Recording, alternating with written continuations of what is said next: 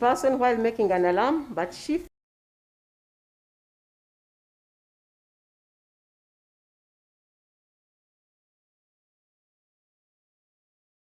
Phoebe returned to prevent or stop him from cutting the children. She found when he had cut the second child, and she again threw at him as he was pursuing the third child. Fell down. The children very fast, and by the time Miss Phoebe returned to prevent or stop him from cutting the children, the accused person again ran after Miss Phoebe, and when she fell down, he drew the knife, threatening to cut her as well. Nti era n'amukanyugira akabugara akalala bwe yakamuganyugira oli n'addamu n'amugoba n'adduka era yagenda okulaba ng'akutte omwana omulala. The accused person then left Miss Phoebe and went back to the children, and when she rose up, she found him cutting the last child, and the last child to be cut was Odeke Ryan. Nti era yamala n'amuleka oli bwe yagwa n'agenda okusituka n'asanga ng'asaza omwana owasembayo ate yali asembayo baali bamuyita Odeke Ryan. At that time, Miss Annette, who also witnessed the cutting of some of the children together with other caretakers, were making alarms which attracted one Cyrus of Kenya, who arrested the accused person. He was joined by Moses, the security guard, Bashir, and Timothy. When he was being arrested, the accused person threw the knife over the chain link fence. The accused was immediately locked up in the guardhouse at the gate to keep him away from the angry crowd which had formed at that time. And upon his arrest, the accused person was found with 2 new knives in his socks, and they were recovered from him. Nti Annette naye yali alabye nga asala abaana abamu ne keyateeka omulala eyaliwo bakuba enduulu, era bwe bakuba enduulu Cyrus Bukenya, Moses yali omukuumi, Bashiru ne Timothy bajja. Bwe bamala okujja oli n'abalaba n'asuula akambe n'akasuula wabweru wa geeti, era ne bamukwata ne bamugalira mu kayumba ak'omukuumi nga bamutaasa abantu abaali batandise okujja. Era bwe bamukwata ne basanga nga yali alina obwambe bubiri bupya mu stockings ze. 3 of the attacked children, namely Eteku Gideon, Kisha Ageno Roth Otim, and Ignitia Seryange, were rushed to Wenzi Medical Center, which is about 300 meters away from the center, hoping to save their lives. However, they were pronounced dead on arrival. Abaana abasatu Eteku, Keisha ne Seryange babatwala ku ddwaliro lya Wenzi Medical Center nga balowooza bayinza okubataasa, naye bwe baatuuka ne bagamba nti bali bafudde. Ryan Odeke, who was clearly dead, was left at the veranda but was also later taken to Wenzi Medical Center by police.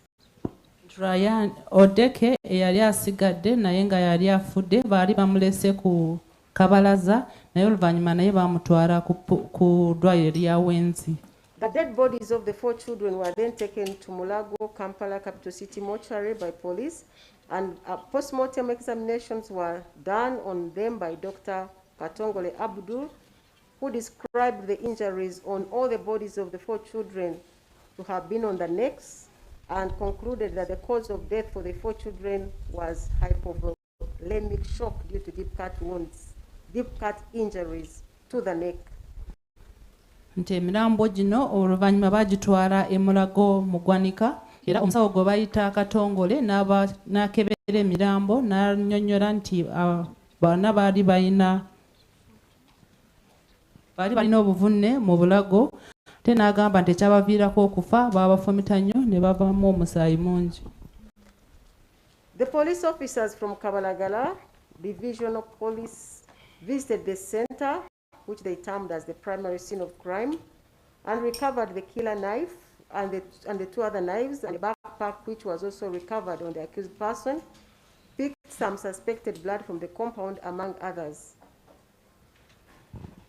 Abasirikale ba poliisi e Kabalagala bagenda mu kifo ekyo we batira abaana ne bajjayo obwambe bwe basangawo ne bajjayo n'ensawo omuwabulwa gye yali alina, era ne batwalako n'omusaayi gwali mu luggya. The samples recovered were subjected to DNA analysis and the report was admitted in evidence. nti omusaayi ogwo bagutwala ne bagukebera era ebyava mu kukebera babireeta ng'obujulizi. The police officers also removed the accused person from the guardhouse at the center amidst the angry crowd which desired to lynch him, and they took him to Kalagala police station. Omuwawaabirwa baamugya mu kayumba k'omukuumi era ne bamukuuma abantu abaali batuusawo nga baagala kumutta ne bamutwala ku poliisi e Kabalagala. On 3rd April 2026, the accused person led the investigating team to his house, which he had rented in Chanja at Namgera Close, Katumba Zone. A search was conducted in the accused's house, and a number of items were recovered, which included electronic devices, 2 laptops, 2 mobile phones, and 3 hard drives, which were subjected to forensic analysis, and a digital analysis report was also admitted as evidence. Nga 3 Ogwokuna 2026 omuwabirwa yakulemberamu abali banoonyereza omusango guno n'abatwala mu nnyumba ye gye yali apangisa e Chanja, era bwe bayingira ennyumba ne bajjaaza bajjamu ebintu nga laptop 2, amasimu n'ebintu ebirala. The other items recovered were 2 American passports, a driver's license from the state of Virginia, a sanity report dated 30th December 2025, and 5 new knives, among others. Nti ebintu ebirala bye bajjamu passports 2 eza America, bajjamu permit oba driving permit, ne bajjamu obwambe 5, ne bajjamu ne report gye bali bamuwandiikidde okuva mu ddwaliro nga bagamba omutwe gwe gwali gukola bulungi. The accused was examined on police form 24 by Dr. Emmanuel Nwamanya, who testified as PW11, and he was found to be mentally normal. It was upon that background that the accused was indicted for murder in 4 counts, hence this case.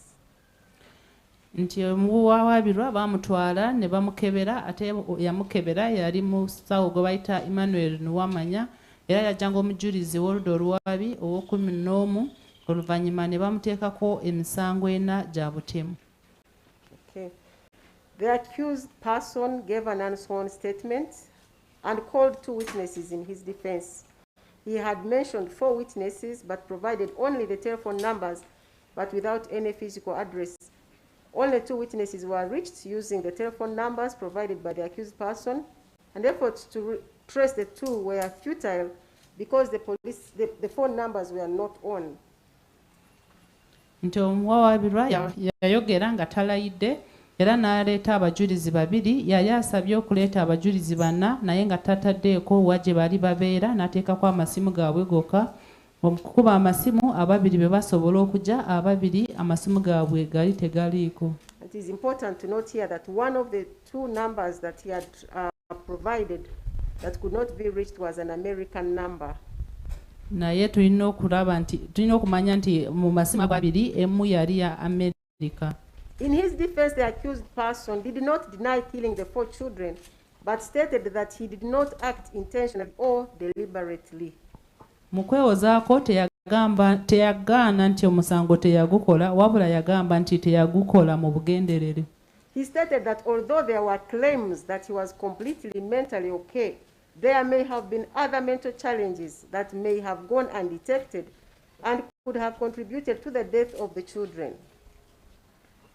Agamba nti wadde bagamba nti omutwe gwe gwali gukola bulungi, naye wayinza okubaawo ebintu ebirala bye bataalaba okulaga nti biyinza okuba nga bye byamuviirako okutta abaana abo. He said he was not mentally okay, and he also denied being foul-minded in the killing of the children. Agamba nti omutwe gwe gwali tegukola bulungi era agamba nti si yeeyagalira okutta abaana bano. In respect to this, he referred to the book about war, which was part of the evidence of PW18, the digital analyst, who analyzed his flash disk and found that he had saved a book entitled The Art of War by Sun Tzu.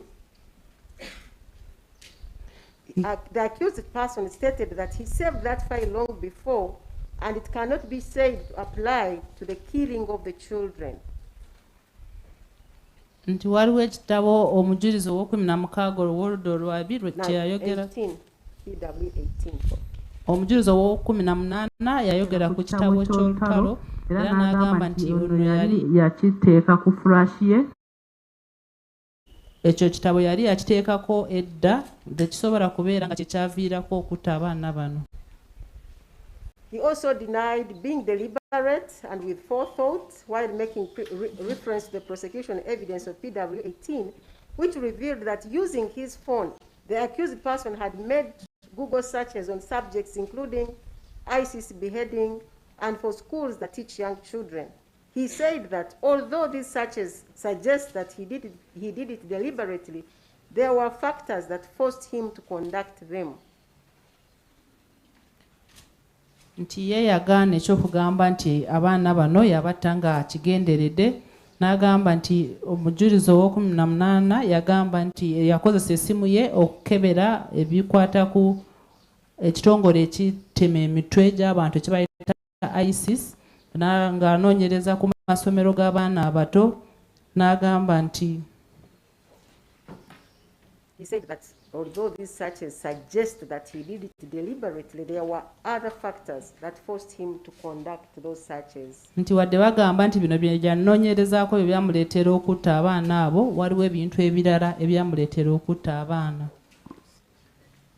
During his testimony, the accused person further stated that he was under the control of some people whom he occasionally called friends, and that they fell into three categories. He stated that between January and March 2026, he entered an especially distressing period because he was contending with some people who were surveilling him, making many demands of him, and threatening to kill him.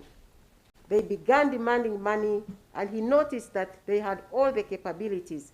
As a result, he left the Bunga neighborhood where he was staying and began sleeping on the streets. Nti omuwawaabirwa yagamba nti bino byonna yabikola olw'ensonga nti waliwo abantu be yali ng'alaba engeri ssatu be yannyonnyolako. N'agamba nti wakati wa January n'omwezi ogwokusatu yali mu kiseera ky'okwenyamira, era ng'agamba abantu abo bamusabanga ebintu bingi, ne bamusaba ssente, ne bamugamba nti bagenda kumutta, era n'ava mu kitundu kye yali abeeramu n'agenda n'atandika okubeera ku luguudo. He stated that because of this, he tried to end it some way and somehow. And according to him, he tried several things to bring the whole thing to an end, including fleeing the country, robbing a bank, and killing his brother's family. He then concluded by saying that those said people whose names he chose not to disclose to the court influenced his actions of the 2nd of April 2026. He concluded his testimony by inviting the court not to honor the charges for murder against him because there were some circumstances that forced him to act the way he did on 2nd April 2026, and this is the date of the unfortunate incident. Nti yatuuka ekiseera ng'ayagala kubikomekereza, n'agezaako okwagala kuva mu ggwanga, n'agezaako okubba bbanka, era n'agezaako n'okutta famire ya muganda we. N'agamba nti abantu abo batayogera mu kooti be bamuviirako okutta abaana abo. Olwaki bye byamuviirako ebyo byatuukawo nga 2 Ogwokuna 2026. Okay, there is a burden and standard of proof. This is known. The prosecution bears the burden to prove all the ingredients of the offense, all in 4 counts beyond reasonable doubt, and I will skip that and I go to the ingredients of the offense of murder. Oludda oluwaabi lwe lulina obuvunaanyizibwa okuleeta obujulizi obumala. Section 171 of the Penal Code Act, Chapter 128, which defines the offense of murder, provides that any person who, with malice aforethought, causes the death of another person by an unlawful act or omission commits murder.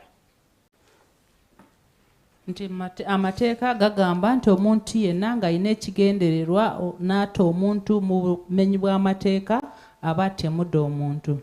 For the accused person to be convicted of murder, the prosecution must prove each of the following essential ingredients beyond reasonable doubt. 1, death of a human being, that the death was caused by some unlawful act, that the unlawful act was actuated by malice aforethought, and that it is the accused person who caused the unlawful act of death. Nti oludda oluwaabi lulina okuleeta obujulizi okukakasa nti mu butuufu waliwo okufa, nti okufa okwo kwali kumenya amateeka, nti ate omukufa okwo nti yakukola yali alina ekigendererwa, era balina okuleeta obujulizi nga bulaga nti omuntu ali mu kkooti ye yazza emisango gino. I will discuss all the 4 counts together because they are supported by the same evidence. However, the third ingredient of the unlawful act being actuated by malice aforethought shall be addressed last. Nti emisango gyonna ajja kugyogerako omulundi gumu okuggyako ekigendererwa kyagenda okwogerako kyokka nga kyawukanye n'ebiri. And I will do it last. Kyagenda okusembyayo. Death of a human being or human beings. Death may be proved by production of a postmortem report or evidence of witnesses who state that they knew the deceased and attended the burial, also the dead body. And in the instant case, the fact that the infants Eteku, Gideon, Keisha, Agenoroth, or Tim, Ignatius, Seriange, and Odeke Ryan are dead is not in dispute. And in proof of this, the prosecution adduced the evidence of Dr. Katongole Abdul, who performed the postmortem examinations on the bodies of the 4 children, and he confirmed that they were dead. The parents of these children, namely Apollo Stella is the mother of Eteku Gideon, Komakech Marvin is the father of Keisha, and Bazira Rollins is the father of Seriange, and Okurutu Simon is the father of Ryan Odeke. They all confirmed that their children died and they were buried. Nti kukyokulaga okufa basobola okulabira ku baruwa omusawo gy'awandiika nga bamaze okukebera emirambo, obujulizi bw'abantu abaali bamanyi abantu bano ate ne babaziika. Bagamba nti Eteku, Keisha, Seriange ne Odeke okufa kwabwe bonna tebakuwakanya, kubanga omusawo gwe bayita Katongole yakola ripooti nga akakasa nti abaana bano baafa, ate n'abazadde b'abaana bonna bajja ne bawa obujulizi ne bakakasa nti abaana bano baafa. Also, the evidence of one of the caretakers, Miss Namtebi Phoebe, and the coordinator of the center, Miss Aneta Goye, who were the eyewitnesses to the attack on the children that resulted in their death, also confirmed that they are dead. And the prosecution also adduced the evidence of this divisional CID officer, Kabalagala, called Esserite James. He testified as PW 15. And the scenes of crimes officer, he testified as PW 14. They testified that they saw the bodies of the 4 children. Nti Phoebe ne Annette be baaliwo nga balaba omuwawabirwa ng'asala abaana abo ne kibaviirako okufa, era bajja mu kkooti ne bakakasa nti abaana bali bafudde, era ne baleeta abajulizi ow'oku15 n'ow'oku14. Ow'oku15 yakulira okunoonyereza emisango mu Kabalagala, ne baleeta n'oyo agenda gye bakoledde emisango, era ne bakakasa nti bwe baatuuka mu kifo ekyo balaba abaana abo nga bafudde. Having considered the evidence and in agreement with the joint opinion of the 3 assessors, I find that the prosecution has proved beyond reasonable doubt that the 4 infants, namely Eteku Gideon, Keisha Agenoroth or Tim, Seriange Ignatius, and Odeke Ryan are dead. Okusinziira ku bujulizi akaanyiza ne ba assessor bwe bagambye nga bagamba nti abaana bana Eteku, Keisha, Seriange ne Odeke baafa. Also, the fact that the death was unlawful is also not disputed, given the account of the eyewitnesses to the offense and the nature of the injuries on the bodies of the 4 children. Nekyokugamba nti oba baafa mu bumenyi bw'amateeka nakyo tebakiwakanya olw'ensonga nti waliwo obujulizi bwabo abaaliwo ne balaba ate n'ebiwundu abaana be babasanga nabyo.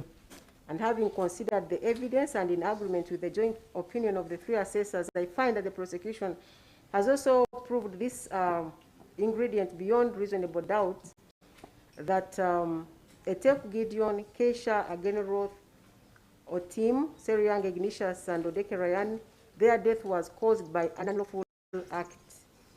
N'olwekyo Oweekitiibwa Omulamuzi akanyiza ne ba assessor bwe baamuwabula nga bagamba nti Eteku, Keisha, Seriange ne Odeke nti okufa kwabwe kwali kumenya amateeka, n'olwekyo obujulizi bumala okulaga nti mu butuufu abaana bano baafa mu bumenyi bw'amateeka. The participation of the accused person, in order to prove participation, there should be credible, direct or circumstantial evidence placing the accused person at the scene of the crime as an active participant in the commission of the offense. Ekyokulaga nti oba omuwawaabirwa ali mu kkooti eyaza omusango balina okuleeta obujulizi obulaga nti omuntu ono ye yatta abantu bano obuliwo oba obujulizi obwetoolodde embeera ezaaliwo. And in the instant case that the participation of the accused person is not contested, because the accused person himself did not deny having killed his children. Nti mu musango guno ekyokubanga ye yatta abaana omuwawaabirwa takiwakanisa. I will proceed to also to look at the evidence that the prosecution produced to support the fact that it was the accused person who killed these 4 children. The offense occurred in broad daylight, specifically at 11 a.m. or thereabouts. The accounts of the eyewitnesses to the crime, namely Miss Phoebe Namtebi and Miss Annette Odong Agoye, the caretaker and coordinator respectively, revealed that the accused person with whom they had just been interacting in the office of Miss Annette was seen gruesomely and brutally cutting the 4 children with a sharp knife, which he threw out of the chain link fence upon seeing the first responders to the scene. Nti kkooti egenda kutunuulira obujulizi oludda olwabi bwe bwaleeta era n'agamba nti ebintu bino byaliwo emisana zaali ssaawa 5 ez'okumakya, nti ate waliwo abajulizi abaaliwo ne balaba nga Phoebe ne Annette nga abo bonna bakolera essomero eryo, te ne bagamba nti omuwawaabirwa baali boogera naye era nga yali yakafuluma, era ne bamulaba nga asala abaana abo oluvannyuma n'asuula akambe wabweru w'eggeeti. The prosecution further adduced the evidence of the scenes of crimes officer, Mr. Mutaka Jim, his PW14, and Esserite James, the lead investigator, PW15, who testified to the effect that they responded and went to the center, which they referred to as the primary scene, and they found that the accused person had already been arrested by the first responders and was being kept in the guardhouse to keep him away from the angry mob that wanted to lynch him. PW15 Esserite James then rearrested him and took him to Kabalagala police station. Nti baleeta omujulizi ow'okumi ng'oyo yagenda mu bifo bye bazizaamu emisango bamuyita Mutaka Jim, era ne baleeta n'omujulizi owa15 yeyo yakulira ebyokunoonyereza emisango ku poliisi y'e Kabalagala, era nti badduka ne batuuka mu kifo ekyo. Bwe batuuka ne basanga omuwawaabirwa baali bamaze okumukwata nga bamuterese mu kayumba k'omukuumi nga bamutaasa ku bantu abaali bagala kumukuba, era oluvannyuma omujulizi owa 15 n'addamu n'amukwata n'amutwala ku poliisi.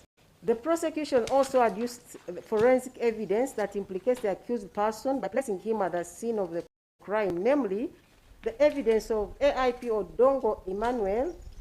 He's a CCTV analyst, and he testified that police CCTV cameras on the roads and some private CCTV cameras showed that a motor vehicle RAV4 was seen being driven from Chanja, where the accused person was residing, through Nakawa until it reached Renewal Circle in Gaba, where it was captured by the private camera of Renewal Circle on 1st April 2026.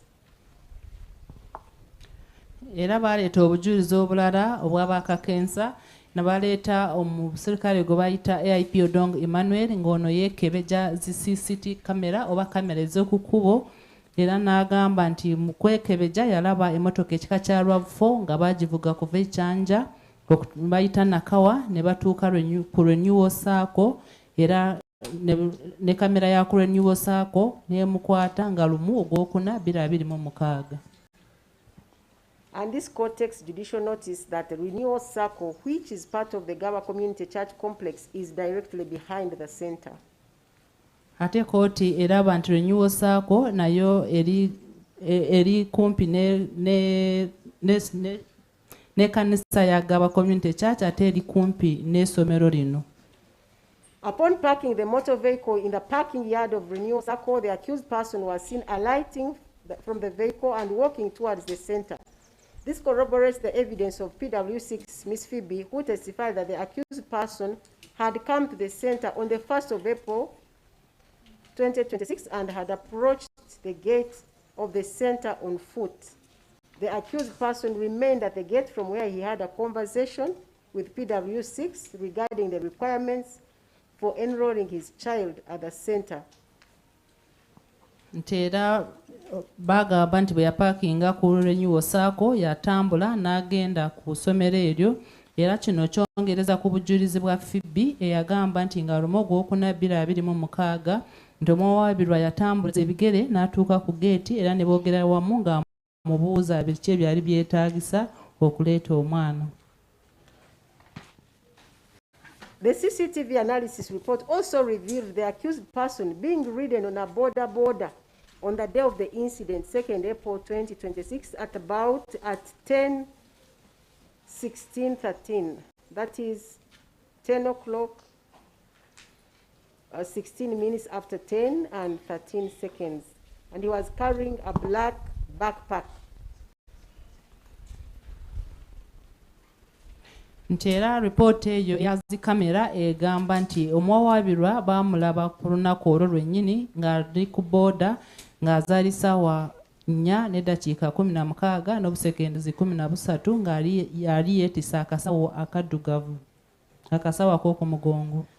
While in court, the witness, who was PW13, played the footage and the images which clearly confirmed the movement of the motor vehicle on the 1st of April 2026 and the border carrying the accused person on 2nd April 2026. Era bwe baleeta ezikamera ezo ne baziraga kooti oyo omujulizi ow'e13 eyazireeta ne bakakasa engeri emmotoka ekika kya RAV4 kye yatambulamu nga 1/4/2026 era ne balaga ne boda bwe yatambula ng'emuleese nga 2/4/2026. Whereas the defense counsel during his submissions claimed that the images were not clear, it is not true because the accused person could be clearly identified when he alighted the vehicle at Renewal Circle on 1st April 2026 and also while on a border on 2nd of April 2026. Nti oludda olwawabirwa abalooya bagamba nti ebifaananyi byali tebirabika bulungi naye bali si batuufu kubanga baamulaba bulungi ne bamwetegereza bwe yapaakinga ku Renewal Circle nga 1/4/2026 era ne baddamu ne bamulaba ng'ali ku booda nga 2/4/2026. The prosecution had earlier on adduced the evidence of PW8 is called Hashim Juma, one of the directors of Trip Car Rental Uganda, who testified that the motor vehicle belongs to his company and the accused had hired it from him to be used on the 1st and 2nd of April 2026 on self-drive. Nti baleeta omujulizi ow'omunaana nga bamuyita Hashim Juma ono yali yapangisa omwawabirwa emmotoka ekika kya RAV4 yali yakozesebwa nga lumu n'olunaku z'omwezi 2/4/2026 nga yali agenda gyevugira.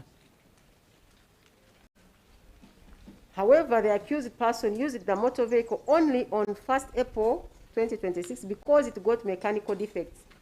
This testimony was corroborated by the CCTV evidence where the accused person was seen in the footage of 1st April 2026 pushing the vehicle at Shell Kitugum House, Ginger Road at 2 p.m.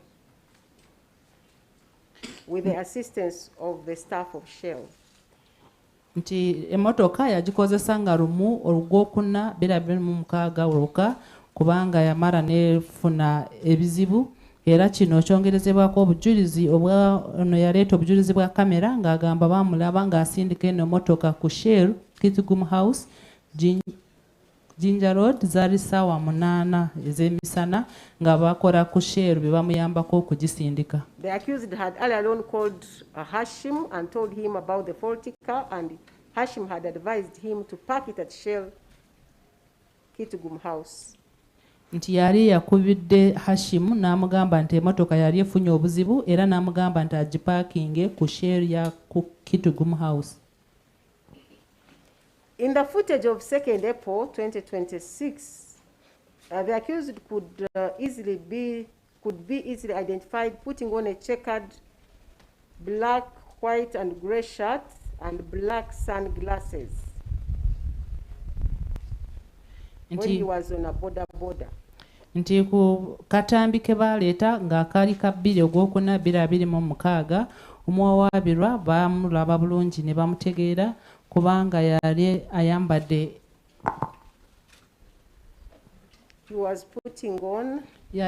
esaati y'ebikuubo ate nga yali ayambadde ne galubindi. And this is corroborated by the evidence of the SOCO, that is the scenes of crimes officer, and the investigator who recovered the said sunglasses stained with blood at the primary scene and took the said shirt from the accused person upon his arrest and submitted both items for the DNA analysis. Kino kyongereza ku bujulizi bw'oyo omupoliisi agenda mu bifo by'obazizaamu emisango kubanga bwe yatuuka mu kifo ekyo n'asanga galubindi ezaaliko omusaayi n'azigyayo era n'amugyako n'esaati eyo n'abisindika mu beekebejja ebintu ebyo. The DNA analysis revealed that the cuttings from the shirt contained the DNA of the accused person, while the sunglasses, which were stained with blood, had mixed DNA of both the accused person and of Keisha again Roth, whose body had been labeled as body 39 by the scenes of crimes officer. Nti mu ndagabutonde bwe baakebera esaati gye bajja ku muvunaanibwa baagikebera nga yaliko ondagabutondo ye era ne bakebera ne galubindi ne basanga nti waliwo endagabutonde ya omuwawaabirwa neya Keisha ate nga Keisha omulambo gwe baali bagutaddeko namba 39. Prosecution also adduced evidence that the accused person was cutting the children with a knife, which he threw over the chain link fence upon seeing the first responders at the scene. The knife was recovered by the scenes of crimes officer. It was a kitchen knife with a silver hand and black blade with the label reading Ming Feng. And while at the laboratory, a swab from the knife handle was taken, and also a swab from the blade was taken. And it was established that the handle had a male DNA profile which belonged to the accused person.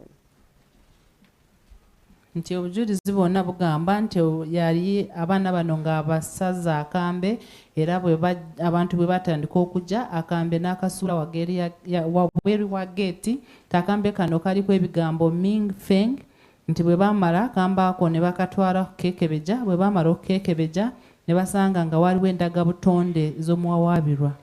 Also, the blood stains on the blade of the knife were for body 3 and body 37.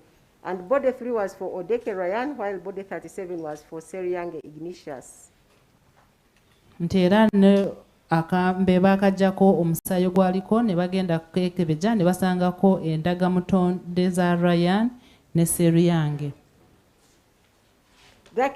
Whereas the accused in his defense did not deny the killings of the children, The defense, this defense will be discussed at length while discussing the last ingredient. Nti wadde mwawabirwa teyeegaana ekyokutta abaana abo naye ensonga ye gye yawaayo Oweekitiibwa Omulamuzi agenda kugyogerako.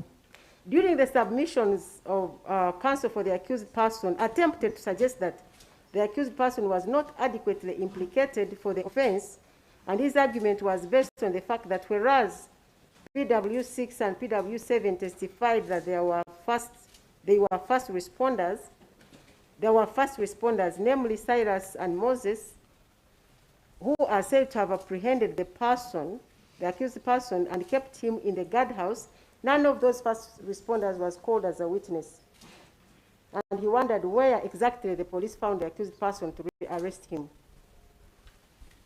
Nti abaloya nga bawabumba obujulizi, looya w'omuwaabirwa yagamba nti oludda olwabi lwalemererwa okuleeta obujulizi obumala okukakasa nti omuwaabirwa ye yaza omusango guno, nti ng'agamba nti waliwo abantu abasooka okujja nga Cyrus ne Moses naye tebabaleeta mu kooti, naye ne yeebuuza poliisi yamusangawa okumukwata.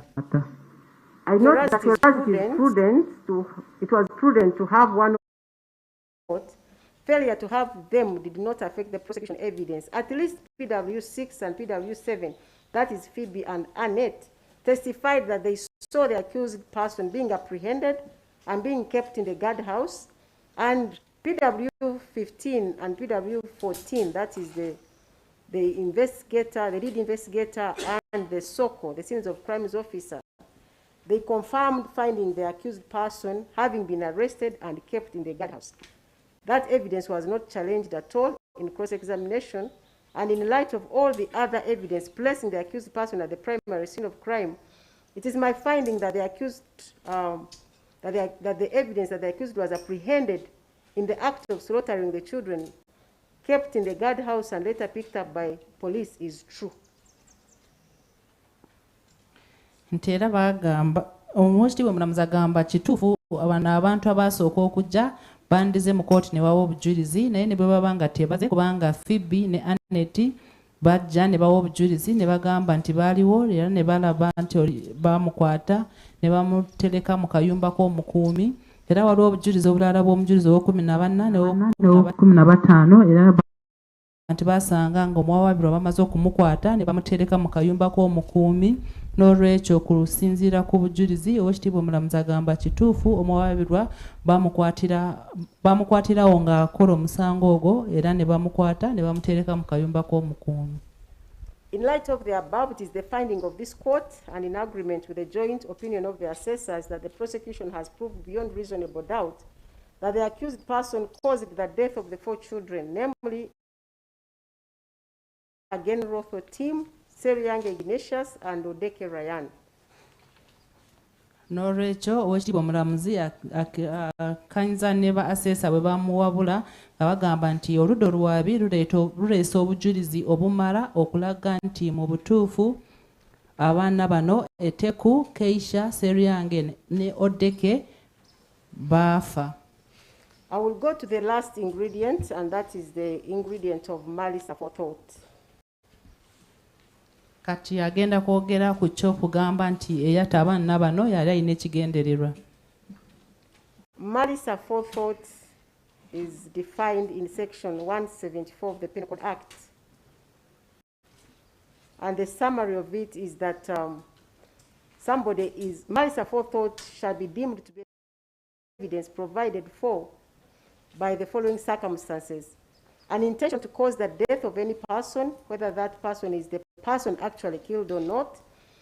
B, knowledge that the act or omission causing death will probably cause the death of some person, whether that person is the person actually killed or not, although the knowledge is accompanied by indifference, whether death is caused or not, or by a wish that it may not be caused. In summary, that you must have had an intention to kill somebody, or you had knowledge that your acts or your failure to act would actually result into the death of a person. Ekigendererwa ekitabo ky'ebibonerezo akawayiro 174 Munnya kigamba nti obujulizi bulina okulaga nti waliwo n'ekigendererwa okutta omuntu n'oba nga ogosse si gwe wali oyagala kutta, olina okubeera ng'omanyi nti bino byonna by'oli mu kukola biyinza okuviirako kufa kw'omuntu.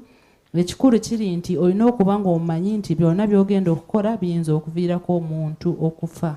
So malice aforethought is a mental element, and it is not easy to prove with direct evidence. But inferences may be made from a number of things, including the nature of the weapon used, the part of the body targeted, the nature of injuries, and the conduct of the accused person before, during, and after the commission of the offense. Ekigendererwa kibeera mu mutwe gw'omuntu, n'olwekyo kiba kizibu nnyo okuleeta obujulizi okukiraga, naye basobola kukirabira ku bintu bingi. Ekisooka basobola kulabira ku kisi ekikozesebwa, basobola kulabira ku kitundu eky'omubiri kye bakozesa, era basobola kulabira ku biwundu oba obuvune omuntu bw'afunye, ate basobola kulabira ku neeyisa y'omuwawaabirwa mu kukola ekintu ekyo ng'akikoze oba nga tannakikola. Prior planning or prior threats of the accused may be used to infer malice aforethought. Omuntu okusooka kuteekateeka ekintu basobola okukiraba ne bagamba nti yali alina ekigendererwa. To prove this ingredient, the prosecution adduced evidence from eyewitnesses to the offense, that is Phoebe and Annette, who testified that they saw the accused person aggressively and gruesomely cut the necks of the 4 children with a knife. Nti oludda olwabiri lwaleeta obujulizi bw'abantu abaaliwo nga Annette ne Phoebe, era bajja ne bagamba nti baalaba omuwawaabirwa ng'asala bubi nnyo ensingo z'abaana bano. This evidence was corroborated by the findings of the post-mortem examinations of the 4 children's bodies and by the testimony of Dr. Katongole Abdul, who examined all of them and described the injuries on the deceased as follows. Era ekyo kyongereza ku bujulizi bwa za postmortem reports oba ebbaluwa report omusawo gwe bayita Katongole ze yawandiika ng'amaze kwekebejja emirambo gy'abaana bano n'annyonnyola ebiwundu abaana bye baafuna nga bwe tugenda okubyogera. And I will go in the detail of the injuries for each of the deceased children. I begin with Eteku Gideon. He is said to have had a 14-centimeter long open wound on the right side of the neck, located at 66 centimeters from the right hem of the neck. The wound was longer than its depth, characterized by smooth edge, regular margins, no bridging fibers, marginal contusion, and the wound was deep, transecting through the esophagus, trachea, internal jugular vein, cut fractures, and the above descriptions were consistent with deep cut wounds. Tusooka ne Eteku Gideon yalina ekiwundu obugazi nga kyali kya sentimita 14 ate nga kyali ku bulago side ya ddyo nga kyali kiwanvu nnyo nga kifumitira ddala ne kyonoona ebitundu ebisinga eby'obulago era nga kiraga nti baamusala nnyo. Keisha Ageno Roth Otim was said to have a 9-centimeter long open wound on the right side of the neck at 67 centimeters from the right hem and 1 centimeter from the anterior midline. And the wound was longer than it was deep. nti Keisha naye yali alina ekiwundu nga kyali kya bugazi sentimita 9 ate nakyo kyali ku bulago sayidi ya ddyo nti kyali kiwanvu nnyo. The wound was big, transecting through the skin, underlying neck muscles, the trachea, esophagus, major neck vessels, and nerves. Nti ekiwundu kyali kiwanvu nnyo nga kiyita mu mubiri ne kisala emisuwa egisinga egy'obulago. And he concluded, or he noted, that these findings were consistent with deep cut wounds. Era n'agamba nti ebiwundu ebyo byaliwo olw'ensonga nti baamufumita nnyo. Seryange Ignatius was said to have had a 14 centimeter long open wound on the right side of the neck, which was longer than it was deep. Seryange naye yali alina ekiwundu nga kyali kya sentimita 14 ate nga bali bamusaze nnyo. The wound was deep, transecting through the skin and underlying neck muscles, injuring the internal jugular vein. Nti ekiwundu kyali kiwanvu nga kisala ne kiyingira ne kisayira ddala emisuwa gy'obulago. He found that the above descriptions were consistent with deep cut injuries. Era n'agamba nti ekiwundu kino kyajja olw'ensonga nti baamusala nnyo n'afuna obuvune. This one also had another 4 centimeter long cut wound located on the right submandibular region. We go to Odeke Ryan, the last child. This one was said to have had a 9 centimeter long deep cut wound located on the right side of the neck. It was a deep cut wound dissecting through the underlying neck muscles, neck vessels, trachea, esophagus, and transection of a spinal cord. The cause of death for all the children was established to be hypovolemic shock due to cut wounds to the neck. Odeke naye yali alina ekiwundu nga kyali kya sentimita 9 nga kirina ku kono y'obulago era ng'ekiwundu kino kyali kiwanvu nnyo nga kisalira ddala emisuwa egisinga egy'obulago nga kigendera ddala ku nkizi. N'agamba nti kyaviirako omwana ono okufa, baamusala nnyo n'avaamu omusaayi mungi. All the postmortem reports for the 4 children were admitted and marked as exhibits 1, 2, 3, and 4 respectively. Alipoota z'omusawo ze yakeberako abaana bano banna zonna baazireeta mu kooti ng'ebizibiti ekisooka, ekyokubiri, ekyokusatu n'ekyokuna. This evidence is further corroborated by the evidence of the scene of crimes officer, Mr. Mutaka Jimmy, who visited the primary scene of crime. This is the center. Immediately after the commission of the crime, he processed it and made a report which was admitted as PEX 10. And this is what he said, that at the center, he found the body of an infant on the veranda, and it was identified to him as that of Odeke Ryan. And he uniquely marked that body as 3. On this body, he observed 1 deep cut injury on the right side of the neck, with cuttings through the neck bones and muscles. And he took pictures of this body, and they are in his report on page 11 and 12. Nti kino kyongerezebwako obujulizi bwa soko oba omupoliisi agenda mu bifo bye bazizaamu omusango bamuyita Mutaka Jimmy, era yagamba nti yajjirawo mu kifo ekyo n'awandiika alipoota gye baleeta ng'ekizibiti ekyo10.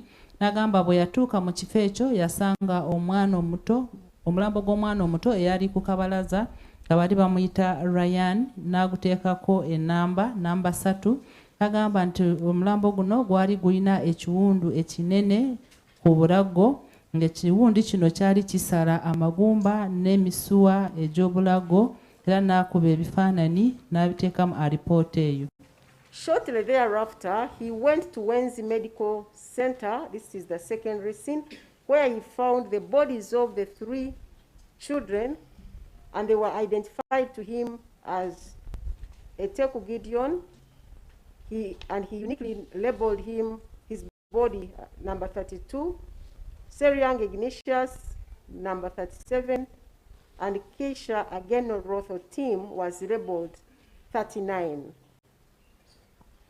Omupoliisi oyo yayongera n'agenda ku Wenzi Medical Center, bwe yatuukayo ne bamulaga emirambo gy'abaana abasatu, Eteku n'amuteekako namba 32, Seryange n'amuteekako namba 37, ne Keisha n'amuteekako namba 39.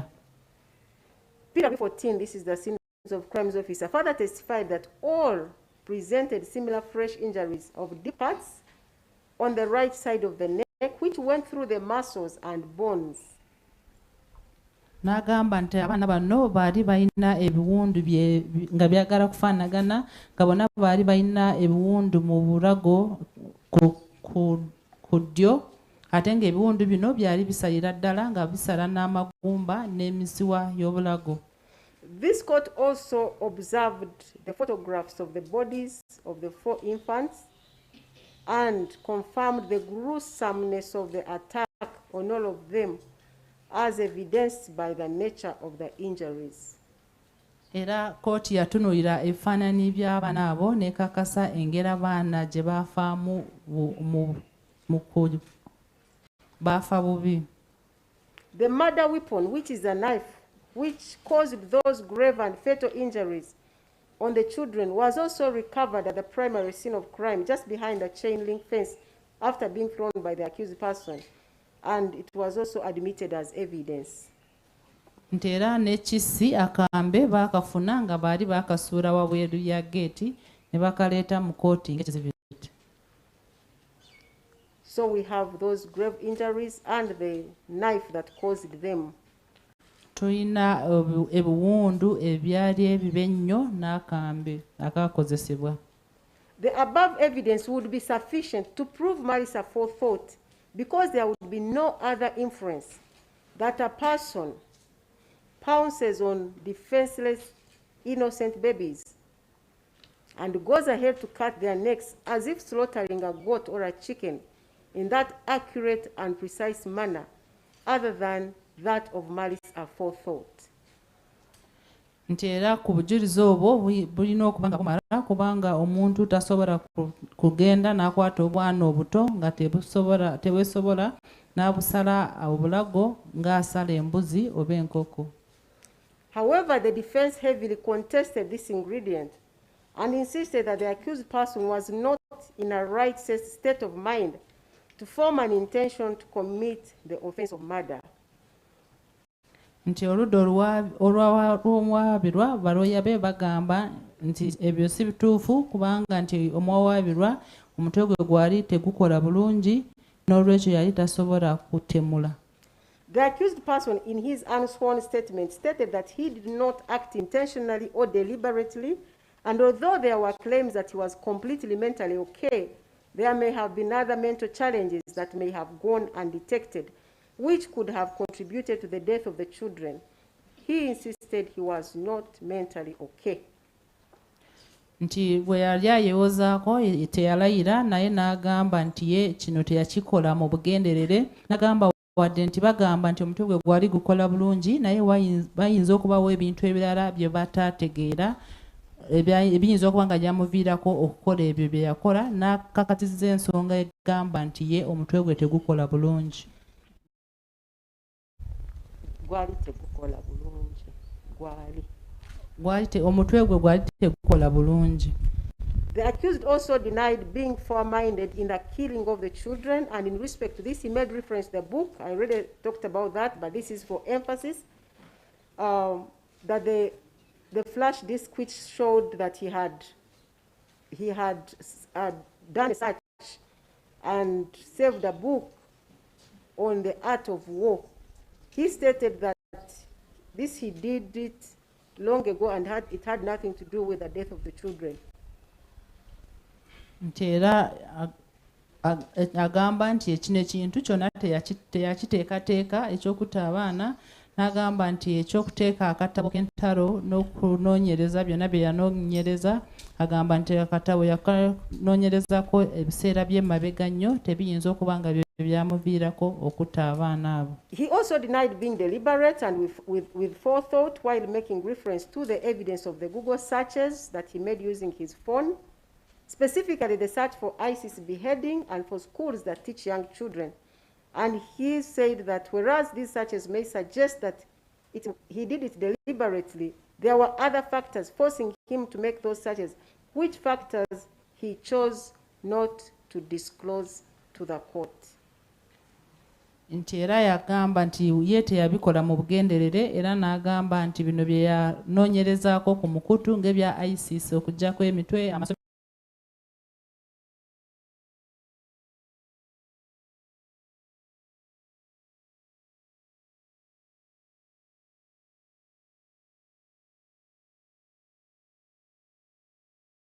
gasomesa abaana abato. The accused person further stated that he was under the control of some people whom he occasionally referred to as friends and were in 3 categories. Nti yagamba nti yali akola olw'ensonga y'abantu be yali ayita mikwano gye ate nga baali bangeri busatu. He also alluded to the fact that between January 2026 and March 2026, he entered into a distressing period because he was contending with some people who were surveilling him, making demands from him, and they threatened to kill him.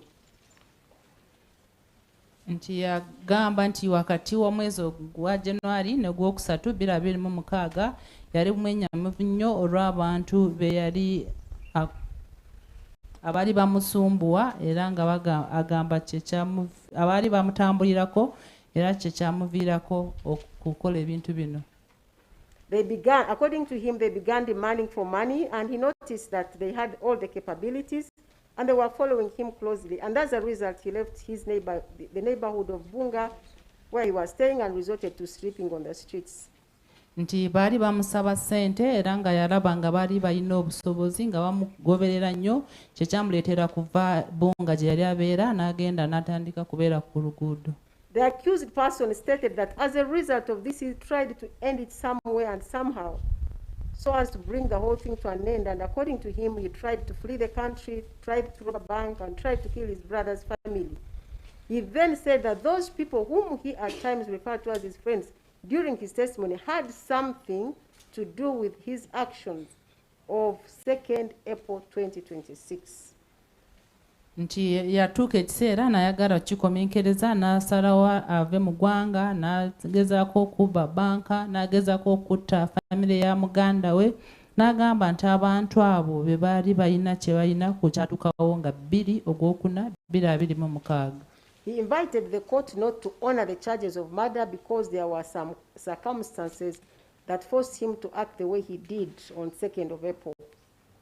N'asaba kooti ereme okumusingisa omusango gw'obutemu ng'agamba waliwo ensonga ezamuleetera okukola bye yakola nga 2/4/2026. Unfortunately, he neither stated the circumstances he claimed forced him to act that way, nor did he disclose the identities of his friends who may have compelled his actions on 2nd April 2026. Ntebyembi teyayogera biki ebyamuleetera okukola ebintu ebyo bye yakola nga 2/4/2026. No, he did not state the circumstances, and he also did not disclose the identities of those friends of his. Nti ebintu ebyo ebyamuleetera okukola bye yakola ate n'amanya oba okwogera baani abamuleetera okukola ebyo bye yakola 2/4/2026 teyabyogera eri kooti. And because he made an unsworn statement in his defense, he could not be probed to give more information. Olw'ensonga nti teyalayira ng'awa obujulizi baali tebasobola kumubuuza ebibuuzo bingi ku kino. By the above claim, the accused raised a defense of insanity. N'olwekyo yagamba nti ye omutwe gwe gwali tegukola bulungi mu kaseera ako. The defense of insanity is provided for under Section 11 of the Penal Code Act, Chapter 128. Nti ekyokugamba nti omuntu omutwe guba tegukola bulungi ekitabo kya bibonerezo kikyogerako mu kawayiro ka 11. And this is what it provides, that a person is not criminally responsible for an act or omission if at the time of doing the act or making the omission, he or she is through any disease affecting his or her mind incapable of understanding what he or she is doing, or knowing that he or she ought not to do the act or omission, although his or her mind is affected by disease, if that disease does not in fact produce upon his or her mind one or other of the effects mentioned in this section in reference to that act or omission. I will summarize this to me. Nti etteeka lino mu bufunze ligamba nti omuntu alina okukakasa nti yali alina obulwadde bw'obwongo. Actually, he had a disease of mind, and that disease of mind made him incapable of understanding what he was doing and what its consequences would be. That would be a total defense to him. Nti bw'agamba nti yali alina obulwadde bw'obwongo nga tasobola kutegeera biki bye yali akola, awo aba yeewozezaako. And for the offense of insanity to stand, the accused person must satisfy the ground set out under the Magnaten Rule. And the test is purely cognitive, and the defense must show whether the accused understood his or her actions or that his or her actions were wrong.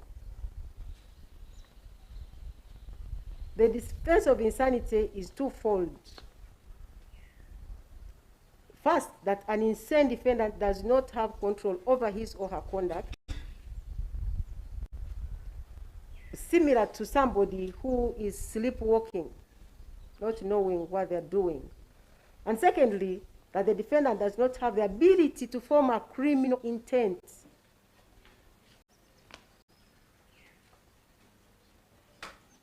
Without the ability to control conduct or the understanding that conduct is evil or wrong by society standards, an insane person or defendant presumably will commit crimes again and again.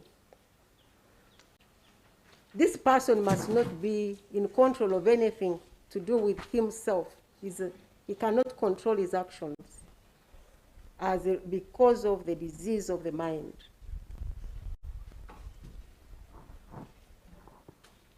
These rules require that the three tests should be proved. One, that an individual suffers from a defect of reason, which is caused by a disease of the mind, and that as a result, he or she does not know the nature and quality of his act, or that that act is wrong.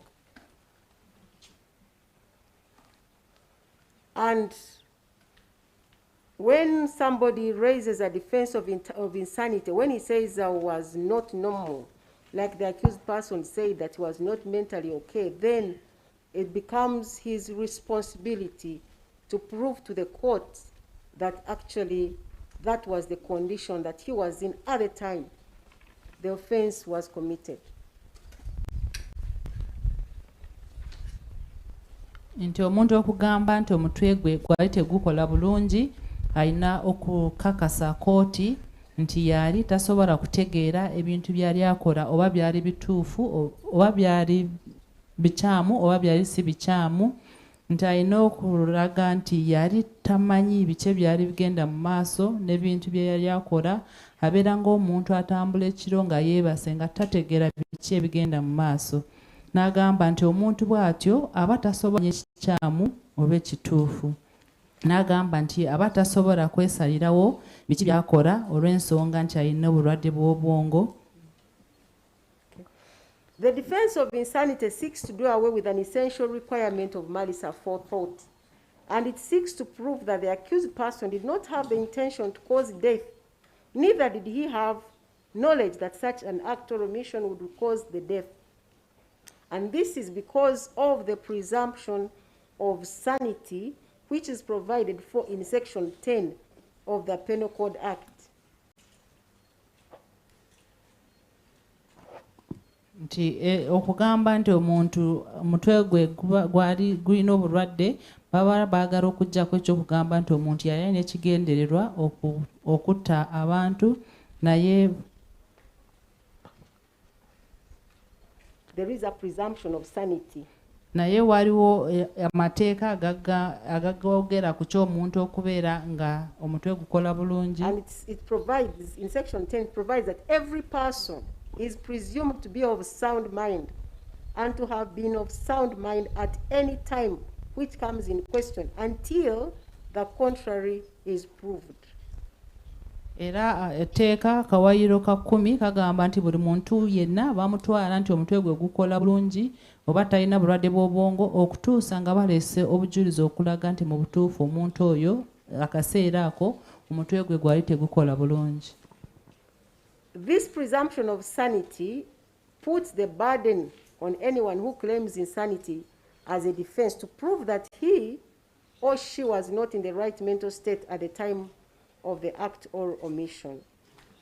Nti kino kiraga nti omuntu agamba nti omutwe gwe gwali mulwadde oba ng'alina obulwadde bw'obwongo alina okuleeta obujulizi okukakasa nti akaseera ako omutwe gwe gwali tegukola bulungi oba yali alina obulwadde bw'obwongo. And I have already said that when anyone advances a defense, the prosecution has to prove the case against him beyond reasonable doubt. Era nga bwe yagambye nti omuntu bw'agamba nti yali alina obulwadde bw'obwongo yalina okuleeta obujulizi okukakasa nti mu butuufu yali alina obulwadde bw'obwongo mu kaseera ako. I have cited a number of cases which can be found in the judgment. Having laid down the above principles from the law and the decided cases, I will proceed to evaluate the evidence adduced by the accused person in a bid to prove the claim or the defense of insanity. Ng'amaze okutunuulira obujulizi bwonna agenda kutunuulira. No, I have said having laid down the above principles from the law and the decided cases on the defense of insanity. Oweekitiibwa omulamuzi ng'amaze okwogera ku mateeka agakwata ku ky'okugamba nti omuntu omutwe gwe amateeka n'emisango emirala egyayogerwako ku bulwadde bw'obwongo kati agenda kutunuulira obujulizi bwe baleeta obukwata ku bulwadde bw'obwongo. I will need to establish whether the accused person was suffering from the disease of the mind at the time the offense was committed, whether that disease of the mind rendered him incapable of knowing the nature and quality of his actions, and whether he knew or did not know that what he was doing was wrong by reason of that disease of mind. Kkooti erina okutunuulira oba omuntu omuwawaabirwa yali alina obulwadde bw'obwongo akaseera ako ate alina okukakasa nti akaseera ako omuwawaabirwa yali tasobola kumanya nti bye yali akola byali bikyamu oba bituufu ate alina okulaba oba yali amanyi nti byonna bye yali akola byali bikyamu oba bituufu. As a result of the disease of the mind. Olw'ensonga y'obulwadde bw'obwongo. From the onset, I need to state that the 2nd April 2026, when he committed this. Okuva omuwawaabirwa ye yekka eyawadde obujulizi okugamba nti ku lunaku olwo nga 2/2026 nti omutwe gwe gwali si mulungi tategeera bulungi. As already indicated, he did not state what he was suffering from, apart from the claim that he was under immense stress from the period between January to March 2026 as a result of the people whom he occasionally referred to as his friends. Teyayogera kiki ekyali kimuluma okuggyako okugamba nti wakati w'omwezi ogwa January okutuusa ogwokusatu nti yali mwenyamivu ng'alina abantu bye yayogerako nga nti bali mikwano gye. But like I already mentioned, he chose to conceal the identities of those people from court. Naye yasalawo n'akweka amannya g'abantu abo n'atagabuulira kooti. I will note at this point that I keenly observed the accused person as he gave his evidence, and I could see that he was withholding some information. Nti era ng'awa obujulizi nga yeewozaako kooti yamutunuulira n'eraba nti waliwo ebintu byali akweka kooti. Especially when it came to disclosing the names of those people. Naddala okwogera ku mannya g'abantu abo be yayogerako. Apart from this claim, there is no other evidence that was adduced by the accused person in a bid to prove the existence of the disease of the mind to avail him the defense of insanity. Nti okuggyako ekyo tewali bujulizi bulala obwaleeterwa okulaga nti omuwawaabirwa yali alina obulwadde bw'obwongo. Counsel for the accused person vehemently argued that the prosecution failed to prove that on 2nd April 2026, when the offense was committed, the accused was not under the influence of mental illness. Nti era ne bagamba nti oludda olw'abi lwalemererwa okuleeta obujulizi obulaga nti nga 2/2026 nti omuwawaabirwa yali ng'omutwe gwe gukola bulungi. With all due respect, this argument was not legally backed and was misguided because when the accused person chose to raise insanity as his defense, the burden to prove that insanity shifted to him in light of the presumption of sanity under Section 10 of the Penal Code Act, Cap 128. Nti olwoya wa muwawaabirwa yalimbamu kubanga omuntu bw'agamba nti omutwe gwe tegukola bulungi yalina okuleeta obujulizi okulaga nti otuufu omutwe gwe tegukola bulungi. Counsel for the accused person further insisted that there was evidence on record from the prosecution provided by Dr. Nwamanya Emmanuel, who testified as witness number 11. He's a police surgeon and he's also a psychiatrist who examined the accused person on the 7th of April 2026, showing that the accused person has ever been admitted to Tabika Mental Hospital. That was his argument. He insisted that prosecution witness said that the accused person had ever been to Tabika. N'alemerako n'agamba nti obujulizi baali babulese mu kooti ng'omusawo gwe bayita Nwagaba Emmanuel yakebera omuwawaabirwa nga 7/4/2026 ate n'agamba nti yali abaddeko mu ddwaliro e Tabika. Regarding this evidence, I will need to provide context so it is not used to mislead the court. The evidence of PW11 as contained in PF24 and in his oral testimony in court is that he examined the accused person on 7th April 2026, and on his psychiatric and mental assessment of the accused person, he found the following, and I will quote verbatim. He had normal behavior, calm, cooperative, speech was coherent, his memory intact, and he exhibited good judgment. His thought process and content was normal, but believed in wealth by human sacrifice.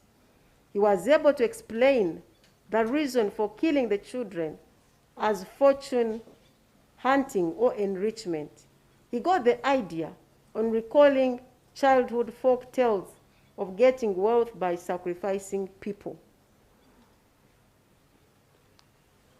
Nti omujulizi ow'okumi yawandiika alipoota mu kizibiti kye baleeta mu kooti n'obujulizi bwe n'agamba nti omuwawaabirwa yamukebera nga 7/4/2026 era bwe yali amwekebejja obwongo yagamba nga bwe yawandiika nti yali yeeyisa bulungi nga mukkakamu ng'akwatagana naye bulungi ng'ayogera bulungi ng'ajjukira bulungi byonna bye yali ayogera. N'agamba nti ate yali asobola nakusalawo bulungi, n'agamba nti naye yali akkiririza nnyo mu by'okusaddaaka N'agamba nti ensonga lwaki yatta abaana abo yali anoonya bya bugagga. N'agamba nti ekyo yakijja mu ngero ze bamugambanga ng'akyali muto. In that report, Dr. Nwamanya made the following note as information from the accused during the assessment. And I'm also quoting it verbatim. He had a history of past mental illness, treated between 2016 to 2025 for schizophrenia associated with both auditory and visual hallucinations. He killed his 2 to 3-year-old brother in 2016 or 2017, reportedly to save him from the troubles of this world. He also attempted suicide in 2023, and he was also a sickle cell patient on treatment. The findings above are suggestive of a mental condition with psychotic episodes. Further mental assessment is necessary since no medical documents were availed and he was the only source of information. Era n'agamba nti omuwawaabirwa yamugamba nti eddako yali mulwadde w'omutwe era ne bamujjanjaba nga wakati wa 2016 kutuuka 2025 yali alina obulwadde bw'obwongo nga ye asobola kulaba n'okuwulira ebintu abalala bye batalaba. N'agamba nti yatta muganda we nga 2017 ng'ayagala kwewonya ebizibu by'ensi. N'agamba nti n'agezaako okwetta nga 2023. N'agamba nti yali mulwadde wa nalubiri oba sickle cell. N'agamba nti naye baali beetaagisa okuddamu okumukebera olw'ensonga nti yali talina biwandiiko ebikakasa nti yali alina obulwadde bw'obwongo. From the above, the word Butabika is not mentioned anywhere besides the accused person, as he gave his evidence, never at all mentioned having ever been admitted in Butabika Mental Hospital. Nti mu byonna omusawo bye yawandiika teyawandiikamu kigambo obutabika, ate nno muwawaabirwa nga yeewozaako teyayogerako nti bali bamutaddeko mu ddwaliro ebutabika. It is important to note that the only witness in the entire trial who made mention of Butabika was DW2, whose identity has been concealed for his protection, but he's a biological elder brother to the accused person. Nti omujulizi yayogera ku butabika ye omujulizi yali wa muwawaabirwa ow'okubiri. Omujulizi yekka eyayogera ku kyebutabika ye omujulizi w'okubiri w'owawaabirwa nga n'amannya ge baagakweka olw'ebyokwerinda bye era nga yali mukulu we.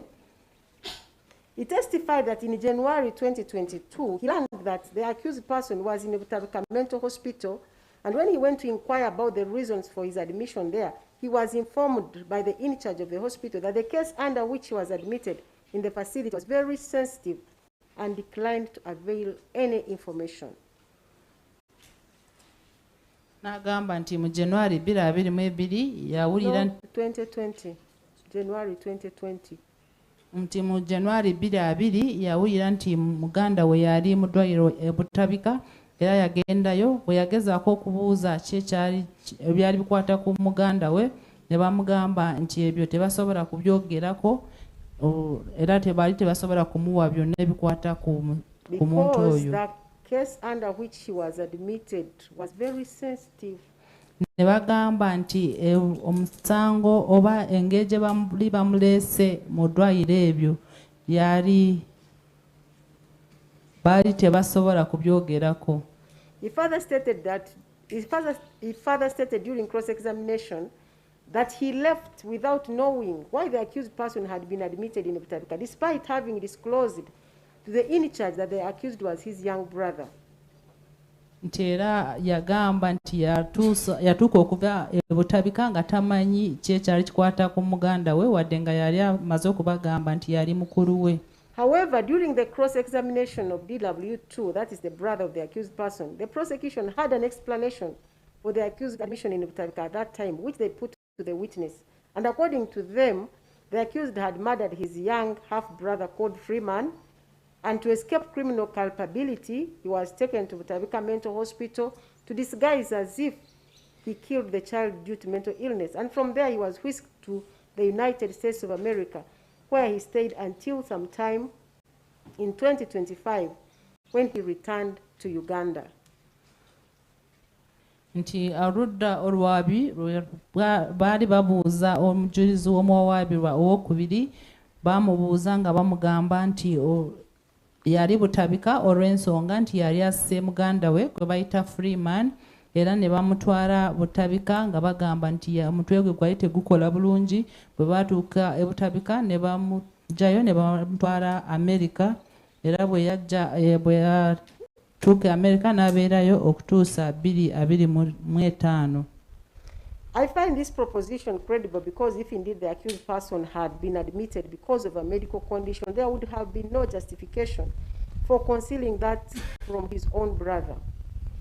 Besides, they would not have informed him that the case under which the accused person was admitted was very sensitive. Nti era ekyo kkooti eraba nti kyo kyali kituufu kubanga engeri yali agenze ebutabika I said it is credible.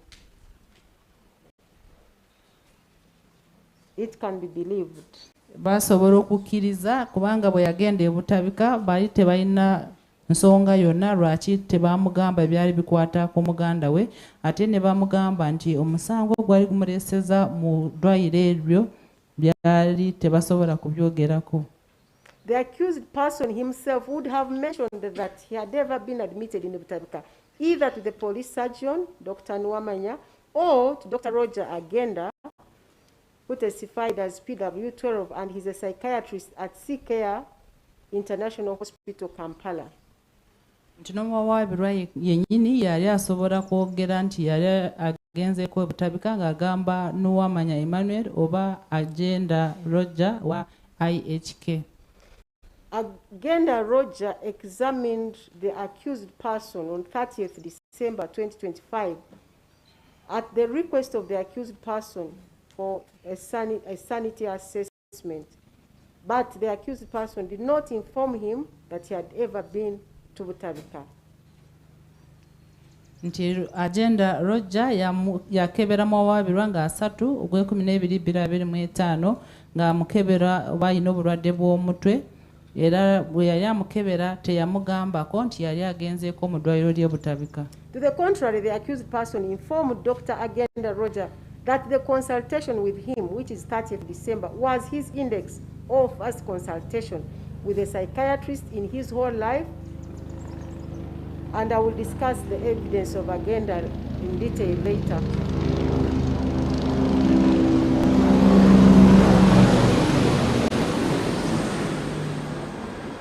Nti omuwawaabirwa yagamba nti bwe yagenda ewa Agenda nga 3/12/2025 yamugamba nti gwali mulundu gwali gusookera ddala okubeera ng'ayogera n'omusawo ajanjaba obwongo.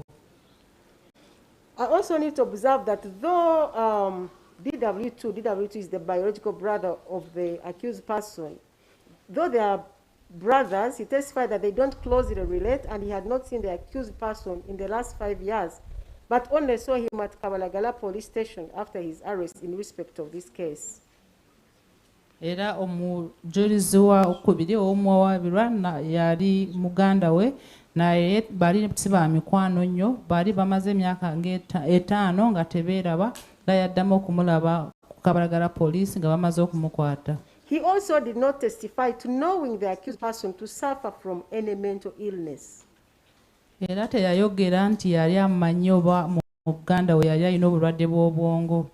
In the absence of any medical evidence to support the claim of insanity, this court would have expected at least evidence from a family member of the accused person to speak to his alleged mental illness.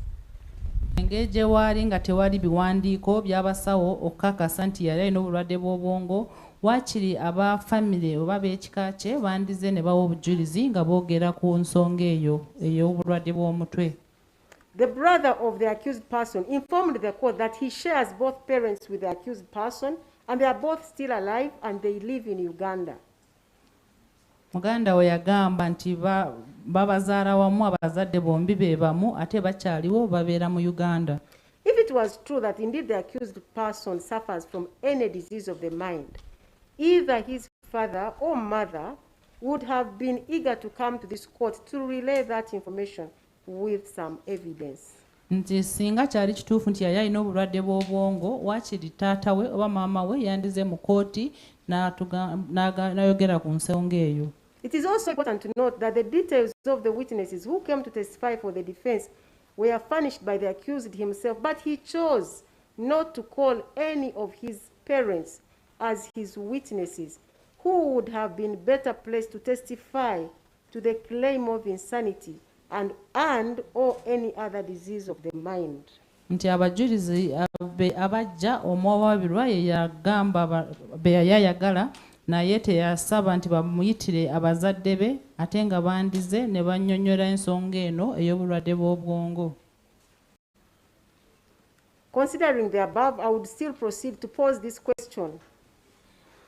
Supposing it was indeed true that the accused person has ever been in Butabika in 2020, as stated by his brother, of what relevance would it be in relation to this offense, which is alleged to have been committed on 2nd April 2026, given the legal principles regarding the defense of insanity, that the disease of the mind must be present at the time of the commission of the offense and must have prevented one from knowing what he or she is doing and that what she's doing is wrong. Era ne kkooti yeebuuziza nti singa kyali kituufu nti mu 2020 omwawabirwa yaliko mu ddwaliro ly'e Butabika kikwataganira wano omusango guno ogwaliwo nga 2/4/2026. Era n'agamba n'adda mu mateeka n'agamba nti balina okulaga nti obulwadde obwo bwaliwo akaseera ke yakolera ekintu kino ate nti mu kaseera ako yali tasobola kutegeera nti kye yali akola kyali kikyamu oba si kikyamu. It is my considered view that in the absence of any evidence that the accused person was suffering from the disease of the mind as at the time of commission of this offense, his being admitted in Butabika in 2020 would not be of any relevance to this case. Olw'okubeera nti tewali bujulizi obulaga nti yali alina obulwadde bw'obwongo ekyokugamba nti bali bamutadde mu ddwaliro e Butabika tekikwatagana mu musango guno.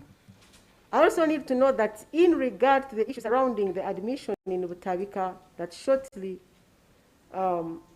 it happened, I need to note that in regard to the issue surrounding the admission in Butabika, shortly into the evidence of DW2, the brother of the accused person, when he mentioned the word Butabika, counsel for the accused person made an application seeking for the orders of this court to order some doctors from Butabika to come and confirm that the accused person has ever been in Butabika, and also confirm that he is incapable, or to establish whether he was capable to follow the proceedings. But this was after he had given his defense.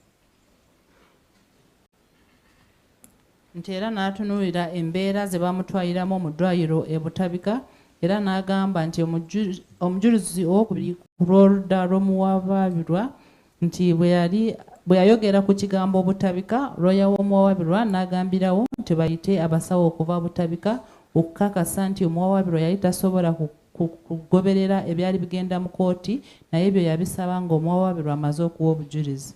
I did not find calling anyone from Butabika relevant to this case, and I declined to grant that prayer, and I made a detailed ruling which is on record. Nti teyalaba bwetaavu okuyita omusawo okuva Butabika era yabuwandiika ku fayiro. In a further bid to support the claim of being mentally unwell due to the distress said to have been between January and March 2026, the accused person testified that he abandoned his home in Bunga and started living on the streets. And to prove this defense, he adduced the evidence of DW3, whose identities were also withheld for his security. And he informed the court that he was 25 years old, living on the street, and he had seen the accused person only twice while he was in Chisenyi, together with 40 children aged between 7 and 10 years, and then his age.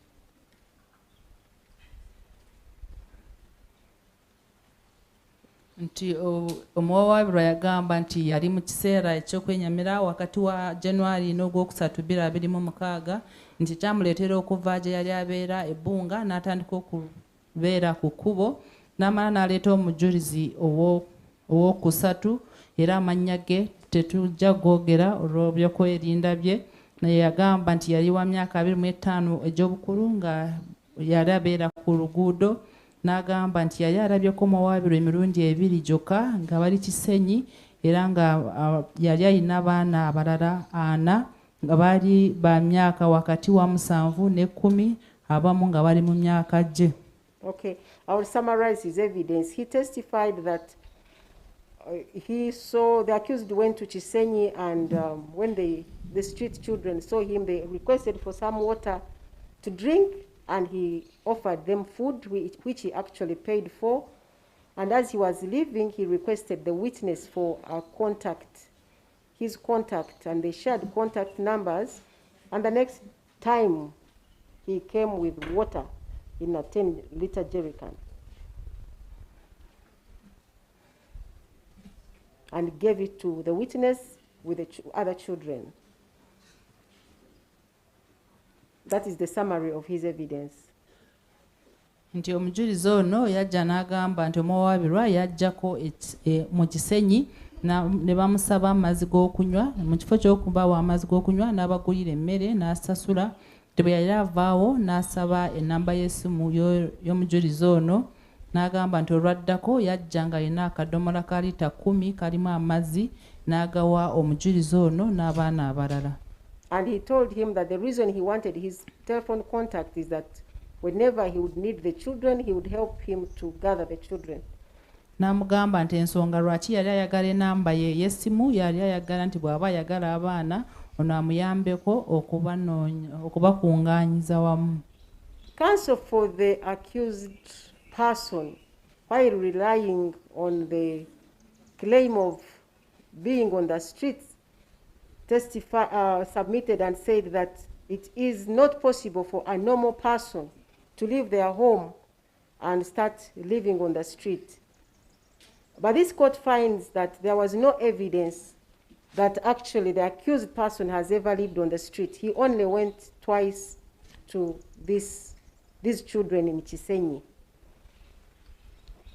Nti lawyer w'omuwawaabirwa yagamba nti tekisoboka omuntu omulamu okutandika okuva ewuwe waka n'atandika okubeera ku kkubo, naye Oweekitiibwa omulamuzi agamba tewali bujulizi obulaga nti yali abeera ku kkubo wabula yagendayo emirundi 2 ng'agenda kugulira bano abantu emmere.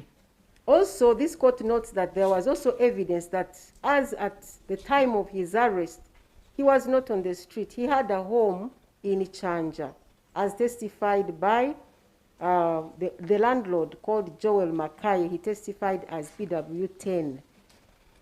Nti ate we bamukwatira yali abeera Ekyanja, ate n'omujulizi eyajja wano yali landlord we bamuyita Mackay, yali mujulizi wa 10.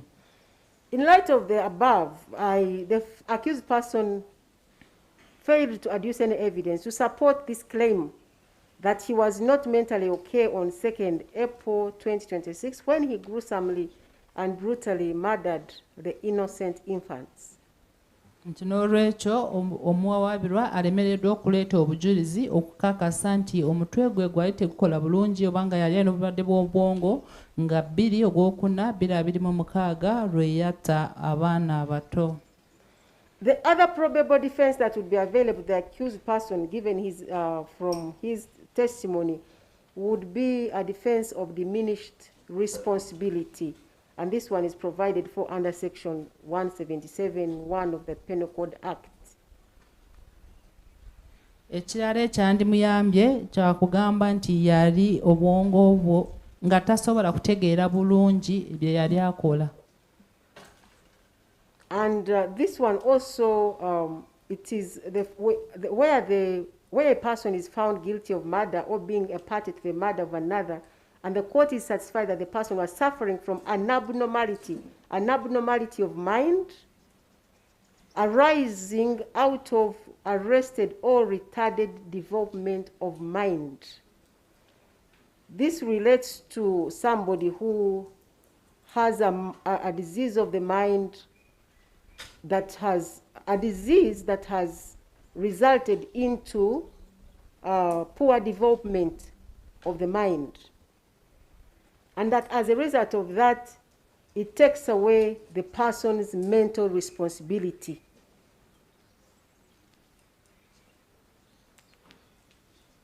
Nti omuntu bw'aba nga omusango ogw'obutemu gumusinga naye ne basanga nga omutwe yali alina obulwadde bw'obwongo ate ng'obulwadde bw'obwongo bwali tebusobola kumukkiriza kubeera ng'ategeera ebyali bigenda mu maaso.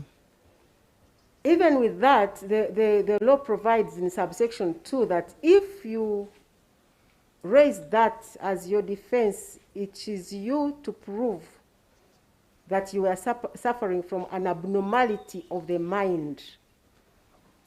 Era amateeka gagamba nti bw'ogamba nti obwongo obwo bwali tebukola bulungi oba ng'olina obulwadde bw'obwongo olina okuleeta obujulizi okukakasa nti kyaliwo. Looking at the evidence that the accused person adduced, there is nowhere he's talking about a retardation of his mind. The only issue that the accused person suffers from and was talked about by many witnesses is sickle cell disease. Nti kusinziira ku bujulizi omuwabulwa bwe yaleeta teri kiraga nti yali alina obulwadde bw'obwongo kule okujjako balaga nti yali alina obulwadde bwa nnalubiri oba sickle cell. And when Dr. Agenda was asked as to whether sickle cell anemia is not an underlying cause for mental illness, he said it is not, but it is a risk factor. Omusawo gwe bayita Agenda bwe yajja ne bamubuuza oba sickle cell eviiramu omuntu okufuna obulwadde bw'obwongo n'agamba nedda, naye muntu bw'aba alina sickle cell ayinza okukomenkerera ng'afunye obuzibu ku bwongo. And he said this is as a result of too much pain and also the strength of the medication for sickle cells. But he hastened to add that when he was examining the accused person did not present any symptoms of the mental of any mental disabilities that may have been caused by sickle cell disease.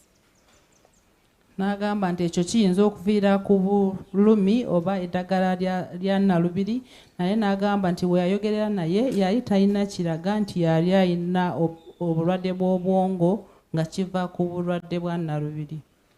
Counsel for the accused vehemently argued that upon his arrest, the accused person was found with painkillers, which included diclofenac, and this court should find that this medicine was treatment for mental illness. But with all due respect, this argument is not supported by any evidence.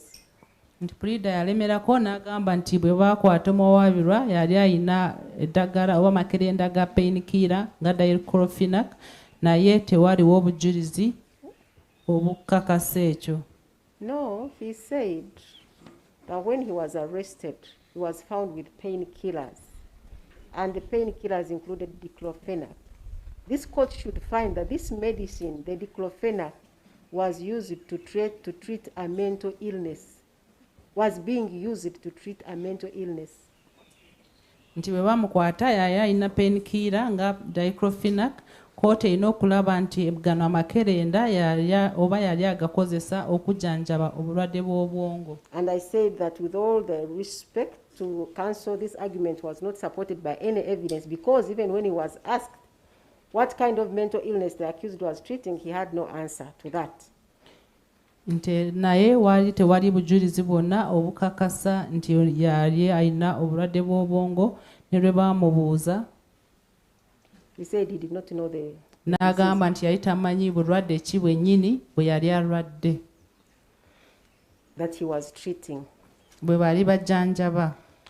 In light of the above, I also find that the defense of diminished responsibility is not available to the accused person. Okusinziira ku ebyo Oweekitiibwa Omulamuzi alaba nti okugamba nti obwongo obwo bwali tebuteredde nakyo tekisobola kumuyamba. On the contrary, the prosecution adduced evidence to show that at all material times the accused was of a normal mental status and in control of his actions, as will be discussed and analyzed below. Oludda olwabi lwaleeta obujulizi obulaga nti buli kaseera omuwawaabirwa yali ali bulungi nga ategeera biki bye yali akola. Prosecution adduced evidence of a sanity medical report which had been authored by Dr. Rogers Agenda. He's a psychiatrist at C-Care IHK. Oludda olwabi lwaleeta alipoota y'obulwadde bw'obwongo nga omusawo gwe bayita Agenda Roger akolera ku ddwaliro lya IHK yagiwandiika. This sanity medical report was found in the house of the accused person during the search that was conducted on 3rd April 2026, and it was admitted as an exhibit. Ntate alipoota eyo bali bagisanga mu nnyumba y'omuwaabirwa bwe bagenda kwaza nnyumba ye nga 3 Ogwokuna 2026 era ne bagireeta mu kooti ng'ekizibiti. And C-Care IHK verified it and confirmed it to be authentic, and Dr. Rogers Agenda testified to it. Nti era ab'eddwaliro erya C-Care IHK lyakakasa nti alipoota eyo yali ntuufu era ne basindika omusawo Agenda n'ajja n'agyogerera. He testified that on 30th December 2025 he received the accused person as his client with a request to conduct a sanity examination and furnish him with a sanity report to be submitted to the Ministry of Internal Affairs, the Immigration Department. Omujulizi oyo omusawo Agenda yagamba nti ng'ennaku z'omwezi 3 Ogw'ekumi yafuna omuwawaabirwa ng'azze gy'ali n'amusaba nti amukebere obwongo oluvannyuma amuwandiikire alipoota nga yali agitwala mu Ministry of Internal Affairs ne Immigrations. He went ahead and did a psychiatric and mental examination on the accused person, and that report, the certified copy from C-Care IHK, was also admitted as an exhibit.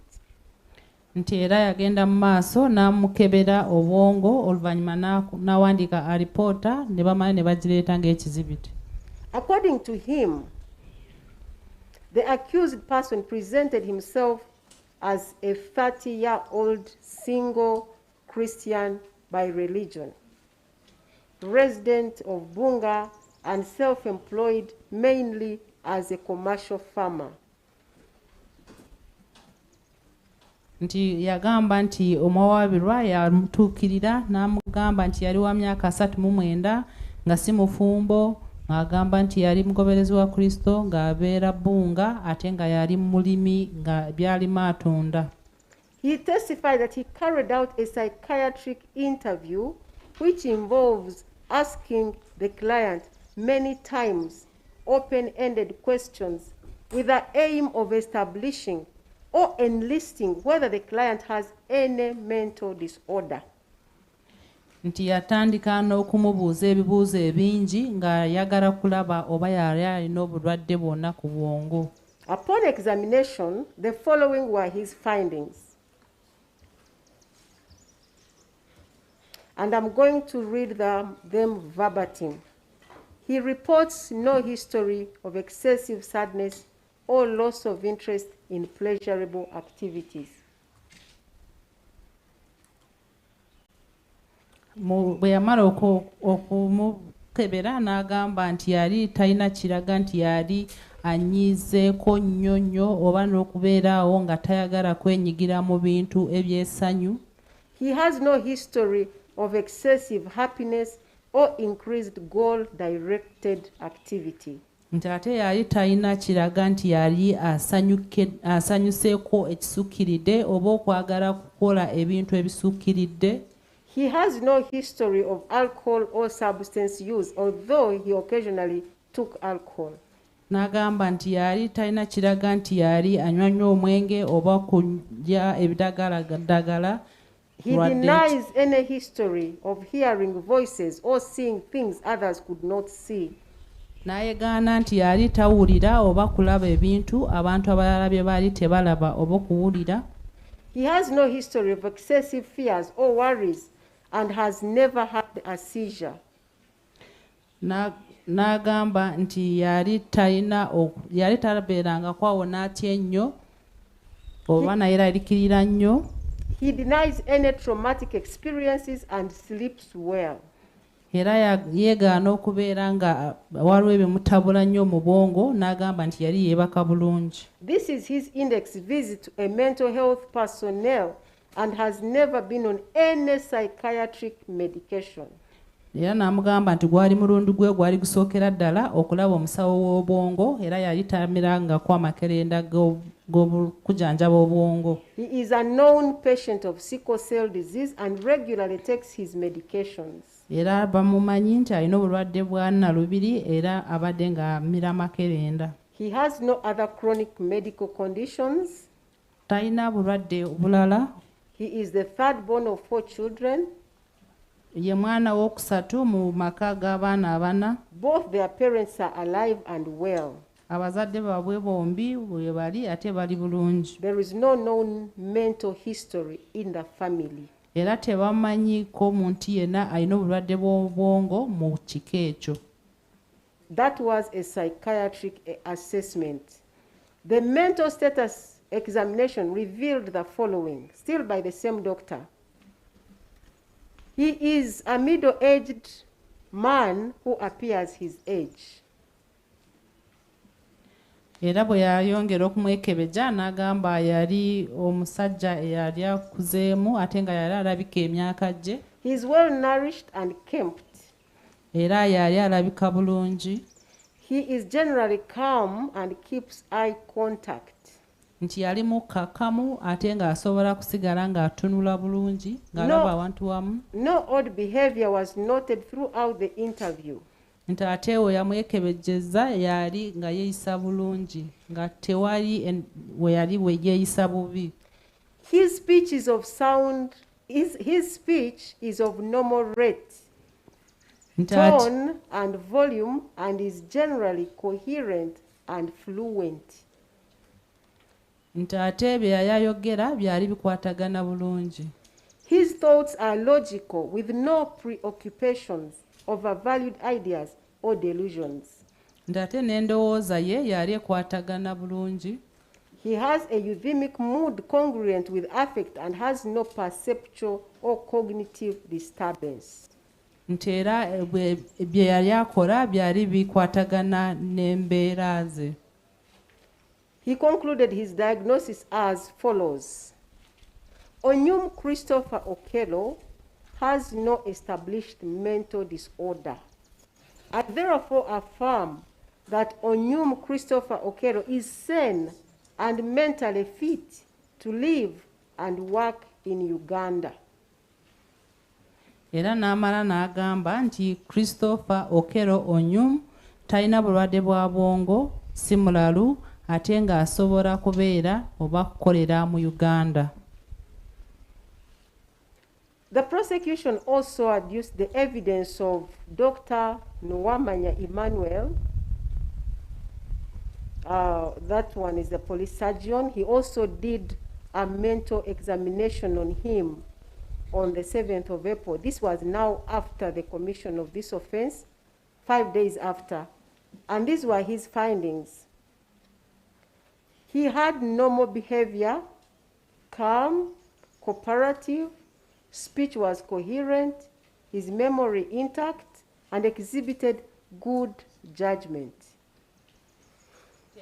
Baleeta obujulizi obw'omusawo gwe bayita Nwamanya Emmanuel wa poliisi era naye yamukebera obwongo ennaku z'omwezi 7 ogwokuna 2026 ng'omusango guno gumaze okubaawo ennaku 5 n'agamba nti yali ategeera bulungi nga mukakamu ng'akwatagana naye bulungi, ng'ayogera bulungi, ate ng'asobola okumanya ekituufu n'ekitali kituufu.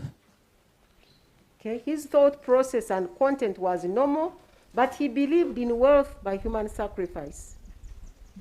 N'agamba nti yali alowooza bulungi naye nga yali akkiririza mu ssaddaaka. He was able to explain the reasons for killing the children as fortune hunting or enrichment.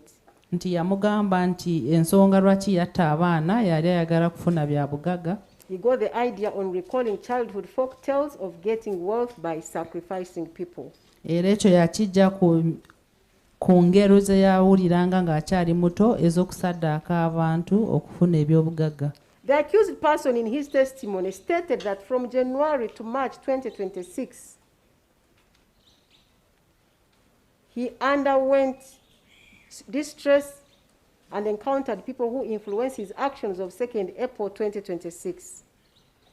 Omuwawaabirwa yagamba nti wakati wa January n'ogwokusatu 2026 yalimu ennyamivu olw'ensonga y'abantu be yasinkananga ate ng'agamba be bavunaanyizibwako bye yakola nga 2/4/2026.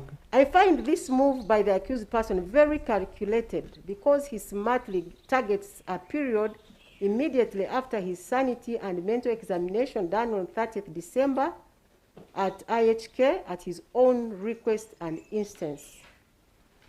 N'agamba nti kirabika bino omuwawaabirwa yabibala kubanga yalaba ekiseera ng'amaze okugenda okumukebera obwongo mu mwezi gwa Desemba 2025. Now I'm saying that the accused person is smart. He brings the period after the examination so that we don't know what happened after the 30th of December. Yali mugezi nnyo era n'akibala n'agenda n'akola bino nga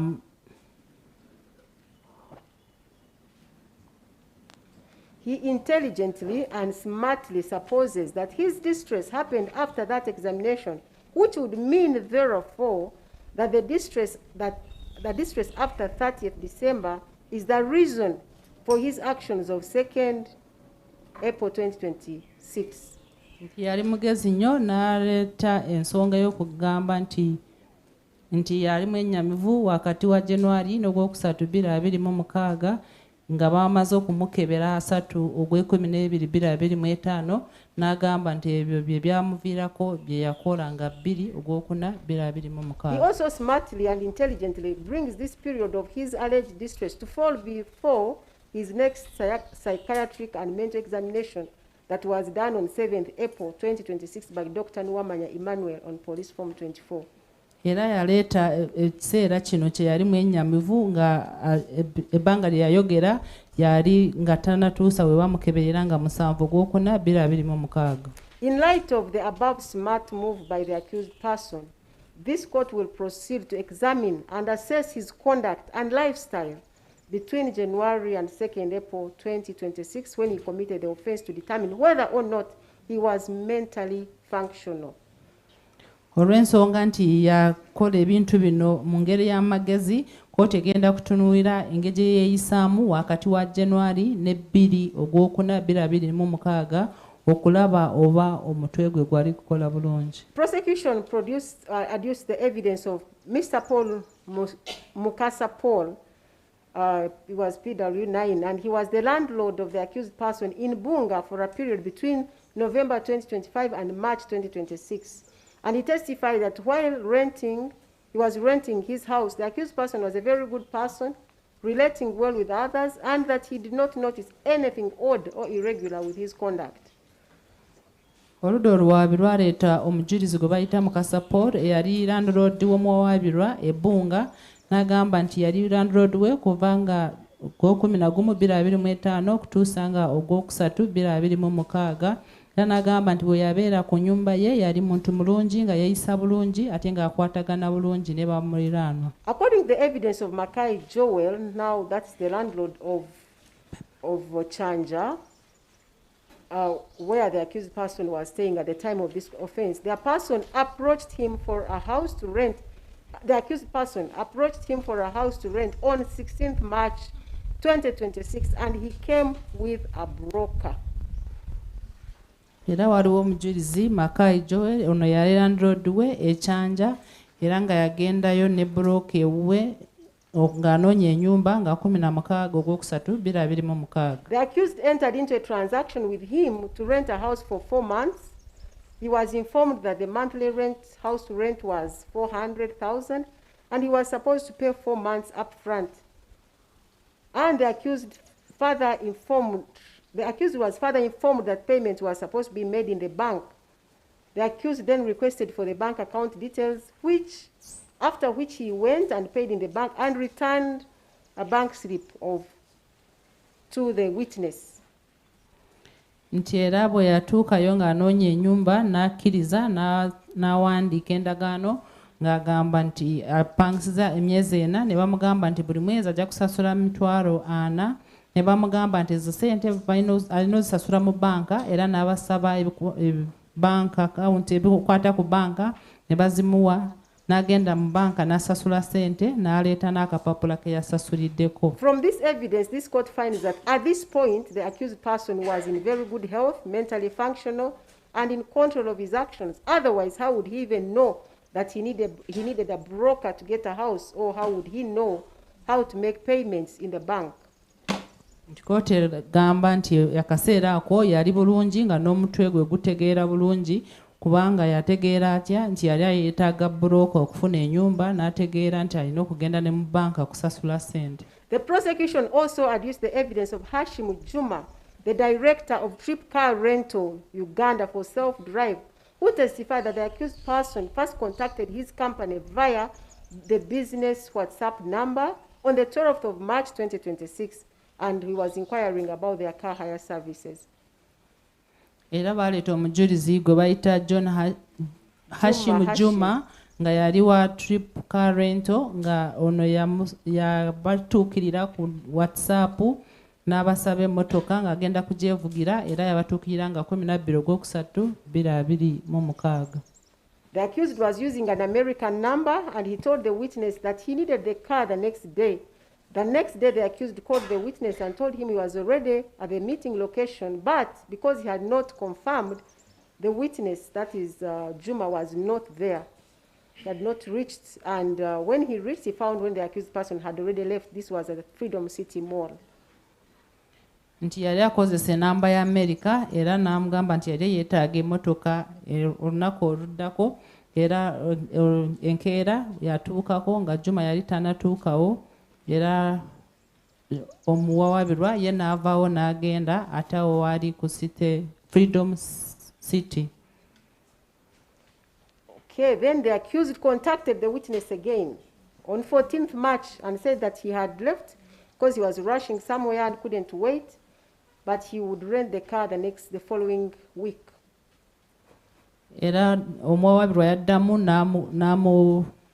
n'amugamba nga 14/3/2026 n'amugamba nti luli yali amuleseewo alina gye yali agenda n'amugamba nti ayagala emmotoka ayagala gikozesa wiiki eddako.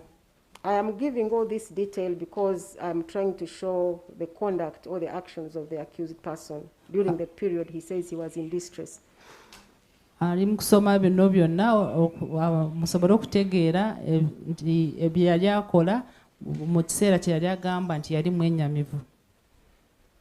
The accused person contacted the witness again on the 31st of March through a WhatsApp and told him that he needed to rent the car again for 2 days, that is 1st April and 2nd April 2026.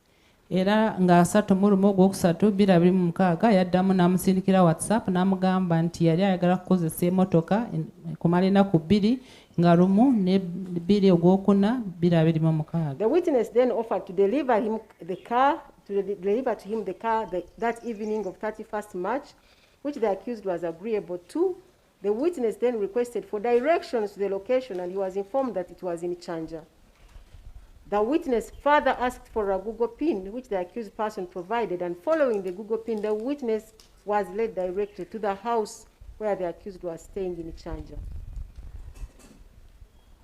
Era omujulizi yamugamba nti asobola kumutwalira motoka, omuwawabirwa n'akkiriza n'amugamba nti agimuleetera ekyanja. ono kwe kumusaba pin oba ekimulaga gyali era bwe yagimusindikira n'emutwala n'emutuusa ku nnyumba gye yali. The accused person received the vehicle and also gave the witness his American passport and American driving license for his identification. The witness took photographs of them and handed them back to the accused person. And the accused asked for the mode of payment. He was told that he could pay with mobile money, and he transferred 388,000 shillings for car hire for 2 days on self-drive. Nti era emmotoka yagifuna n'amuwa passport ne pamiti, omujulizi n'abikuba ebifaananyi n'abimuddiza era n'amubuuza oba asobola kusasuza mobile money, oli n'akkiriza n'amusindikira emitwalo 38,800. The witness further testified that during his interaction with the accused person, both online and physically, the accused did not present any abnormal behavior. According to him, a person of unsound mind would not have transacted with him the way he did. That the accused person, if he was of unsound mind, he would not have been able to transact online, use mobile money, would not have been given a driver's license, among others. N'agamba nti akaseera ke bayogerezaganya wamu yali talaba ennyisa yonna etali ya bulijjo. N'agamba singa yali tategeera bulungi, yali tasobola kukozesa mobile money, yali tasobola kubatuukirira ng'abasaba motoka. He also testified that later in that night, the accused person called him asking for the car keys because he had forgotten to give them to him when he delivered the motor vehicle earlier in the evening. The witness then told him that he would send the keys with a border rider, and as early as 7 a.m. on 1st, the border had delivered the keys. He was even able to direct the border to where his home was in Chanja. Era oluvannyuma ekiro yakubira kumubuuza wa gye yali atadde ebisumuluzo kubanga oli yali yeerabidde ebisumuluzo, n'amugamba nti agenda kumusindikira wa boda ku makya, era ssaawa emu ez'okumakya ebisumuluzo bali babireese nga yamukubira n'amulagirira wa gye yaali. On 1st April 2026 at around 11, the witness testified that the accused called him and told him that the car had mechanical issues, and when he asked his location, he told him he was in Bunga and he sent a mechanic to fix the car. Nga lumu ogwokuna 2026 ssaawa 5 nti omuwawabirwa yamukubira ng'amugamba nti emmotoka yali efunye obuzibu, n'amubuuza wa gye yaali, n'amugamba nti yali Bunga, kwe kumusindikira makanika. And after about 1.5 hours, the accused person again called the witness and told him that he was at Ginger Road roundabout, but informed him that the car had failed again. Era oluvannyuma lw'essaawa mu kitundu yaddamu n'amukubira n'agamba nti yali ku roundabout ye Ginger Road ate ng'emmotoka yali yazzeemu okufuna obuzibu. The witness then advised him to drive it to Shell Ginger Road and park the car there, which the accused person did. Era n'amugamba nti emmotoka agivuga agitwale ku Shell ku Ginger Road, n'agivuga n'agitwalayo. I examined the WhatsApp communication between the accused person and the witness regarding the hiring of the motor vehicle, which was extracted and incorporated in the digital forensic examination report. And I have found that the conversation between the accused person and the witness regarding the car hire was very accurate and coherent. Oweekitiibwa omulamuzi atunuulidde bye baayogerako nga bali ku WhatsApp ebikwatagana ku kupangisa emmotoka ate nga babiwandiika mu alipoota gye baleeta mu kkooti, n'akakasa nti okusinziira bwe baali boogera omuwawaabirwa nti yali ayogera bulungi nga bye yali ayogerako byali bikwatagana. The accused person clearly knew what he wanted, clearly directed the witness to his home at Namgera Close in Chanja, and even went ahead to give more details that where he resided, that it was the first gate on the left side, and that he had told the custodian to wait for him because it was raining. nti yali amanyi kyeyali yeetaaga kubanga yamugamba nti yali abeera kyanja era n'amunnyonnyola bulungi gye yali abeera ng'agamba nti yali geeta esooka ku mukono gwa kkono n'amugamba nti yali ataddeko omuntu akumulinda. In addition to that, the accused person provided a Google pin to his location. Nti ate okwongereza ku ekyo yamuwa ne piini eraga wa gye yaali. The accused person was actually in total control of his actions and was very mentally functional because his communication was not only coherent but also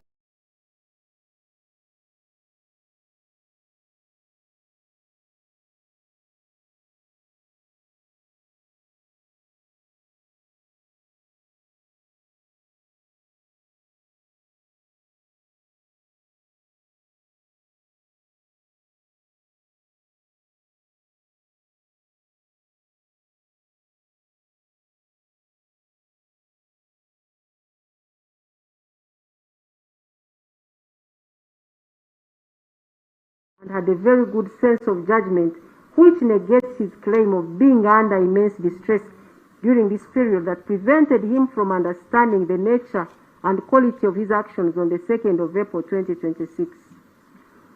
N'agamba nti byonna bye yakola byali bikwatagana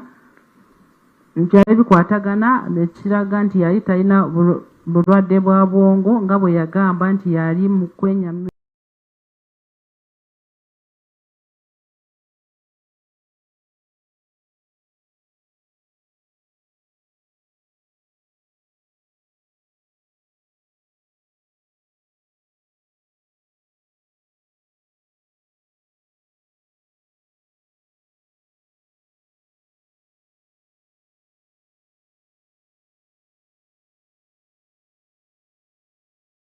Bwe bwe yatambula okuva Kyanja nga lumu Ogwokuna 2026 n'eyitira Nakawa n'egenda Kabalagala n'egenda Kansanga paka bwe yatuuka ku Renewal Circle. At Renewal Circle, the accused person was captured by a private camera of the said circle as he parked the vehicle. He found other vehicles already parked in the yard and he maneuvered and found a suitable parking slot for his vehicle. As the accused moved out of the car, he checked the door to confirm that he had locked it. Upon his return, the accused checked the left front tire of the motor vehicle. Nti ku Renewal Circle kamera zaamukwata nga aparkinga w'emmotoka ye, yatuuka n'asanga nga waliwo emmotoka endala nnyingi ezaali zipaakinze, naye n'agezaako n'afuna ekifo ky'okupakingamu emmotoka ye. Bwe yapakinga n'akebera oluggi okulaba oba yali alusibye, era bwe yavaamu n'akebera n'omupiira ogwa kkono ogw'omu maaso. Is this conduct of a person who is suffering from a disease of the mind to prevent him from understanding the nature and quality of his actions and therefore unable to control them? Kino kyekikolwa omuntu alina obulwadde bw'obwongo ky'asobola okukola ng'agamba nti obwongo bwe tebukola bulungi ate nga bye yali akola yali tasobola kubitegeera. I answer this question in the negative.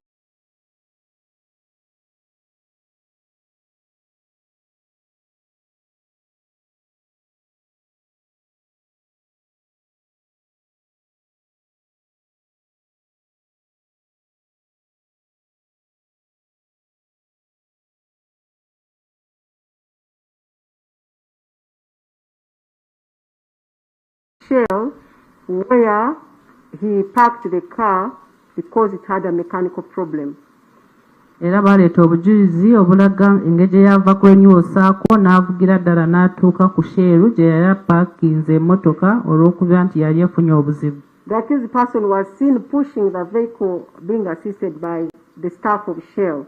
Era baamulaba ng'asindika emmotoka ng'abakozi ba Shell bamuyambako. And also making phone calls.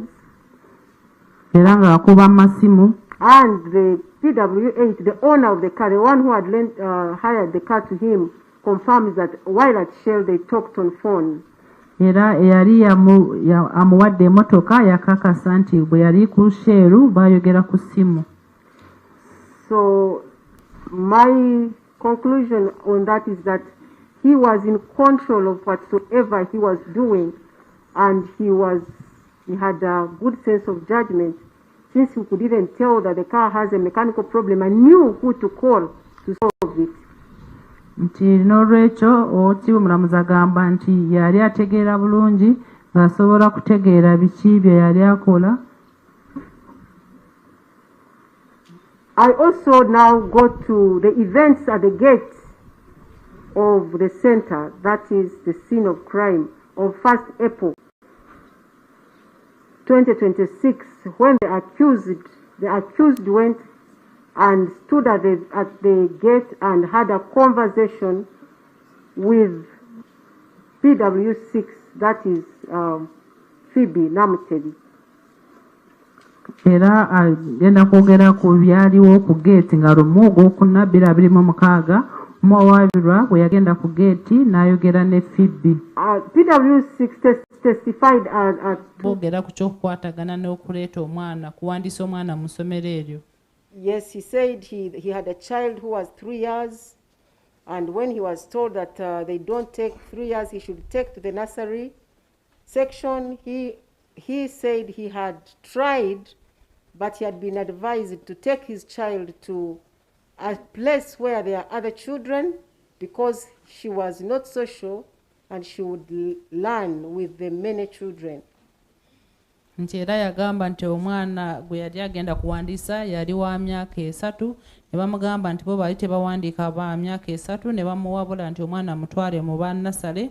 N'agamba nti yali agezezaako okumutwala mu bannasale ne bamugamba nti amutwale awantu awali abaana bangi olw'ensonga nti yali takwatagana bulungi n'abantu abalala ng'asobola kukwatagana bulungi n'abantu nga abadde n'abaana abalala. He went ahead to propose to Phoebe that when he is allowed to enroll the child, Phoebe should monitor the child for him, and when she picks up, then he can take her to a nursery section. Era yagamba Phoebe nti bw'aba aleese omwana asigale nga mumulabirako amulaba nti bw'amala okubeera nga asobola kukwatagana n'abantu abalala amutwale mu nursery. He then asked Phoebe what was required to enroll this child, and Phoebe told him all the requirements, and he promised to return the next day to make payments. Era yabuuza ebyali byetaagisa okuwandiisa omwana. Phoebe n'abimugamba n'agamba nti agenda kukomawo enkeera okusasula. On the next day, which is the date of the incident, the 2nd of April 2026, the accused person returned to the gate of the center. Nga 2/2026 luno bino byatuukako ku olwo omuwawaabirwa yakomawo ku geeti y'essomero eryo. And when Phoebe saw him, she went to him and he told her that he had come to make payments so that his child could be enrolled at the center. Phoebe bwe yamulaba n'agenda ku geeti. Bwe yatuukawo omuwawaabirwa n'amugamba nti yali aze okusasulira omwana atandike. Phoebe then took him and introduced him to Miss Annette, PW7, and they also engaged in a deep conversation regarding the child. Phoebe yamutwala n'amwanjulira Annette, era bwe yatuukayo era ne basigala ne boogera ku byali bikwata ku mwana oyo. The detail of the conversation is in the judgment, but it shows a coherent person who was in control of his actions and his speech and did not present any odd behavior to Miss Phoebe and Miss Annette. Bye baayogerako ebisinga babiwandiise mu nsala y'omusango, naye biri nti bwe baayogera wamu yali yeeyisa bulungi ate nga bye yali ayogera byali bikwatagana bwe yali ayogera ne Annette ne Phoebe. And when he asked for the requirements, and he was told 120 for daycare fees, 60 for uniform, and 10,000 for registration, he mentally calculated that before Miss Annette could use a calculator. Era bwe bamugamba ebyali byetaagisa nga bamugamba 12,000 za daycare, 6,000 egya uniform, omutwalo gwa kuwandiisa mwana, yabibalirawo mu mutwe gwe n'abagamba nti gyali 19,000. It is shortly after that interaction, a very normal, coherent interaction, that when he moved out, he launched this brutal and fatal attack on the defenseless, innocent children. Bali bakamala okwogera bulungi n'abakyala abo n'amala n'afuluma n'atuuka mu baana n'atandika okubakirimbula. It is the finding of this court that at the time of the attack, the accused person did not suffer from any disease of the mind. He was in full control of his actions. Era kooti esanze nti akaseera ako we yattira abaana abo yali amanyi kye yali akola. And Miss Phoebe, the PW6, testified that this event, the act of slaughtering these children, took about 7 minutes. And I can believe her, because looking at the time when he sent the money on Miss Annette's phone to the time when he made a phone call, an emergency helpline of police, is a very short time. It is actually 14 minutes. So it is not possible that at the time of cutting the children is when he lost his control due to any disease of mind. N'agamba nti Phoebe yagamba nti ebintu byonna bino byatwala eddakiika nga 7, ate kooti emukkiriza kubanga etunuulidde mu kaseera ke yasindikiramu essente ku ssimu ya Annette ne kaseera kwe yakubira poliisi kyatwala eddakiika 14, era kooti egamba nti tayinza okuba nga we yakoma okutegeera okugamba nti abaana bano yabasala nga tategeera. Of course, I have taken note of the arguments for counsel for the accused person, that the center management was criminally negligent because they had no guard at the gate and they left the children unattended to, which led to their death. But I find this argument quite insensitive, because the children were in their familiar space, and it was never expected that someone would enter the center premises disguising himself as a potential parent only to do what the accused did to the innocent children. Lawyer w'omuwabirwa yagamba nti essomero lyala Crowd that was angry, he had the mental ability now to call police for rescue. Nti okujjako ekyo omujulizi w'omukaaga Phoebe ne Annette omujulizi w'omusanvu bwe bamulaba ng'asala abaana bamulaba ng'asala abaana ne bagezaako okutaasa abaana, era n'ayagala nabo okubatiisatiisa nti agenda kubasala, nti ate bwe yalaba nti abantu abaali bazze baali bagenda mutuusaako obulabe, ate n'afuna amagezi agakubira poliisi. I also take note of his preliminary interview with ASP Eserite James, where he informed the witness that he was staying in Chanja and that he had bought knives, and he had the mental ability to take the search team to his home, moreover rented premises, where he had been for less than 2 weeks. But he could locate that home, and indeed, during the search, the knives were found, new knives, and they were admitted as exhibits. Nti era nga bakamukwata yayogerako n'omupoliisi gwe bayita Eserite James n'amugambirawo nti yali abeera akyanja, era n'amugamba nti yali aguze obwambe, era ye kennyini n'atwalayo abaali banoonyereza omusango n'abatuusayo wadde yali akabeerayo weeks 2 bwe baamala okwaza ennyumba era ne basangayo bwambe nga bupya.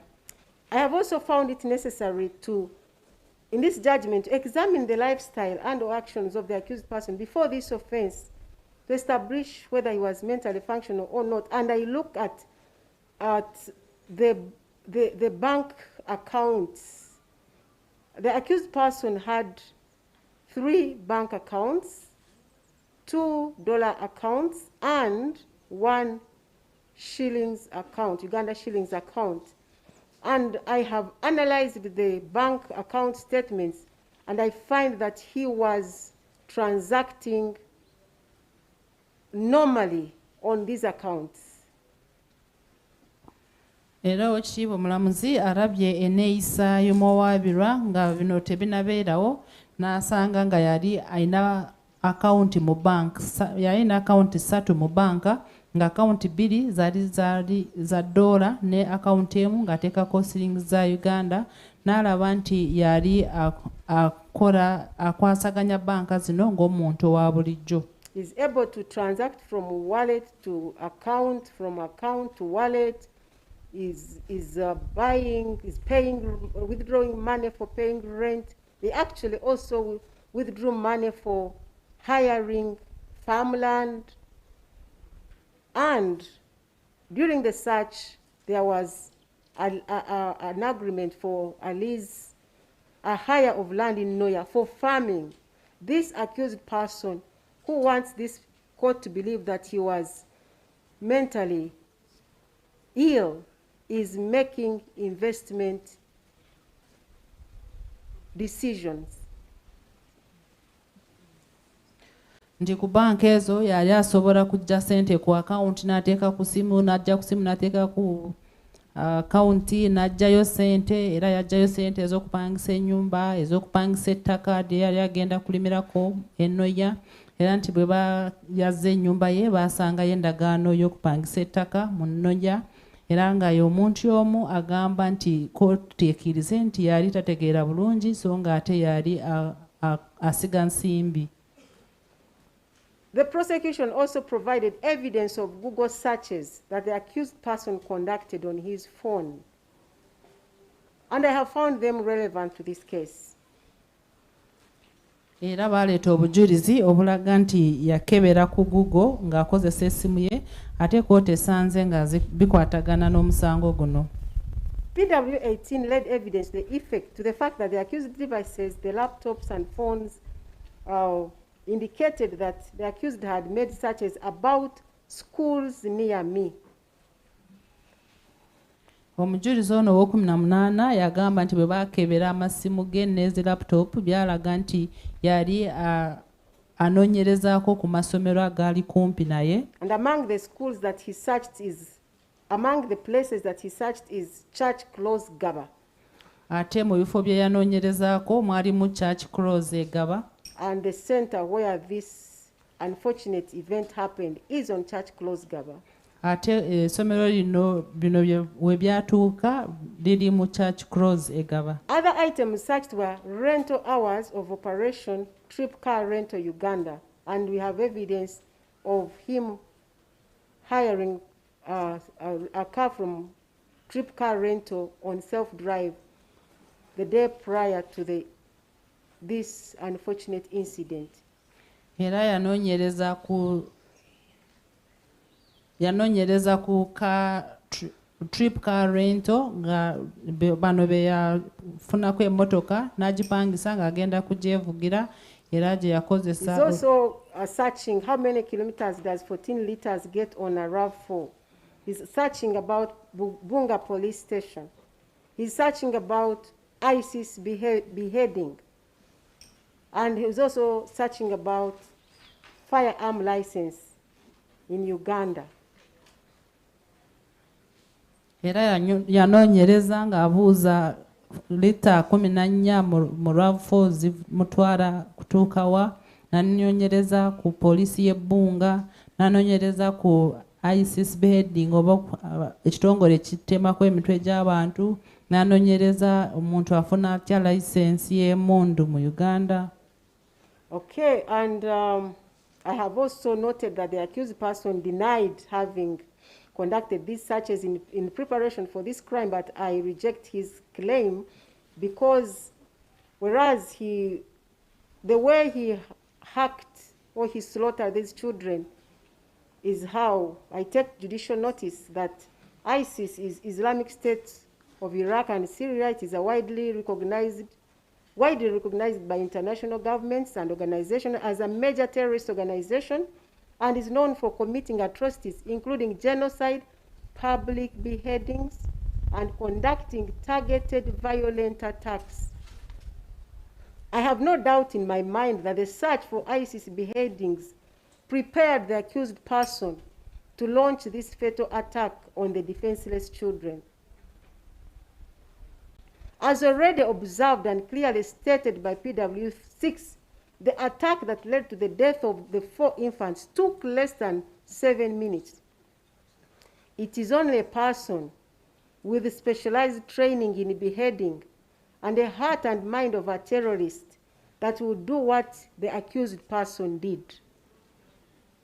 It is my further finding that this very specialized training and meticulous planning and premeditation strongly negates any claims of insanity. Nti omuwawaabirwa yagaana nti bino okubinoonyerezaako yali tateekateekera okuzza emisango gino, naye kkooti n'eraba nti yanoonyereza ku ICC ate nga kino kyekitongole ekisinga ekyabayeekera nga bakola ebintu bingi, batta abantu, basanjaga mu lujjudde, n'agamba nti bino biyinza okuba nga bye byamuleetera okulumba abaana bano abato n'abatta. Ate omujulizi ow'omukaaga yagamba nti bino ebintu byonna byaliwo mu ddakiika nga 7, ekitegeeza omuntu eyakola ekintu kino yali mutendeke bulungi okukola ekintu kino, ate mu kupulaninga kino kiraga nti omutwe gwe gwali gukola bulungi.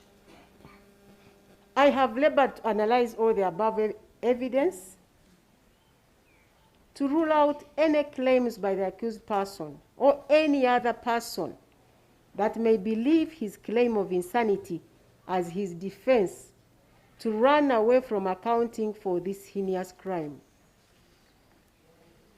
Oweekitiibwa omulamuzi agezezaako nnyo okulaba nti alaba obujulizi ate ne kiraga nti omuwawaabirwa yali talina bulwadde bw'obwongo, ekitegeeza nti yaleeta ekyogamba nti yali obulwadde bw'obwongo ng'ayagala. Please help and interpret that well. I have labored to analyze all the above evidence to rule out any claims by the accused person or any other person that may believe his claim of insanity as his defense to run away from accounting for this heinous crime. Nti oweekitiibwa afubye nnyo okulaba nti alaba obujulizi obwaleetebwa okulaba nti omuwawaabirwa yali talina bulwadde bw'obwongo, ate teri muntu asobola kugamba nti yali alina obulwadde bw'obwongo. Oba omuntu yonna okulowooza nti yali alina obulwadde bw'obwongo ng'agezako okudduka obuvunaanyizibwa bw'ekintu kino ekyatuukawo. Having done that, I conclusively find that the accused person was very sane on 2nd April 2026 when he gruesomely slaughtered 4 innocent souls. Nti oweekitiibwa omulamuzi agamba nti nga 2/4/2026 omuwawaabirwa yali ategeera bulungi okutta abaana bano bato be yatta. Therefore, neither the defense of insanity nor diminished responsibility is available to him. N'olwekyo ekyokugamba nti omutwe gwe gwali tegukola bulungi oba yali alina obulwadde bw'obwongo tebimuyamba. On the contrary, I find and in agreement with the joint opinion of the 3 assessors that the prosecution has proved that the accused person unlawfully caused the death of the 3 infants with malice aforethought. N'olwekyo akanyiza ne ba assessor nga bwe bamuwabula nga bagamba nti aboludde olwabi baleeta obujulizi obumala okulaga nti omuwawaabirwa nga alina ekigendererwa ate nga mu bumenyi bw'amateeka yatta bano abaana 4. Consequently, this court finds that the prosecution has proved all the ingredients of the offense of murder in the 4 counts against the accused person, Christopher Okello Onyum. Kkooti n'ekakasa nti oludda oluwaabi luleese obujulizi obumala okulaga nti emisango ena gyonna gye bavunaana Okello Christopher Onyum. The accused person is accordingly found guilty of the murder of Eteku Gideon in count 1.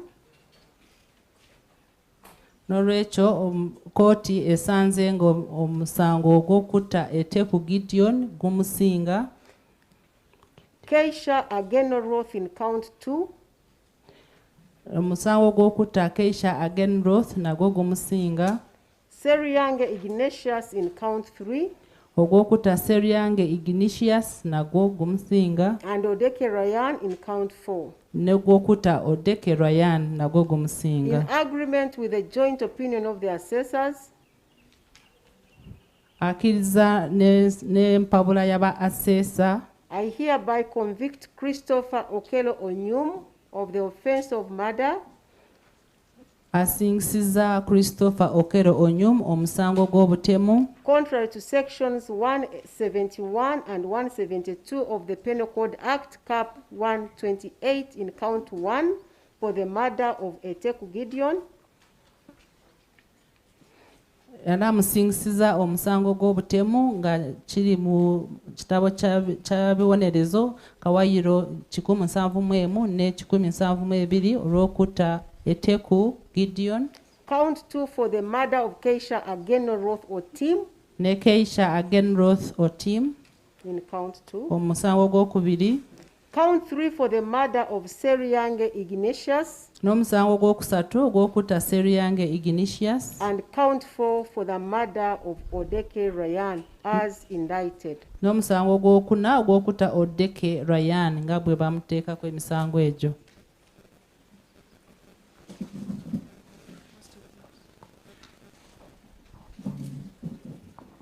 Could we take a break? A healthy break?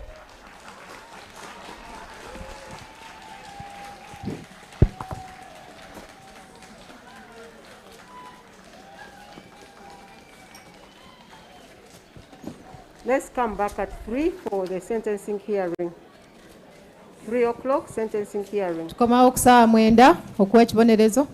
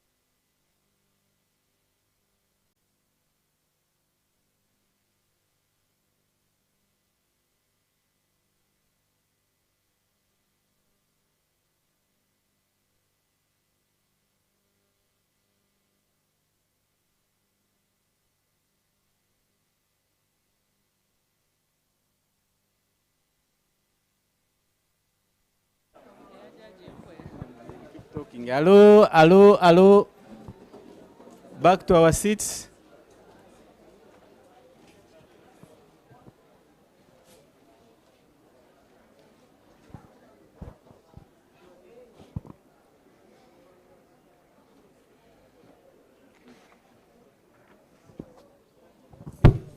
Silence, silence, please.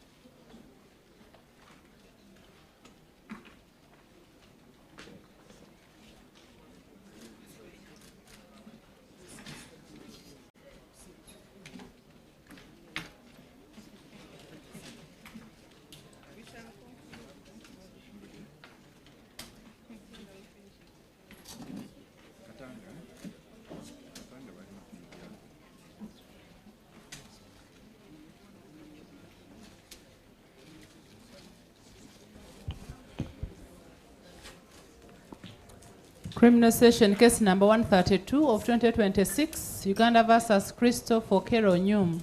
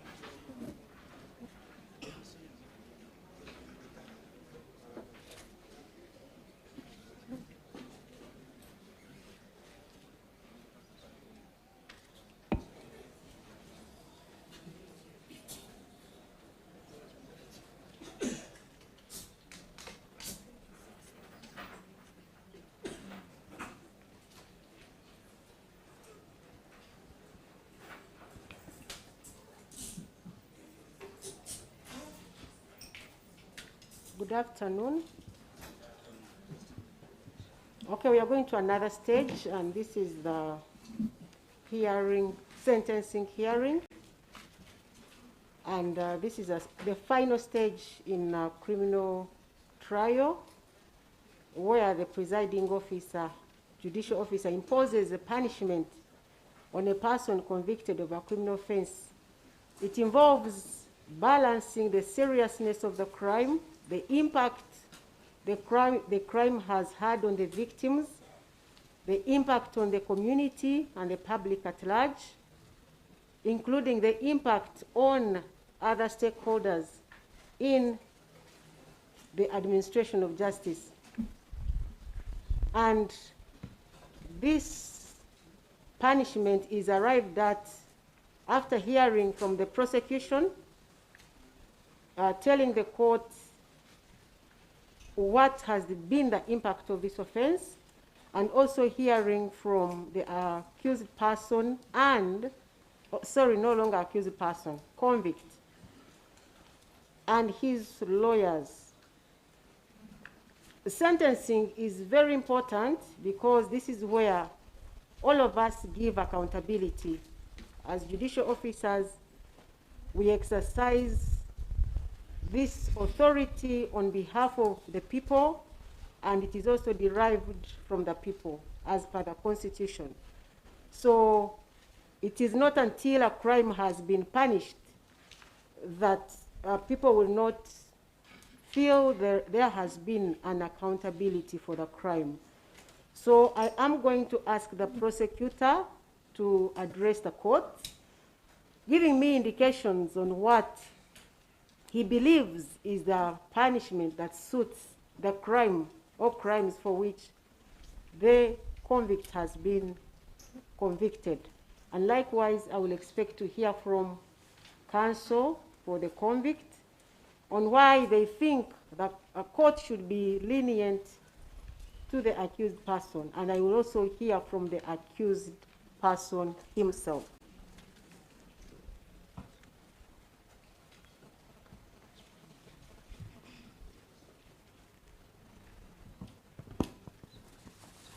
Tugenda ku stage esembayo mu kuwulira emisango bwe giti, ate eno stage y'okuwa ekibonerezo kw'oyo aba asingibwa omusango. Mu kusala ekibonerezo kkooti erina okutunuulira engeri omusango guno gye guyisizaamu abantu abaatuusibwako ekintu kino, abantu aba bulijjo abeetoolodde ekifo ekyo, n'abantu abalala ebitongole bya gavumenti eby'enjawulo. Ajja kuwuliriza omuwaabi wa gavumenti ng'amubuulira engeri ebintu bino bye bikozeseza abantu ba bulijjo, era oluvannyuma ajja kuwulira balooya b'oyo asingisibwa omusango nga bagamba nti bawa ensonga lwaki kkooti erina okubeera yakisa mu kumuwa ekibonerezo, nti ate eno stage esingayo obukulu nnyo kubanga kkooti erina okuwa ekibonerezo n'okuwa embalirira eri abantu ba Uganda okusinziira ku misango gye bawulira. Mr. Mwaganya, could I please hear from you? Thank you, my Lord.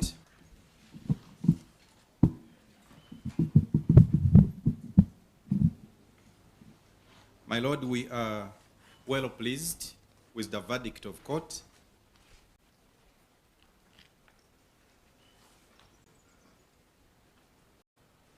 On each of the 4 counts.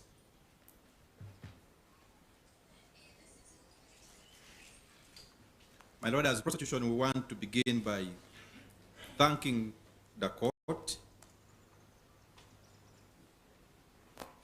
for the time, patience, and effort exhibited in the process.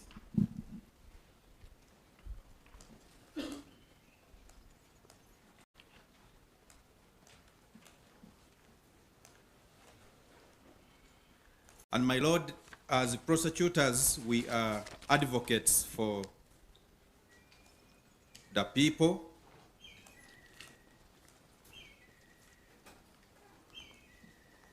And I'm instructed to thank the court and the judicial administration for bringing justice closer to the people,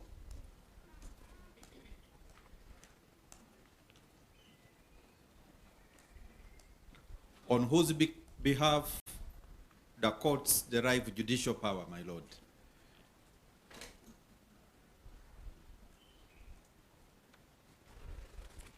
Under Article 126.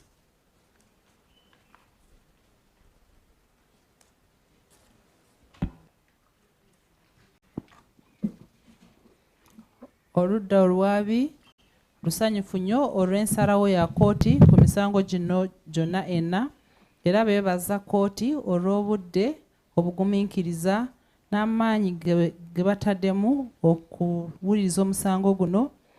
Ab'oludda olwabi bo bagamba nti bo be balooya b'abantu aba bulijjo era beebaza kkooti n'ekitongole ekyesiga eddamuzi olw'okuleeta obwenkanya kumpi n'abantu ba bulijjo.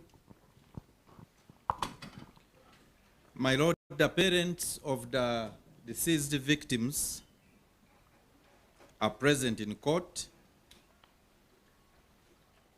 as well as other relatives.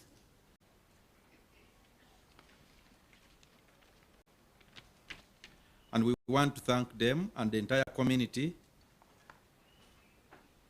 for the resilience and cooperation throughout this justice-seeking process.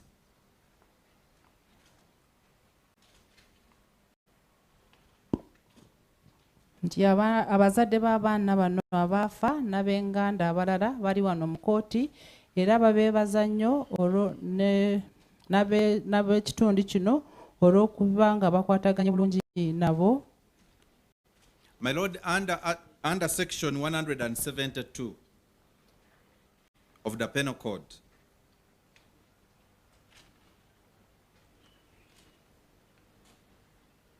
a person who has been convicted of murder is liable to suffer death.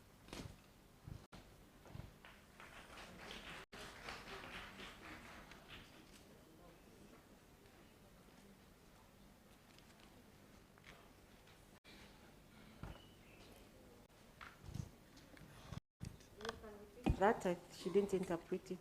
Okay. My Lord, I said in section 172 of the Penal Code Act, a person who is convicted of the offense of murder is liable to suffer death. Nti akawayiro ka 172 mu kitabo ky'ebibonerezo kigamba nti omuntu bwe bamusingisa omusango gw'obutemu alina okuba nga naye bamutta. My Lord, we are aware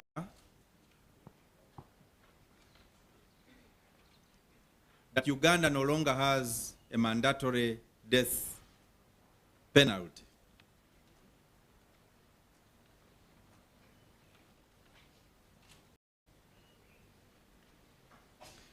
But the death sentence, my Lord, is still good law.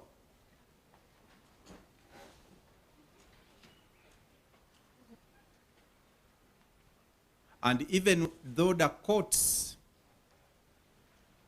are not mandatory, are not mandated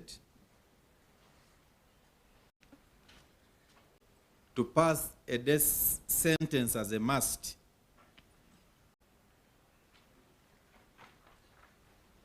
they can still do so in deserving cases.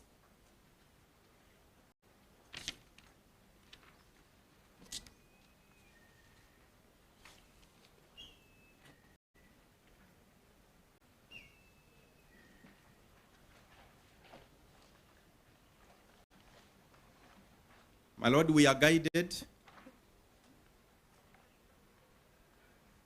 by the Constitution sentencing guidelines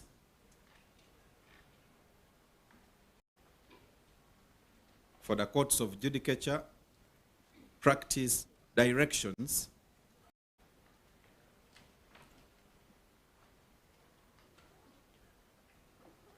which under paragraph 17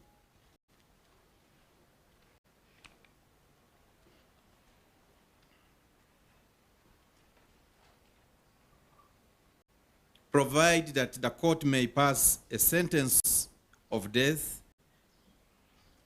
in exceptional circumstances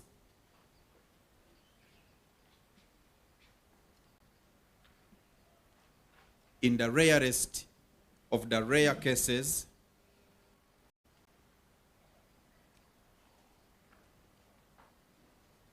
where alternative imprisonment for life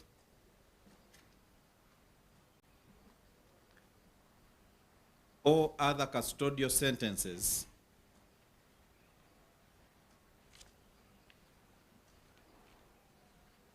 are demonstrably inadequate.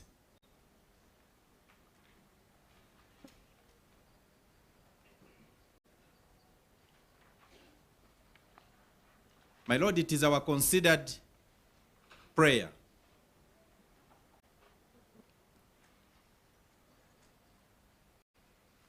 that the ends of justice in this matter will best be served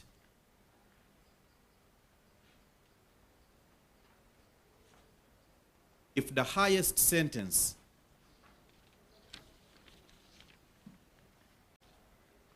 is passed.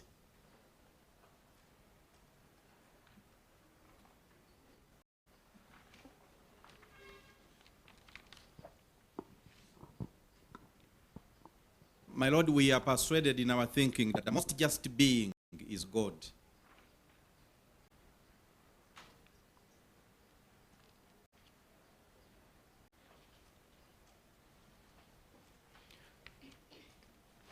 And whereas it may be submitted for the convict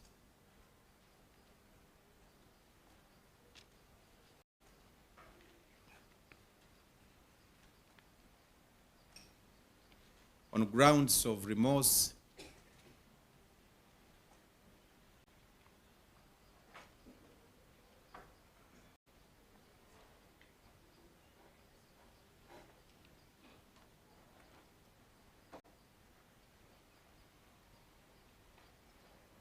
accountability for criminal wrongs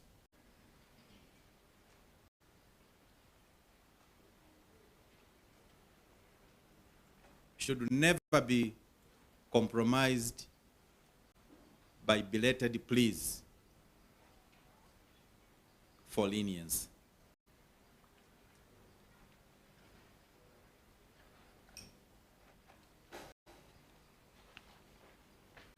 My Lord, even God, who is the forgiver of all sins,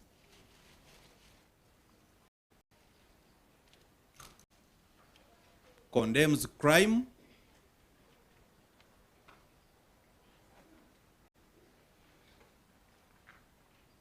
and strongly advocates for punitive punishments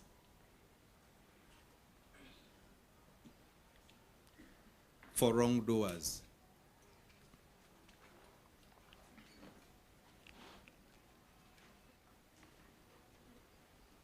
The convict professes the Christian religion by his testimony.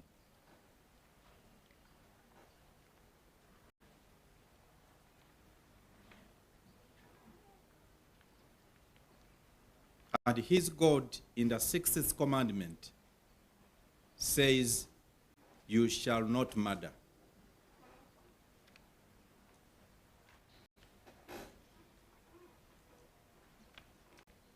In Exodus 20:13.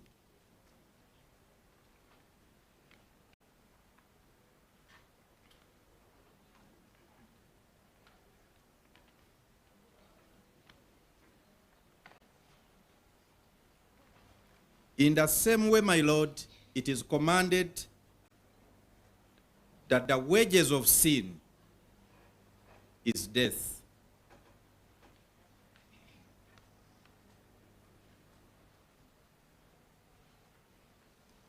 Romans 6:23.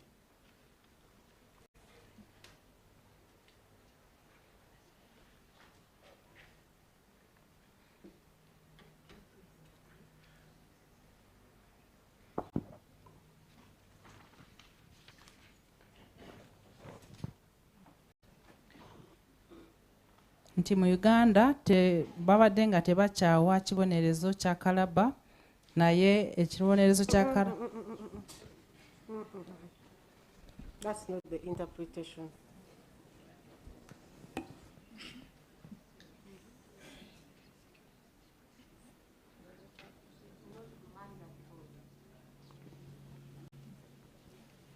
mu Uganda kibadde nga si kyateeka okuwa ekibonerezo kya kalabba nti naye ekibonerezo kya kalabba likyaliteeka ddungi nti wadde kkooti ezisinga tekibakakatako kubanga bawa ekibonerezo kya kalabba naye mu misango egy'enjawulo bayinza okuwa ekibonerezo ekyo. Waliwo etteeka erya sentencing guidelines kyebagenderako okuwa ebibonerezo kigamba nti ekkooti esobola okuwa ekibonerezo kya kalabba mu misango egy'enjawulo bwe baba nga basanze nti omuntu okumusiba mayisa oba kumuwa ekibonerezo ky'emyaka emingi ng'oluusi tegimala ne basaba nti okufuna obwenkanya kyandibadde kirungi kkooti eno n'emuwa ekibonerezo nemuwa ekibonerezo ekisingayo obunene nti era ne Katonda omuntu asinga obwenkanya ye Katonda nti ate wadde bayinza okugamba nti ono omusango gwe gusinze yejjusa ekyatuukawo nti omuntu okuza omusango tebayinza okugamba nti basabe nti kkooti emubeere ya kisa nti ne Katonda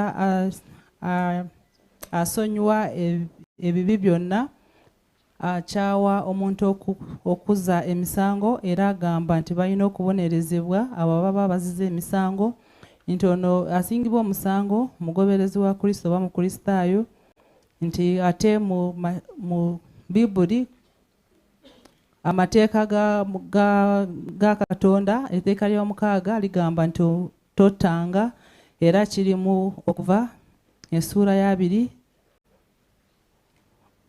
olunyiriro lw'e13 era mu Bibuli emu mu Baruumi essuula y'omukaaga kigambirwa nti empeera y'ekibi kwe kufa. My Lord, in a similar way,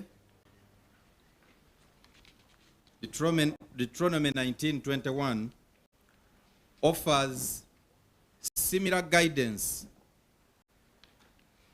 on persons that commit heinous crimes like the ones in issue.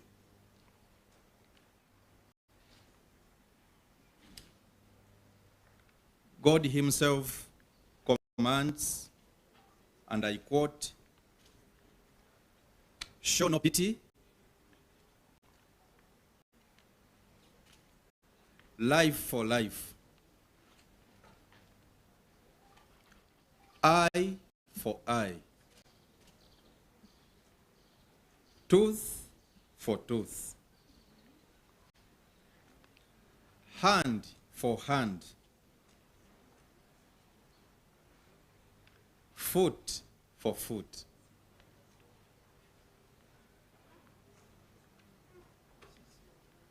My Lord, persons that have no regard to human life should not deserve to preserve theirs.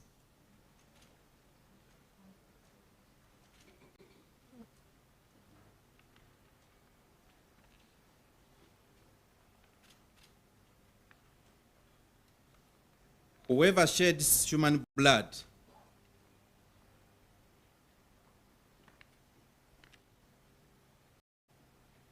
according to the Bible still,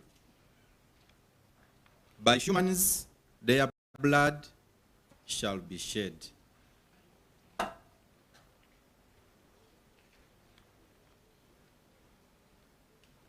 For in the image of God,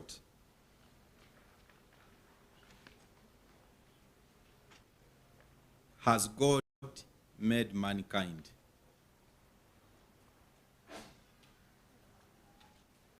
My Lord, that is what the God that the convict confesses, says in Genesis 9:6.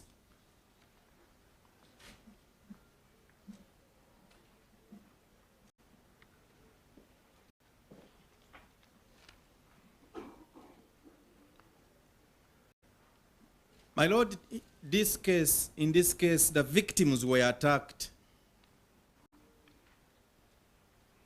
from one of the safest places in our communities.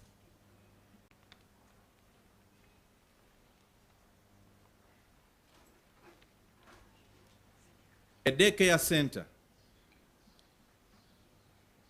is supposed to be a sanctuary.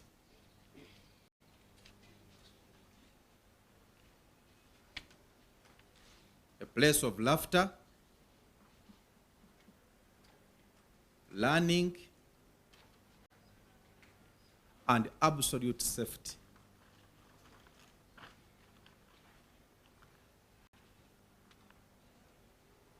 To the contrary, my Lord, the convict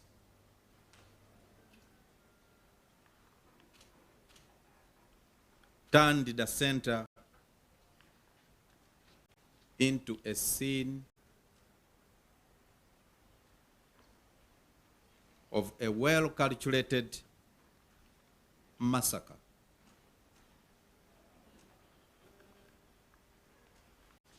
Which caused unimaginable terror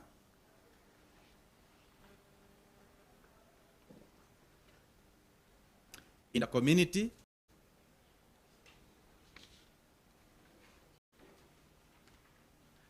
and the country at large.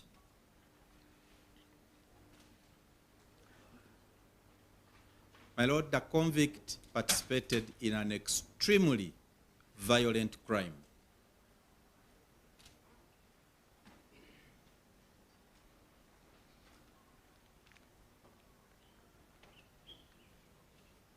We submit, Your Lordship,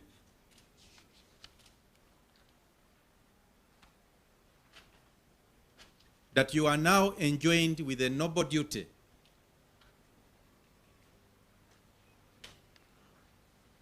to administer a sentence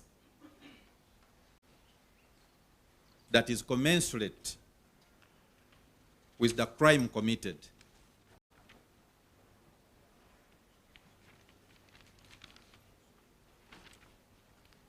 A sentence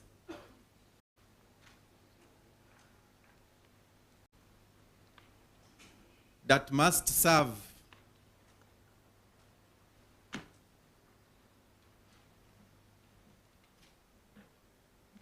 an equivalent punishment that was occasioned.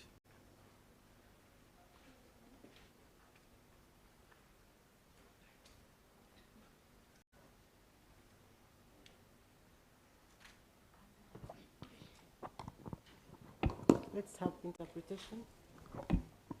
Mu ngeri y'emu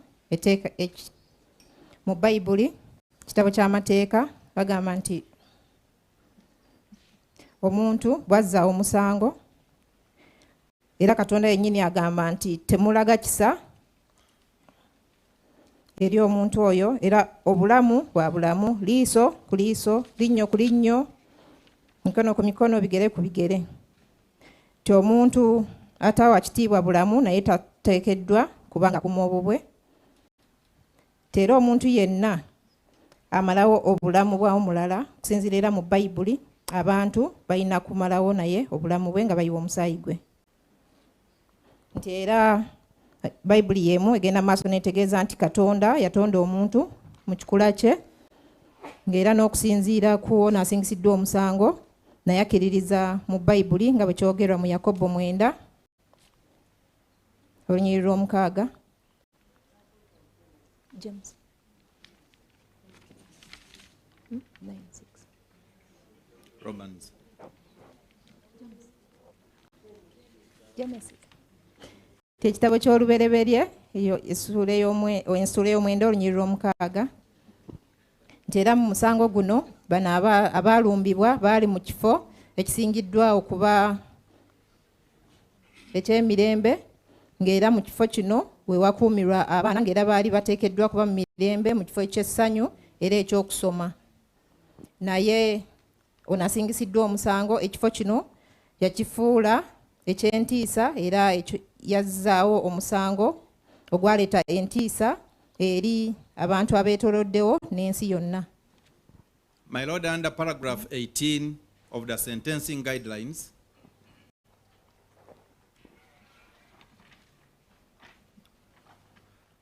the rarest of the rare cases, among others, include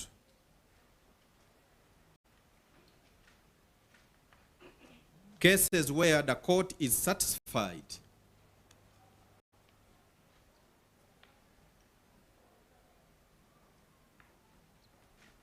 that the commission of the offense was planned or meticulously premeditated and executed.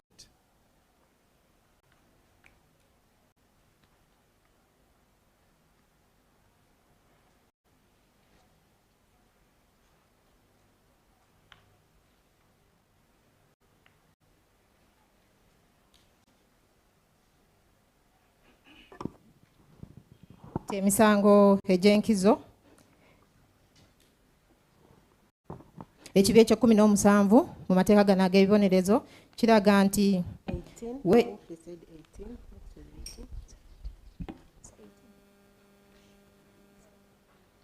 kibi ekyo-18 kiraga nti kooti bw'eba ekakasizza nti embeera yazibwemu omusango eyaguzza nga yateekateeka oba nga yafumiitiriza mu kuteekateeka.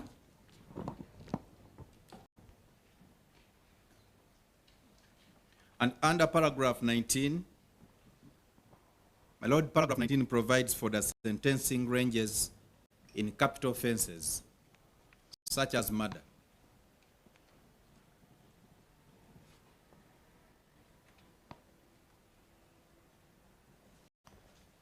It is provided that in the case of sentence of death, the court shall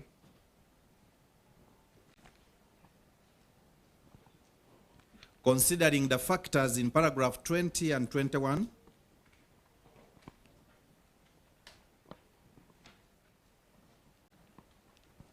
determine the sentence in accordance with the sentencing range. And my Lord, under paragraph 20,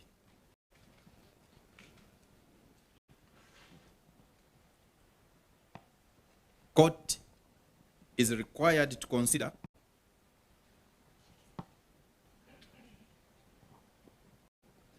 the following factors.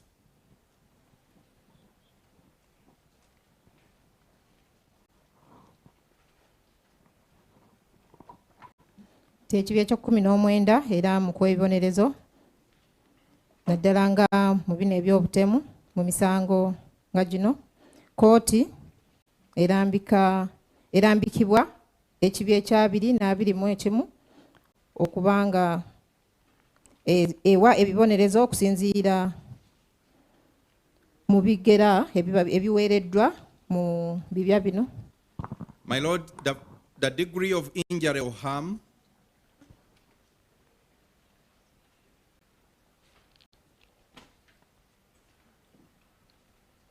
and in a nutshell, we submit that this particular crime exhibited the highest degree of cruelty.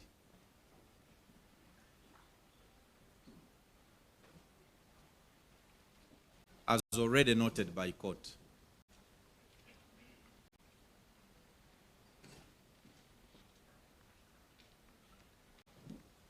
The part of the body, the part of the victim's body injured,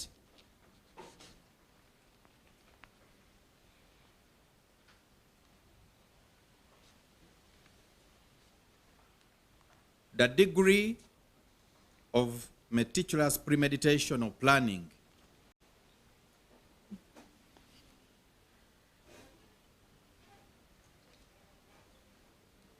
My Lord, this particular crime was not committed instantly.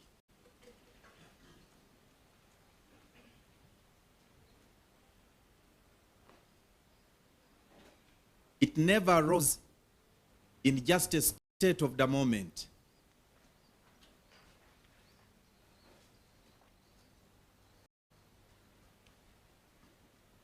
The convict thought through his actions,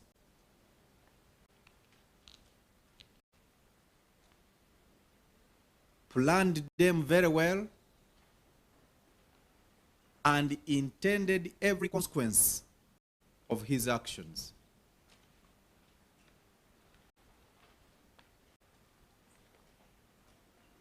Please repeat that. My Lord, the convict planned his actions and followed through to the detail, hence intending every consequence of his actions.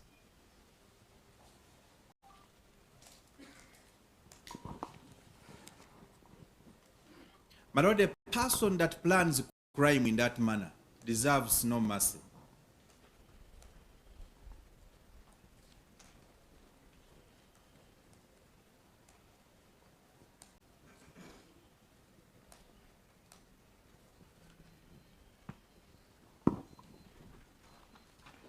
Era ekibiina ekyabiri kiraga nti kkooti ewegoberera bino wammanga obuvune obuba butuusiddwa ku muntu buba bulaga ddala obuvune oba eneeyisa y'omuntu nga kkooti bwe yakyogeddeko edda ekitundu ky'omubiri ekiba kikoseddwa enteekateeka oba okuteekateeka ekikolwa ky'abagenda okukola era nga mu musango guno ekikolwa kino tekyagwawo bugwi oba tekyagwawo bugwi mu kaseera ako wabula asingisiddwa omusango yeeteekateeka bulungi era n'ateekateeka n'aluka bulungi era n'atuukiriza kye yali aluubiridde okukola okusinziira ku nteekateeka ye era omuntu ateekateeka okuzza omusango mu ngeera ngeno teyeetaaga kukwasibwa kisa. My Lord, you are also required to consider the use and nature of weapon.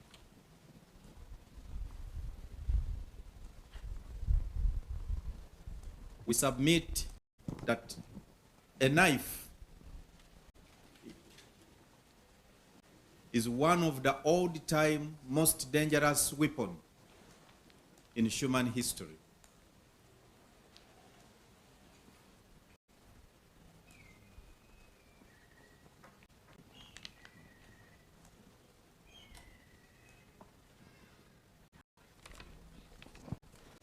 And a person who applies a knife on another, my Lord, deserves no mercy.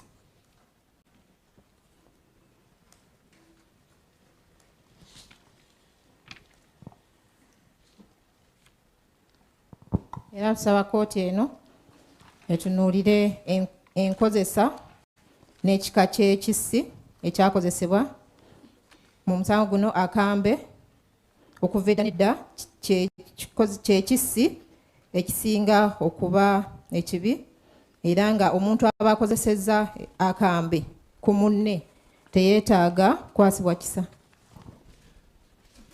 My Lord, the court should consider whether the offender deliberately targeted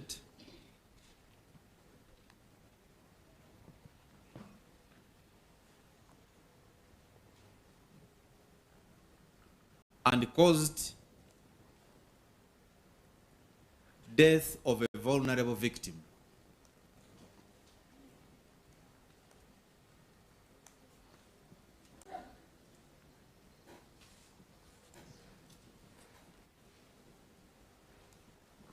All the victims in this case, all the 4 victims in this case, were children under 3 years.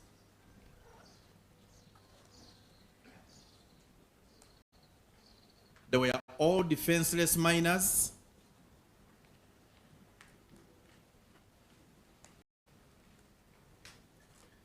The most innocent in our communities.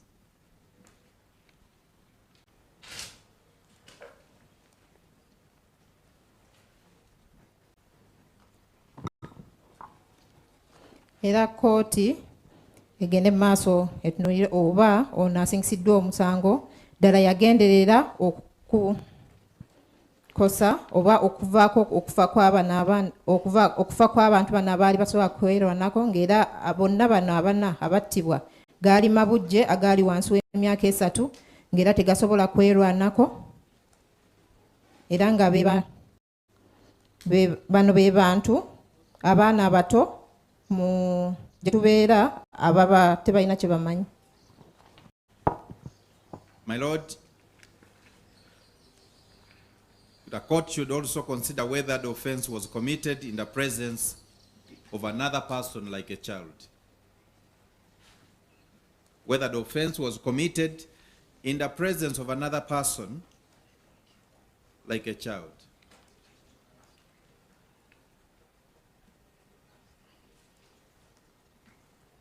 My Lord, the convict never minded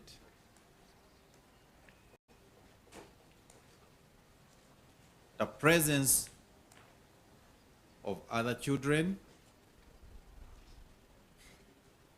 and their caretakers.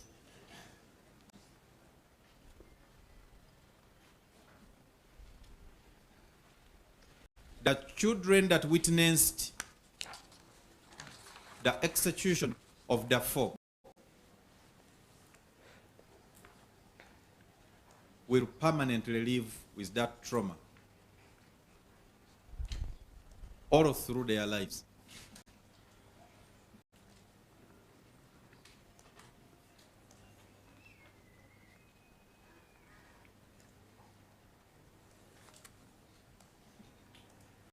And the same, my Lord, applies to the caretakers.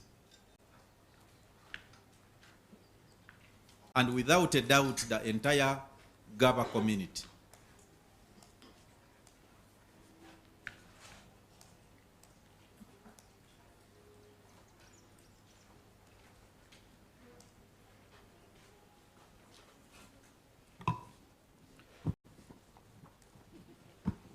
Era tusaba kkooti etunule oba ono asingisiddwa omusango oyazza omusango guno waaliwo abantu abalala ng'abaana, ng'era asingisiddwa omusango ono teyafaayo na kubeerawo kw'abaana balala n'abaali babalabirira. Abaana bano abaaliwo ng'okusanjaga kuno kugenda mu maaso okw'abaana abaatirimbulwa bajja kubeerawo mu bulamu bwabwe bwonna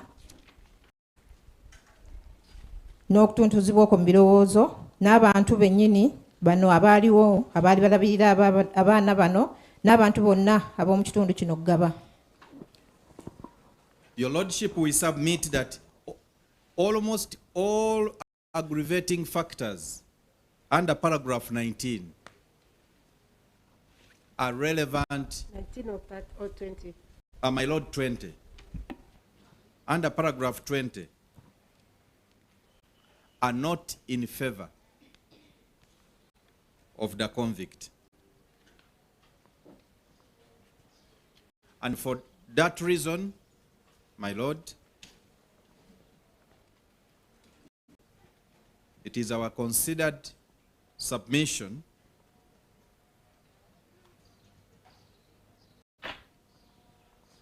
that there has never been a better case in our recent history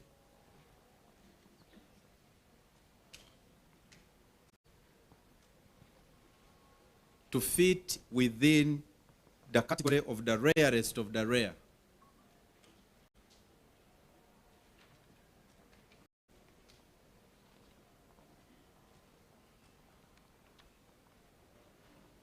An offense that is so aggravated in nature than the present case.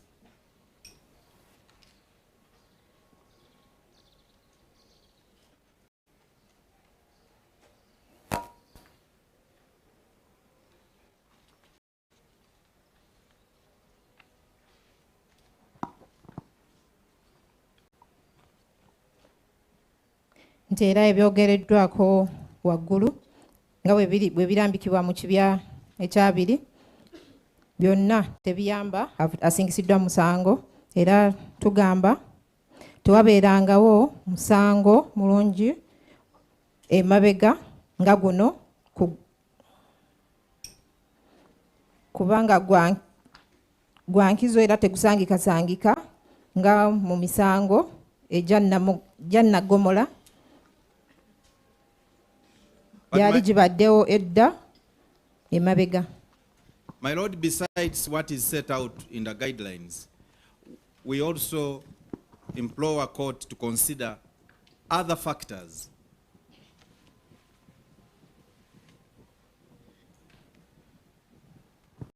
that may justify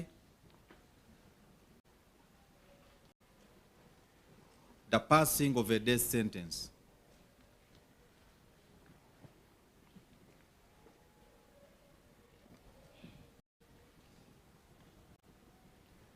My Lord, the convict is an able-bodied man.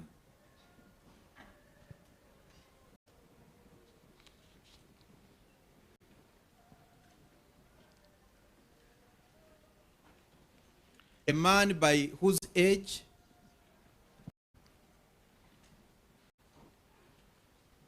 was in the position of a father figure to the victims.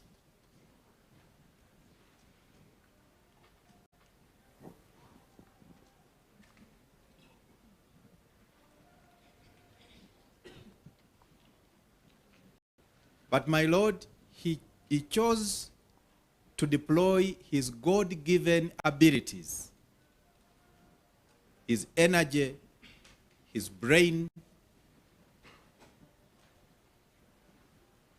and his financial resources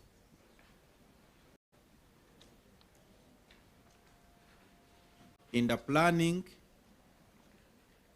and execution of this crime that ended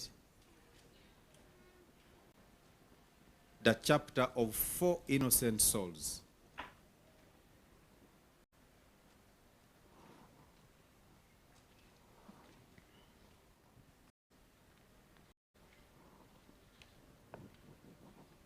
My Lord, we are persuaded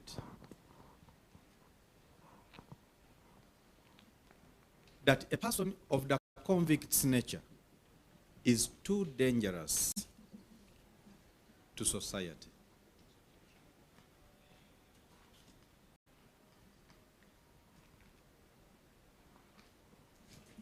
Extremely dangerous that if he is not eliminated,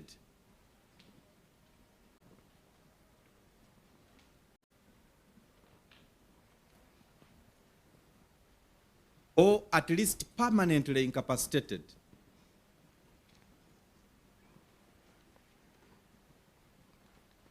he will still have the potential to hurt humanity.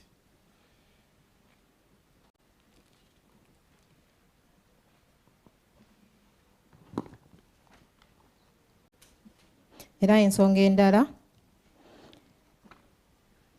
gye tusinzirako okusaba ekibonerezo ekyokufa nti ono asingisiddwa omusango mwami wa Mbavu ng'era emyaka gye abaana bano baali basobola omulabanga kitaabwe naye yakozesa ebitone byamuweebwa Katonda nga obusobozi, amaanyi, amagezi, sente okuzikozesa okuteekateeka n'okutuukiriza ekikolwa kino kye yakola ekyajjawo obulamu bw'abaana bano abana ate alina musango. Era omuntu ow'ekika kino aba wabulabe nnyo mu bantu era nga wabulabe nnyo nti singa aba tagiddwawo oba nga talemaziddwa alina obusobozi obusobola okutuusa obulabe ku bantu abalala. In addition, my Lord, the offense of murder is rampant in our country.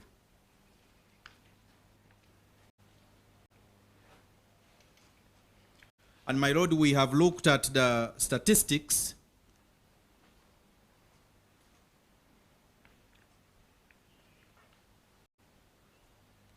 that are publicly available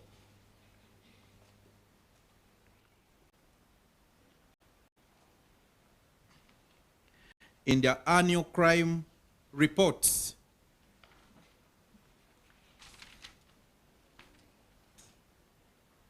Published by the Uganda Police Force,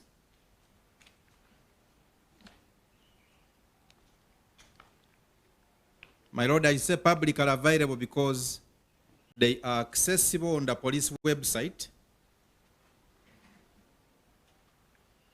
www.upf.go.ug, for everyone to check. But for purposes of our illustration, my lord, we have produced a copy, an original copy of the 2025 published annual report, crime annual report. And my lord, you will find that on page 30,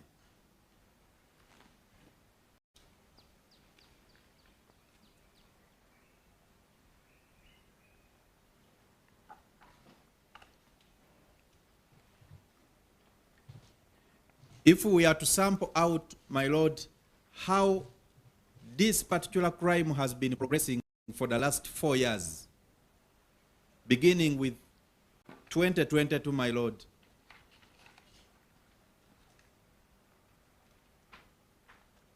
we lost 4,042. And these are the only those that are reported. 4,042 human beings. In 2023, my lord, 4,248 humans. In 2024, 4,329 human beings killed. And my lord, just last year, 2025, we lost 4,238 reported human beings killed.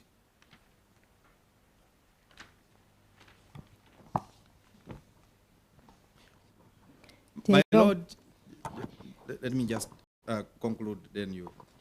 My lord, figures don't lie.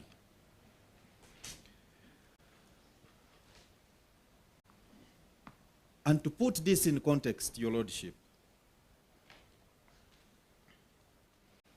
from the statistics of our recent census in this country that are also publicly available on the website of the Uganda Bureau of Standards, of Uganda Bureau of Statistics website, an average village in Uganda is between 500 to 1,000 people.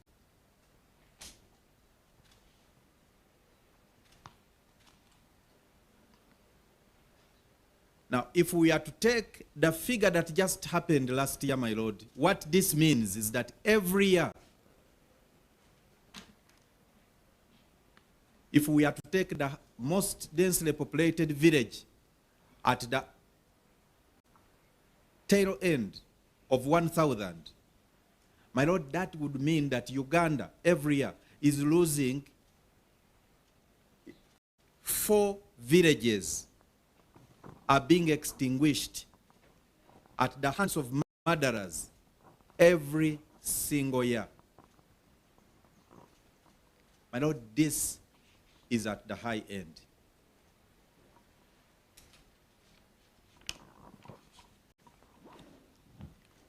Obutemu bungi nnyo mu ggwanga lyaffe era nga tunuulidde ebibalo ebiriko ne ku mitimbagano nga guno ogwa poliisi eya Uganda nga era n'akatabo kano akaafulumizibwa mu mwaka 2025 obuzibu bw'emisango buli waggulu ng'era okusinziira ku peegi eya 3 tubaliridde okuva emyaka ena emabega nga omwaka 2022 twafiirwa abantu 4,442, mu mwaka 2023 abantu 4,248, mu mwaka 2024 abantu 4,329, mu mwaka 2025 abantu 4,238, ng'era emiwendo tegirimba era okusinziira ku kubalirira okwakaggwa okubala abantu mu ggwanga lyaffe kiraga nti ekyalo kiriko abantu wakati wa 500 n'olukumi, ng'era singa tutwala abantu abasinga obungi nti ku kyalo kuliko ekyalo ekisingako abantu obungi kiriko abantu 1,000, kitegeeza nti mu Uganda tufiirwa ebyalo 4 mu mwaka gumu. My Lord, from where we stand, we believe that one of the possible factors for the rampancy in homicide cases is the lack of punitive sentences from courts of law.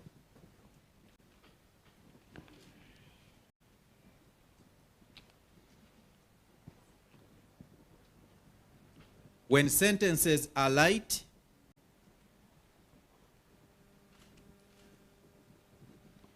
there is an incentive to commit crime.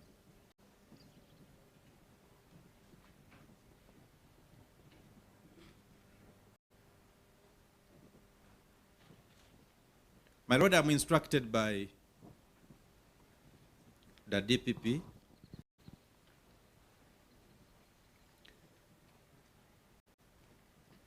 to inform court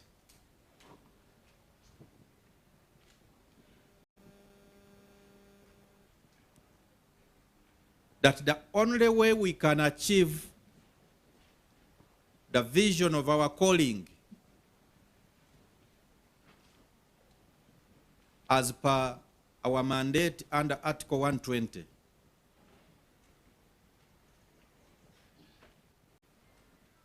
that is to achieve a crime-free Uganda.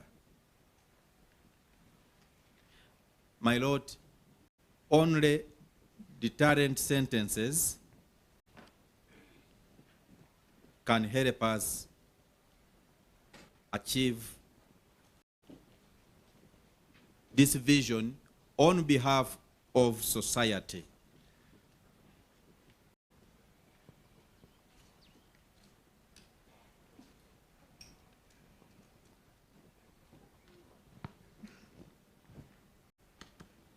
My Lord, when crime is not punished,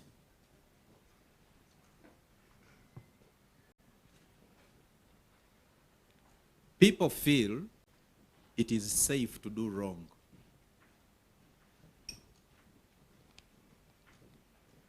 My Lord, those are not my words.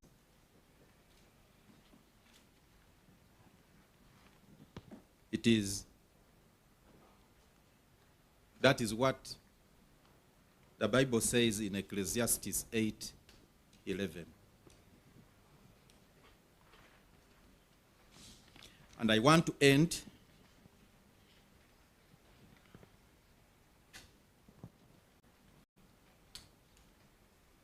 with the remarks of His Lordship, Ecclesiastes 8:11. It says, when a crime is not punished, people feel it is safe to do wrong. My Lord, I want to end with the observations that were made by His Lordship, Justice Mike Chibita,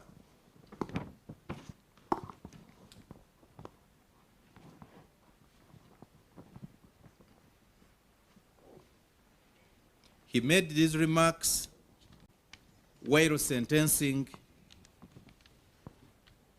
Ewan Katoka Jubi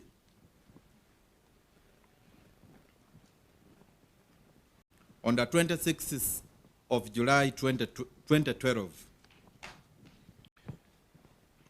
My Lord, Katoka Jubi was criminal session case number 28 of 2012. Case number?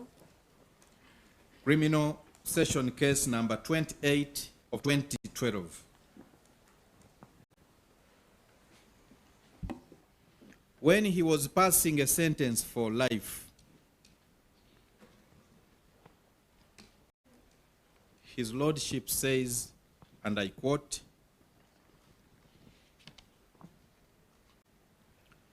"I want the children of Uganda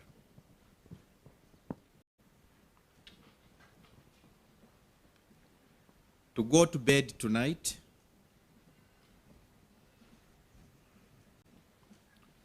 happy in the knowledge that one of their major tormentors is safely locked up."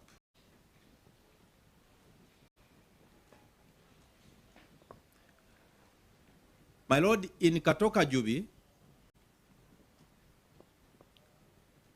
the court sentenced him to life imprisonment for killing one baby.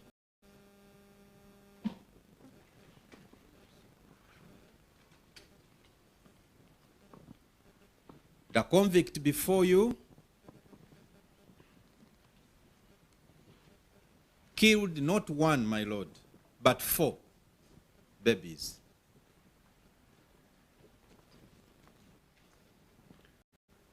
We believe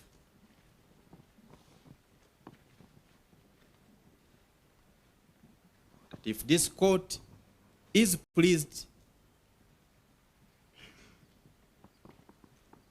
to issue the highest sentence,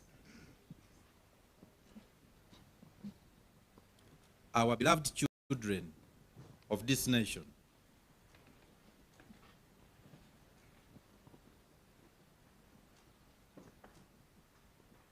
will be safer,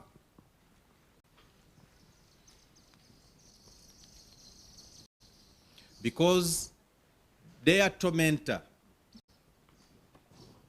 would have been permanently eliminated from circulation.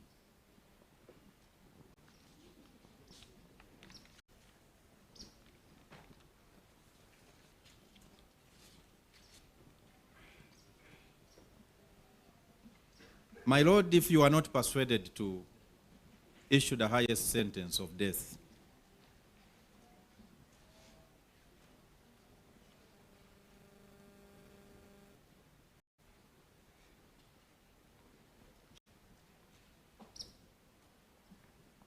at least be pleased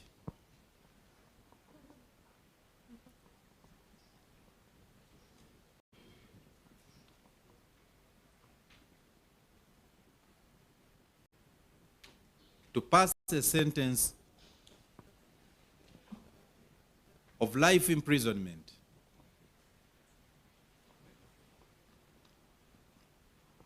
so that the convict, my Lord, stays behind the bars all his natural life.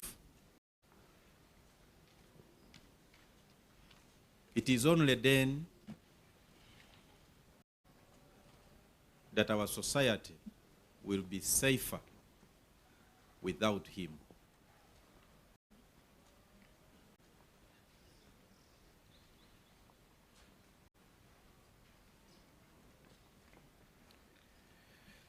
My Lord, these submissions that we have made has summed up, and my Lord, I will stand to be guided.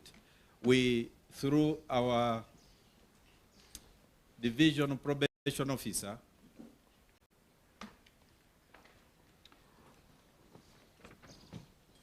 he conducted and authored victim impact statements and community impact statements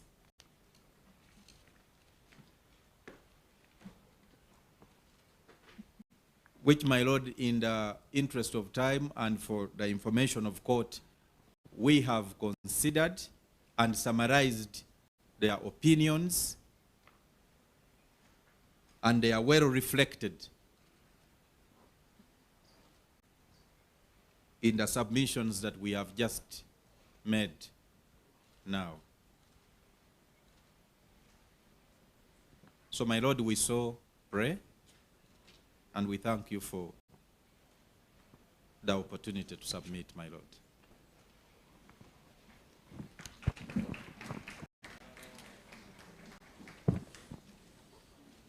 Titukkiriza nti ekimu ku kiyongeza emisango nga gino egy'obutemu kwe kuba nti ebibonerezo ebiweebwa bitono okuva eri mu kkooti, ng'era ebibonerezo bwe biba nga biweereddwa nga bitono kyongera abantu okuzza emisango. Ng'era okuva eri omuwaabi wa gavumenti antumye nkutegeeze nti engeri yokka gye tusobola okutuuka ku kiruubirirwa kyaffe ekituweebwa ssemateeka kawaayiro aka 20 okubanga eggwanga lyaffe tulimalamu obumenyi bw'amateeka kwe kubanga ebibonerezo ebigwaniddwe biweebwa, era nga kino tusobola okukituukako nga tuyamba abantu ba bulijjo. Ng'era omusango ekibonerezo bwe kiba kiweereddwa ekigwanidde, abantu baba balaba nga tekibagaana kukola bukyamu, okusinziira era nga mu kitabo kya Bayibuli eky'omubuulizi kigamba nti ekikolwa ekibi bwe kiba tekibonerezeddwa abantu balowooza nti si kibi.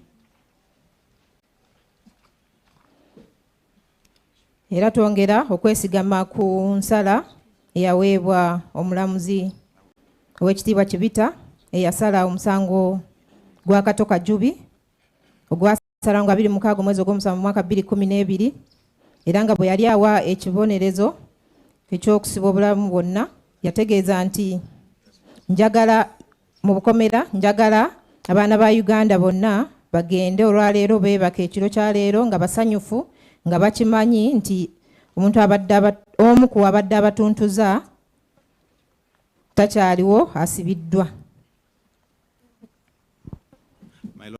Era nga yaweebwa ekibonerezo, yasalibwa ekibonerezo eky'okusibwa obulamu bwe bwonna, ng'era kyamuweebwa olw'okuba nti yali asse ebbujje lya mwana omu. Naye ate musango guno ono asingisiddwa omusango yamalawo obulamu bwa mabujje 4. Era tukkiriza nti kkooti eno singa ebekkiriza ewa ekibonerezo ekisingirayo ddala obunene okusobola okutaasa abaana b'eggwanga lyaffe lino,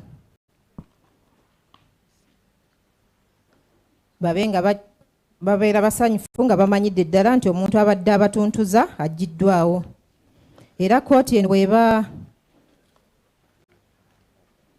tekkiriza kubanga ewa ekibonerezo ekyo ekisembayo ekyokufa, tusaba waakiri emusibe mayisa oba obulamu bwe obusigadde ku nsi bwonna, basobole okuba nti ono asingisiddwa omusango abeera mabega w'omutayimba obulamu bwe bwonna, era abantu basobole okuba nga tebamwekengera nga asibiddwa aggiddwa mu bantu. Era twafunye n'obubaka okuva wa probation officer eyatambudde n'afuna statement okuva mu bantu b'ekitundu kino n'abo abaakosebwa, era nga tubiwumbye byonna ne mbiteeka mu byentegeezezza kkooti. No, my Lord, just to correct the slip of the tongue. My colleague tells me I submitted life imprisonment, but I meant life in prison. Imprisonment for life. Imprisonment for life. So it's, yeah, most of that.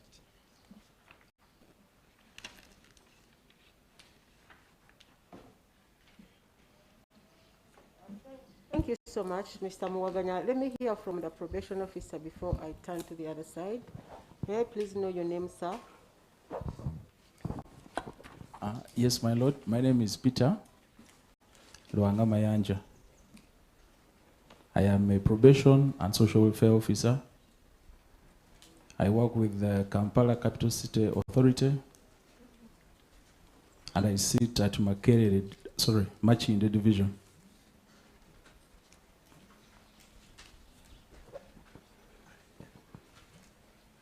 Okay, who did you contact in this case? I spoke with the parents of the deceased. I also spoke with the grandparents. And I also spoke with the area chairpersons.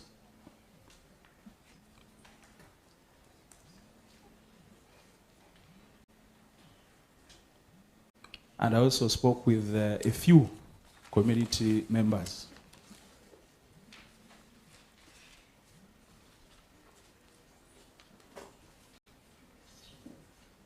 Okay, those few community members were informed by what? How did you make the selection of who to ask? The chairman took me around and informed me that these are our community members, and that you can also ask them about the incident and how it traumatized them.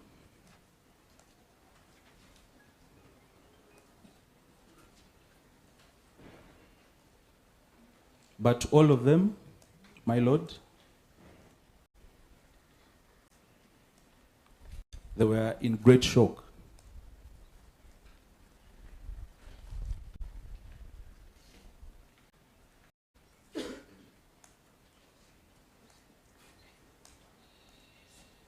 And they all informed me that they had never seen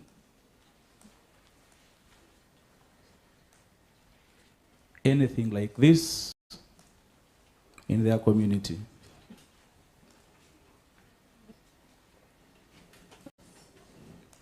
And they requested for the highest punishment, my lord.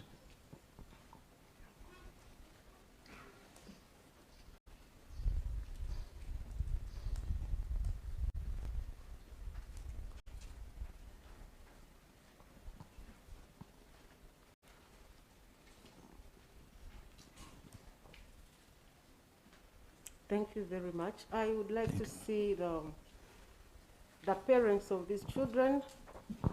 Just to confirm from you that what the prosecutor has told the court represents your feelings and your requests to the court as well. Nzayagala kulaba abazadde b'abaana bano. Let me have Stella Apolot. Stella Apolot aliwa? Is she here? No? My lord, she is not, but her family is here. Okay. I think she could not take it. They had to take her to the... Okay. We have the father of Keisha here. Tata wa Keisha wali? Okay. You heard what the prosecutor said. Does it represent what you would like to communicate to court? Owulidde omwami wa gavumenti ategeezezza kkooti byayogedde bye biwanja etaaze okutegeeza kkooti.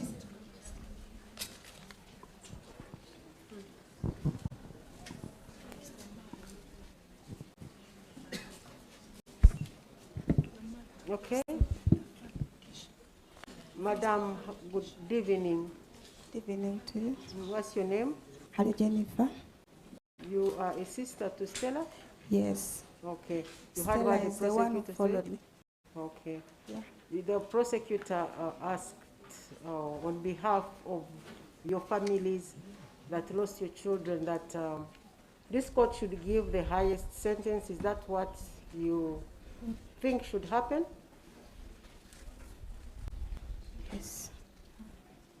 Yes. Okay. Okay, let me hear from the father of the late Keisha.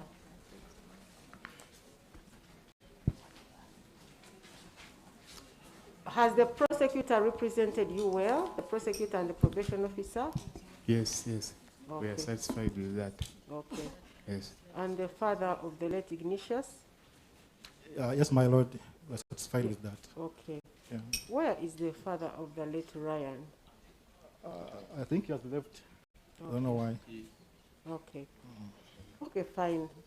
You can go back and sit. Thank you. I will now turn to the accused before I go to your counsel. This is your time to speak to the court.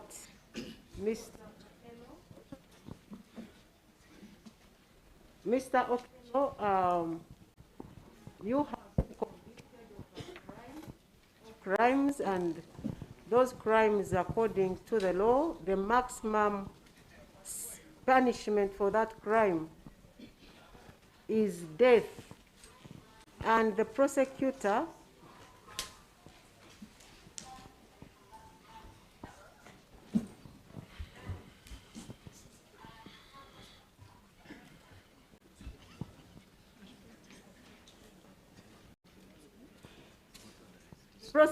has asked the court to give you the maximum, which is death. But before I pronounce myself, I would like to hear from you what you have in your favor, why I should not give you the maximum sentence, which is death.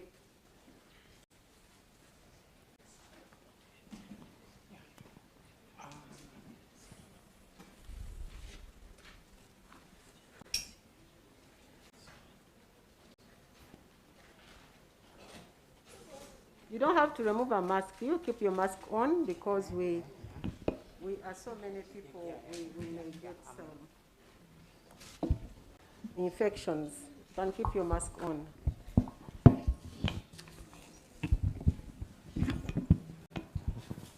Why shouldn't I pass a death sentence?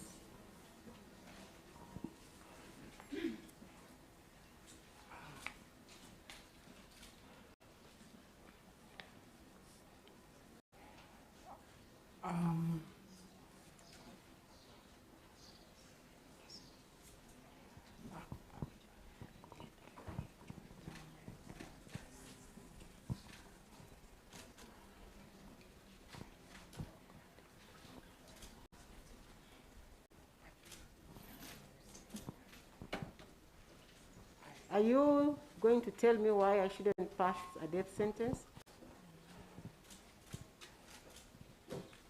No, my lord. I'm not going to say something today. You don't want to say anything? Do you want to say something?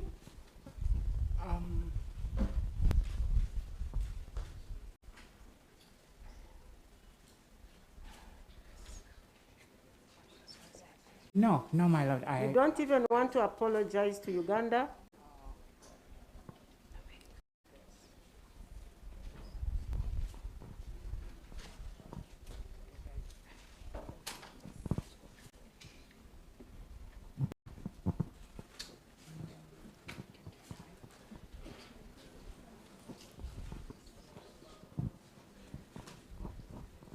Should I take it that you don't have anything to say?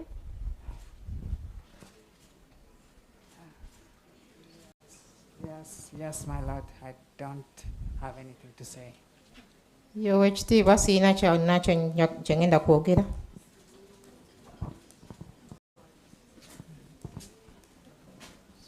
Okay, then I can now hear from your lawyers.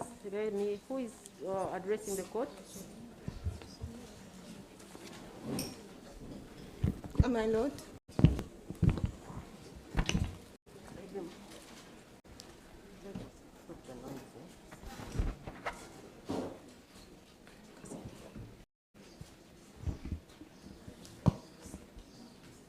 Yes, Mr. Awelo, please proceed.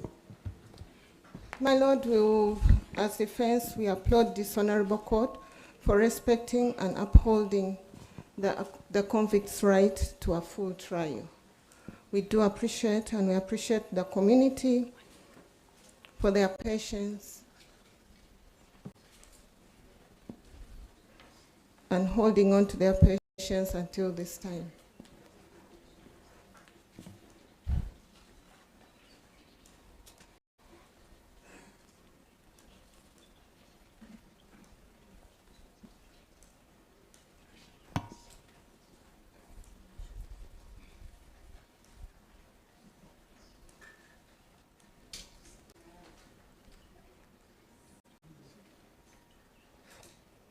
Children are angels, and in the Bible,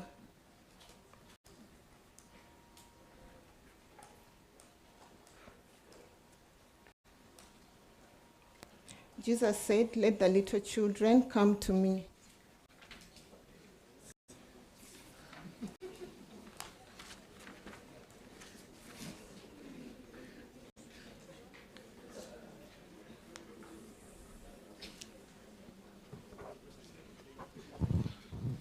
Hello, people. I'm requested by the judge. Please, you just listen. Because the moment you begin laughing and talking, you are disrupting the people here. Kindly, just listen. Beegayiridde bambi muwuliriza buwuliriza bwe museka n'okwogera muba mutaataganya kkooti. We pray that the souls of the children rest in peace, and we speak healing to the community.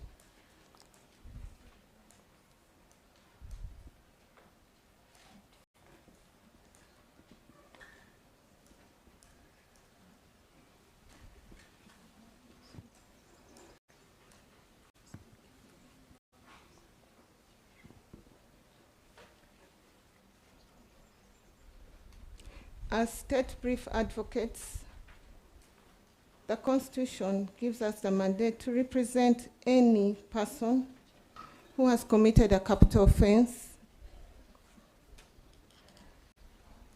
and cannot afford a lawyer.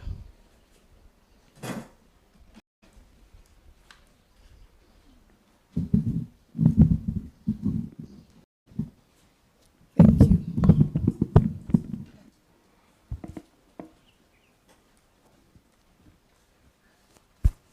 And we do this such that the court reaches a verdict and justice prevails.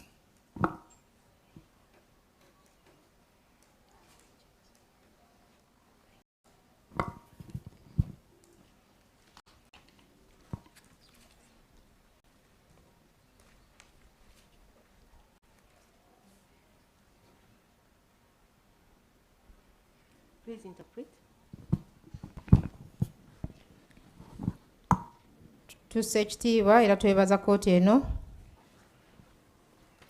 olw'obugumiikiriza n'okussa ekitiibwa mu ddembe lyavunaanibwa mu mitendera gyonna egy'okuwuliriza omusango guno okutuusa lwe gukomekkerezeddwa, nti era abaana ba malayika ng'era ne mu Bayibuli Yesu agamba abaana abato bajje gye ndi, era tusaba emyoyo gy'abagenzi giwummule emirembe, era tusaba n'abantu bonna b'ekitundu bafune okuwonyezebwa. Ffe nga bapulida abasasulirwa gavumenti, tulondebwa gavumenti era ne tusasulirwa gavumenti, naye nga tulina omulimu okuba nga tuwolereza abantu ababa bavunaanibwa emisango gya naggomola abatasobola kusasula bapulida baabwe, era nga kino tukikola kuyambako kkooti okutuuka ku nsala ne ku bwenkanya.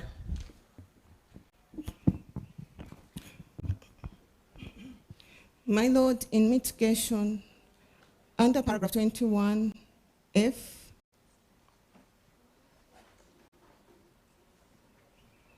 of the sentencing guidelines,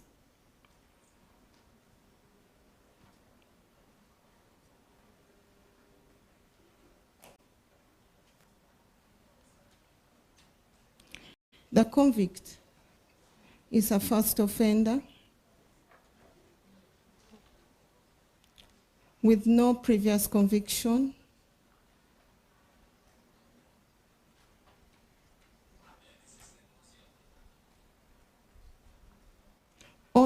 relevant or recent conviction.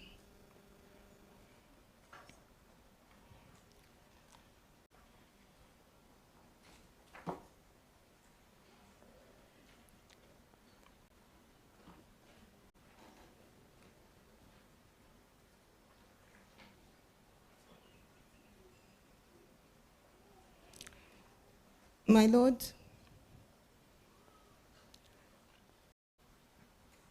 the convict suffers from sickle cell.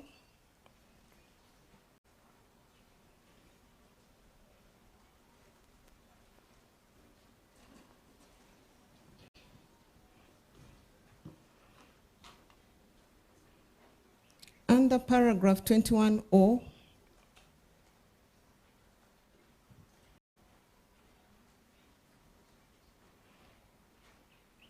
the convict can be still productive to the community.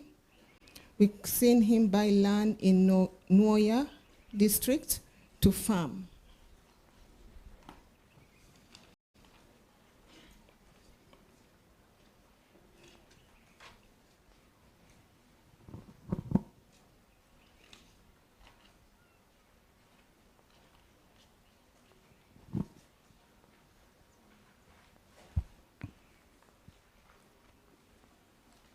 Under paragraph 60,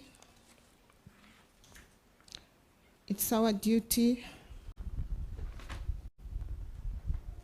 to inform the court about the offender's social background. We shall give what we know.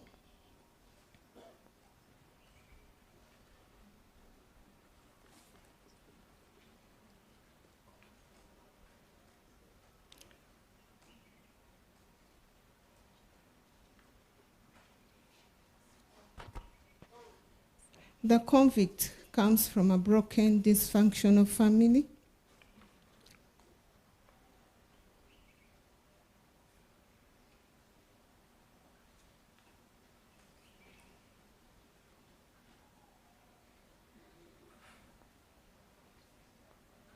Even the children do not talk to each other. Their siblings do not talk to each other.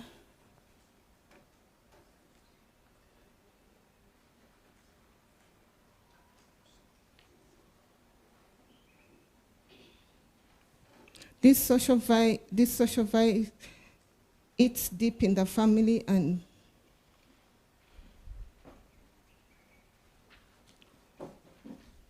broken and dysfunctional families always leads to broken and dysfunctional people.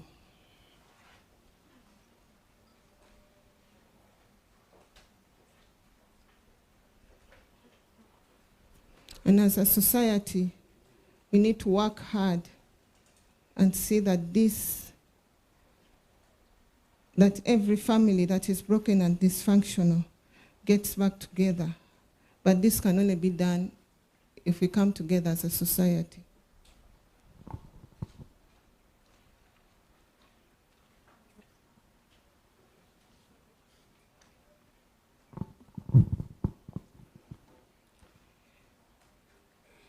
Finally, my Lord,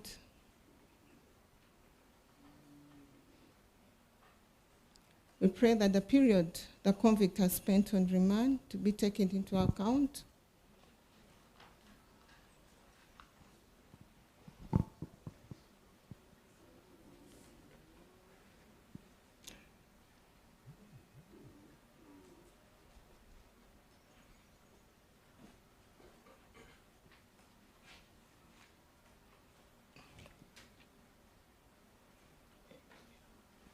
On the punishment, we trust that this honorable court shall come up with a fair and just sentence.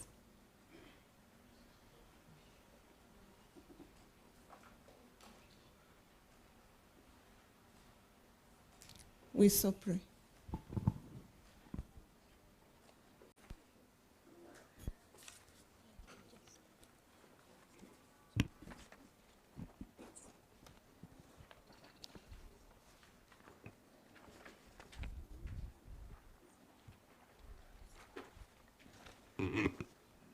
Mu kusaba kwaffe ng'abooludda osingisiddwa omusango.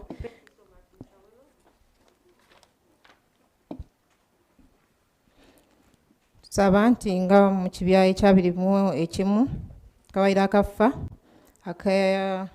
akalungamya okuweebwa kw'ebibonerezo gamba nti ono asingisiddwa omusango guno gwe mbadde omulundi gwe ogusoose okusingisibwa omusango era nga nono asingisiddwa omusango atawanyizibwa obulwadde bwa nnalubiri era nga okusinziira ku kibya 21 kitundu aka O asingisiddwa omusango ono akyali wa mugaso nnyo ng'era kino tukirabira ku ngeri gye yali aguze ettaka ennyoya ery'okulimirako era nga mu kibya ekyenkaaga buvunaanyizibwa bwaffe mu famire ebadde tekwatagana yamenyekamenyeka ng'era n'abooluganda lwe babadde oba baganda be babadde teboogerezeganya ng'era kino kibadde kyasensera famire yonna era nga bwekisensera famire n'abantu abavaamu baba bamenyefu ng'era nga abantu okuba nga tuyamba abantu bano baba bavudde mu famire ng'ezo ezimenyese ffe tuyina okubayamba ng'abantu mu society oba mwe tubeera era tusaba kkooti eno ebbanga asingisiddwa ono omusango lyamaze kwa limanda nalyo libalibwe oba litunulwemu era nga ne ku kibonerezo tulina okukkiriza nti kkooti eno egenda kuwa ekibonerezo eky'obwenkanya. Ms. Okello, before I finally pronounce myself on your sentence, do you still insist you have nothing to tell this court?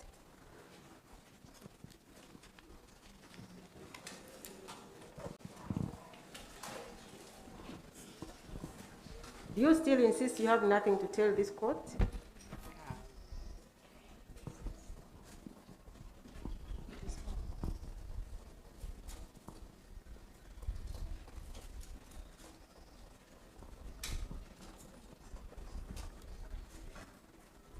I take it you have nothing?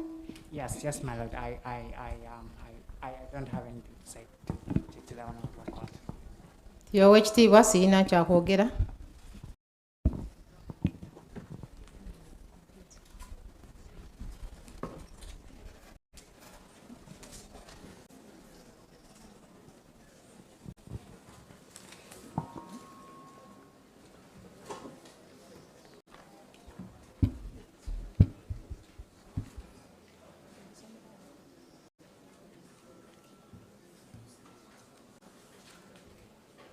Okay, this is the sentence and the reasons for it. The convict has been convicted of an offense or offenses in 4 counts, and each count carries a maximum death penalty. The death penalty is the maximum. We have the sentencing guidelines, which you had the lawyers quoting, and this is the constitutional sentencing guidelines for courts of judicature, practice directions 2013. And these guidelines offer guidance on what sentences should be given for particular offenses. For an offense of murder, these guidelines offer what is a starting point. Starting point is like the middle point, and the starting point for the offense of murder for which the convict has been convicted, the starting point is 35 years in prison or 35 years imprisonment. What did I say is the starting point? From the starting point, you can either go up to death or you can come downwards, depending on the aggravating factors and the mitigating factors.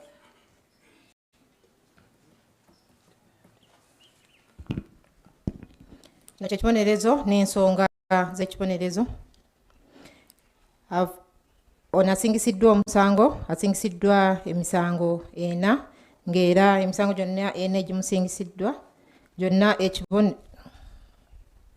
ekibonerezo kiba kyakufa, ekisingayo obunene, ekisembayo obunene kiba kyakufa, ng'era okusinziira ku tteeka erirambika oba eriyambako okuluŋŋamya kukuwa ebibonerezo bino ebyabagibwa mu 2013.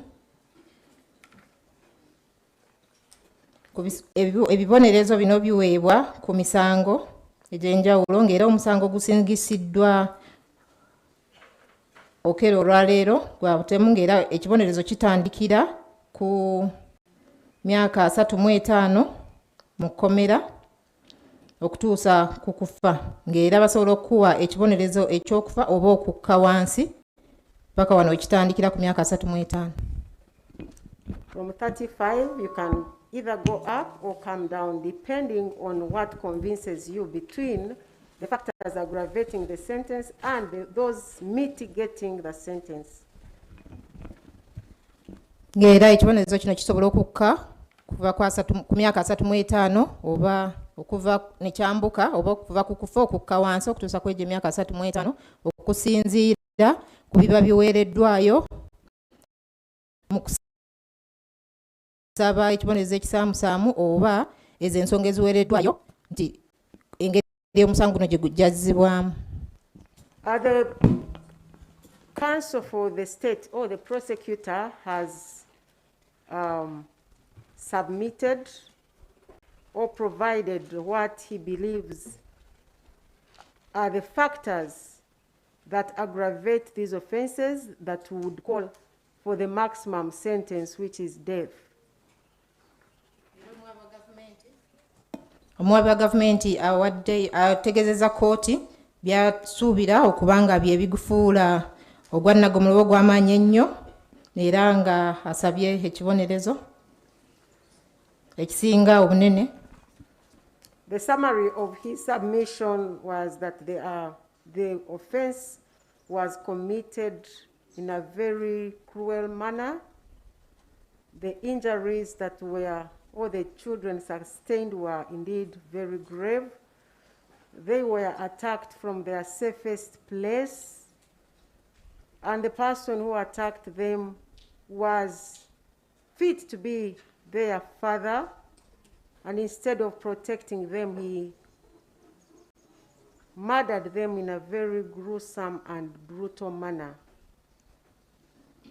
Era mu kuwumbawumba omuwabi wa gavumenti ategeeza nti emisango gino gyazzibwa mu ngeri ey'amaanyi etali ya kisa wadde, ng'era n'obuvune obwakolebwa bwali bw'amaanyi nnyo, ng'era bwazzibwa mu kifo ekyali kisuubirwa kuba eky'emirembe, ng'era n'omuntu eyazza emisango gino beyazzaako omusango bamutwala nga taata waabwe, ng'era mu kifo ky'okuba nga abawaawo obukuumi yasalawo okubasanjaga. He also stated that this offense brought terror not only to the families of the victims but to the community of Gaba and to the nation at large. Era ebikolwa bino byaleesa entiisa ey'amaanyi kwabo abaddizibwako omusango guno, abooluganda baabwe, ekitundu n'eggwanga lyonna. According to him, this crime falls in the category that is known as or referred to as the rarest of the rare, thereby calling for the very maximum sentence, which is death. Era ng'ekika ky'emisango gino egyazzibwa kigwa mu misango egyo egitasangika oba egirwawo okusangika, ng'era ekibonerezo ky'emisango ng'egyo kiba kyakufa. He gave statistics and said that murders or the killing of persons, unlawful killing of persons, is on the increase, and if it is not addressed, every year we are losing about 4 villages in such kind of crimes. And he also said it is highly likely that because the crime is not punished as much, that is why it has gone on and become more prevalent. Emu arguments against nategeeza n'awaayo ebibalo nti emisango gino egy'okutta oba okutta mu bumenyi bw'amateeka gyeyongedde nnyo, ng'era bwe kinaaba tekikoleddwako tujja kufiirwa abantu bangi, ng'okusinziira ku bibalo byawadde buli mwaka tufiirwa ebyalo 4 mu misango mu bumenyi bw'amateeka nga buno. Era singa baba tebawadde bibonerezo ebigwanidde tujja kugenda maaso n'okufiirwa abantu. Okay. The accused person in mitigation, the court asked him to say something in mitigation, but he chose to keep quiet. Asingisiddwa omusango bw'asabye okubaako ky'asaba kooti nga tebannamusayira kibonerezo, asazeewo okusirika. However, his lawyer, Ms. Sarah Awelo, of course, first brought condolences and a prayer for healing for this land because of what happened, and went ahead to mitigate on behalf of the convict. Era oba n'okusaasira abantu abafiirwako abantu baabwe n'emyoyo gyabwe okuwummula emirembe, era n'asaba okuwonyezebwa kw'emitima gy'abantu ab'ekitundu kino, era n'agenda mu maaso n'okusaba oba okusaba ekibonerezo ekisamusamu olwa asingisiddwa omusango. 17 of the guidelines, sentencing guidelines, it provides that the court may only pass a sentence of death in exceptional circumstances, in the rarest of the rare cases, where the alternative of imprisonment for life or other custodial sentence is demonstrably inadequate.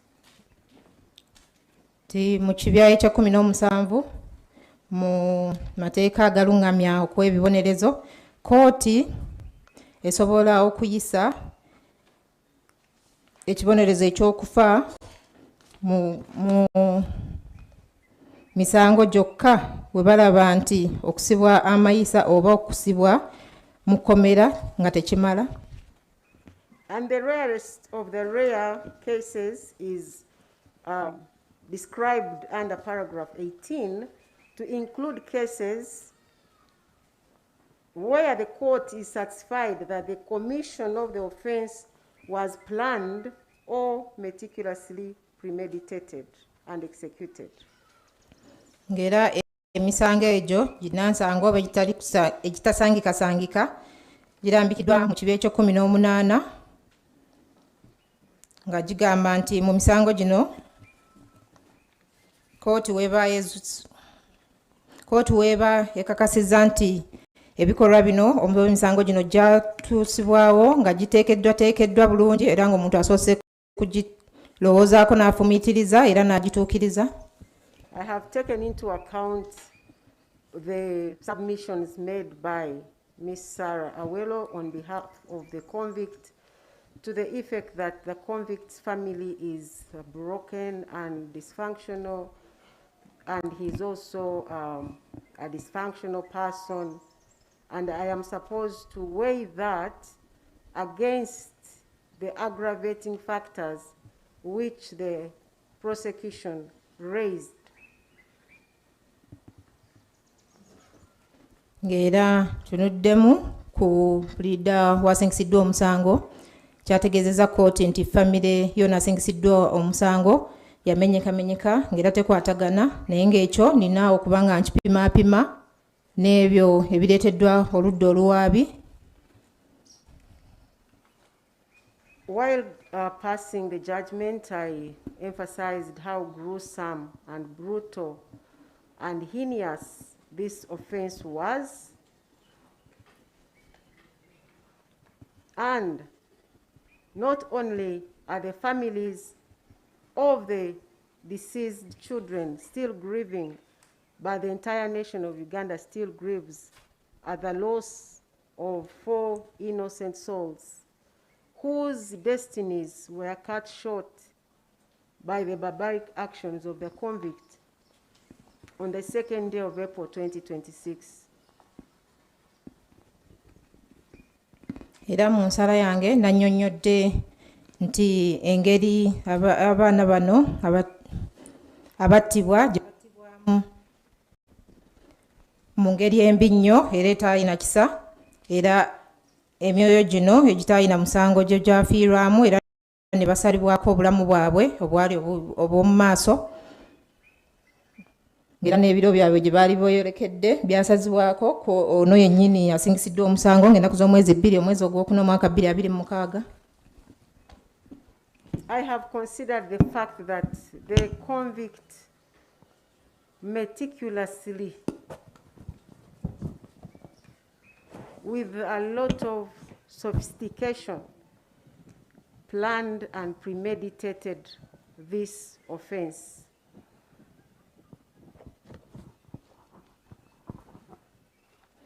Era kirabye nti asingisiddwa omusango ono yeeteekateeka bulungi era n'atuukiriza enteekateeka ye ey'okuzza emisango gino. I have considered the fact that the convict attacked defenseless, innocent children who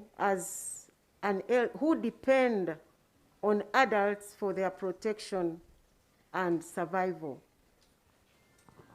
Era netegeeza nti asingisiddwa omusango ono yalumbagana abaana bano abaali batasobola kwerwanako, nga bo okwerwanako kwaabwe batunuulira bantu bakulu abasobola okuba nga babakuuma. I have also considered that he targeted them in their defenseless state and went ahead to slaughter them as animals. Era nga yagenda maaso n'abalumbagana mu kifo kye baali balowooza nti mu kifo kye baali batasobola kwerwanako, era n'abasanjaga. And I have also considered the fact that he attacked during broad daylight and had no fear, no shame, no consideration for human life. Era nga nkirabe nti yabalumbagana misana ttuku nga tatidde, ng'era talina kye yeekengedde kyonna okuba nga asanjaga obulamu bw'abantu. I've also considered that if he was not apprehended, who knows, he would have killed more than 4. Era nkirabe nti singa teyakwatibwa yandibadde amalawo obulamu bw'abantu n'okusinga kwabo 4. And I also consider the fact that when he was committing this offense, other people were watching. The caretakers, the coordinator. Meanwhile, these are the people that had actually earlier on shown him kindness. Era nkitunuulidde nti weyakoddiza emisango gino waaliwo abaali balabirira abaana bano abaamulaba, era nga baali bamulaze ekisa by allowing to admit his alleged child when it was even the age was beyond what they take at the center. Nga baali bakkiriza n'okuwa omwana we ekifo wadde nga yali asussa mu myaka bo gye batwala mu kifo ekyo. I have also considered that the convict has not shown any remorse at all. Era ndabye na kino nti ono asingisiddwa emisango teyejjusa era talaze bwetoyaze wadde. Because I would at least have expected an apology from him to the families of the babies who he hacked and slaughtered like chicken and goats. Kuba mbadde nsuubira okwetonda kwe eri family z'abaana abo be yasanjaga ng'enkoko oba embuzi. I realize he does not even imagine how those families are living without their children. Era nkirabye nti tateebereza namu famire ezo bwe zibeerawo kati oluvannyuma lw'okufiirwa abaana baabwe. I'm sure he watched the mother of Gideon collapse or faint as she testified. He must have known that she's going through something that she may never hear from. But he chose not to apologize. Era nsuubira nti yalaba bulungi maama wa Gideoni eyazirika bwe yali awa obujulizi ng'era ekyo kyayitamu teri amanyi oba aliwona mu bulamu bwe bwonna naye era asazeewo obuteetonda. I have considered what this offense, the impact it has had to the families that lost their babies. The 2nd of April 2026, to them was like any other day. They dropped their children to school only to find dead bodies.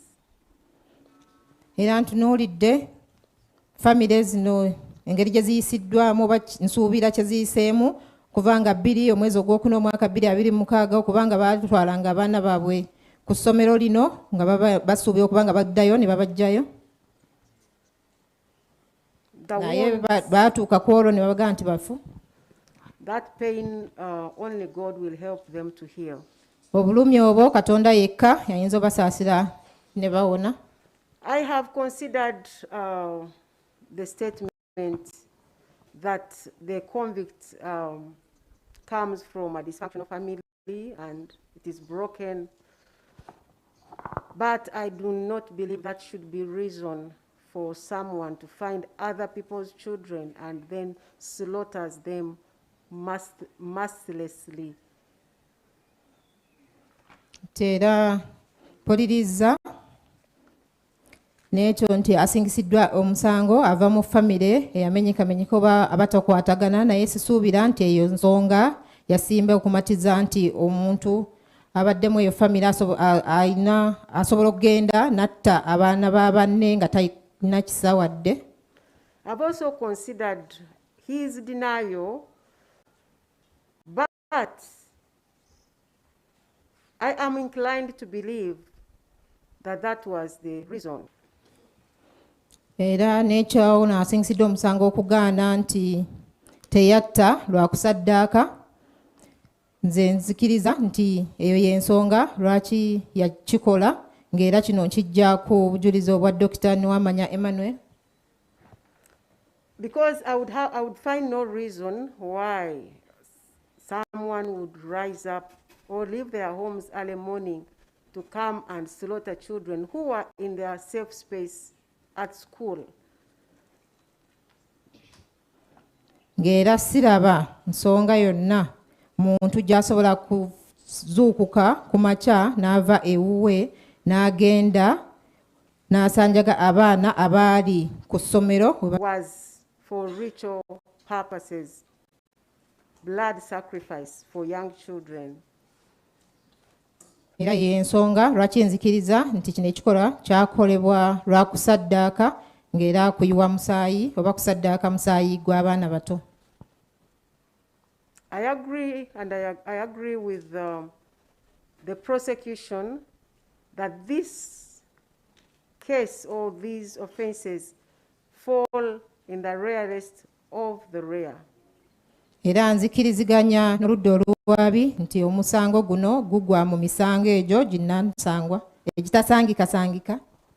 Like the probation officer informed the court that when he made inquiries, they said this kind of thing had never happened. For 4 children to be killed just in a very short time by one person. Ng'era nga akola ku nsonga z'abaana bw'ayogedde nti bwe yatambula n'abuuzabuuza ku bantu b'ekitundu bamutegeeza nti ekintu kino oba okutta kuno tekubeerangawo mu kifo kino mu kaseera akatono nga kikoleddwa omuntu omu. Having said that, the convict must be given a sentence that will not only speak to him, but also to those friends of his whose identities he refused to disclose, and any other person in this country who believes in sacrificing blood for wealth. Era ekibonerezo kino tekiweebwa onasingisiddwa omusango yekka, wabula kiweebwa n'abo mikwano gye gye yagaana okwatula eri kkooti, oba n'abantu bonna abalala abali eyo mu ggwanga lyaffe abalowooza nti okusaddaaka osobola okufuna obugagga. Let them know that it is highly risky because they will be found like Mr. Okello was found, and they will not escape the long arm of the law. Bateekeddwa okukimanya nti ekikolwa ekyo kiba kya bwerinde ennyo, ng'era bajja kuba bakwatibwa omukono gw'amateeka ogw'amaanyi. In light of the above, I have found no reason why I should not sentence Mr. Okello with the maximum sentence. N'olw'ensonga ezo waggulu sirina kyenzudde kiŋŋaana kuwa Okello ekibonerezo ekisingayo obunene. I hereby sentence him to suffer death for the murder of Eteku Gideon in count 1, Keisha again Roth Otim in count 2, Seriange Ignatius in count 3, and Odeke Ryan in count 4 in a manner authorized by law. Olw'ensonga eyo nsindika Okello Christopher Onyum ku kibonerezo ekyakalabba olw'okutta abaana bano. Omusango ogusooka Oteku, owokubiri Keisha, omusango gwokusatu Seriange Ignatius ne Odeke mu ngeri eragirwa mu mateeka. And Mr. Okello, you have a right of appeal. You have a right of appeal against the conviction of this court, both the conviction and the sentence. This you should do within 14 days from today. You have the right to appeal to the Court of Appeal. Oyina eddembe okujulira musango guno ku nsala oba n'ekibonerezo ekikuweereddwa mu nnaku 14 okuva olwaleero mu kkooti ejulirwamu. And that is the order of the court. Ekyo ekiragiro kya kkooti.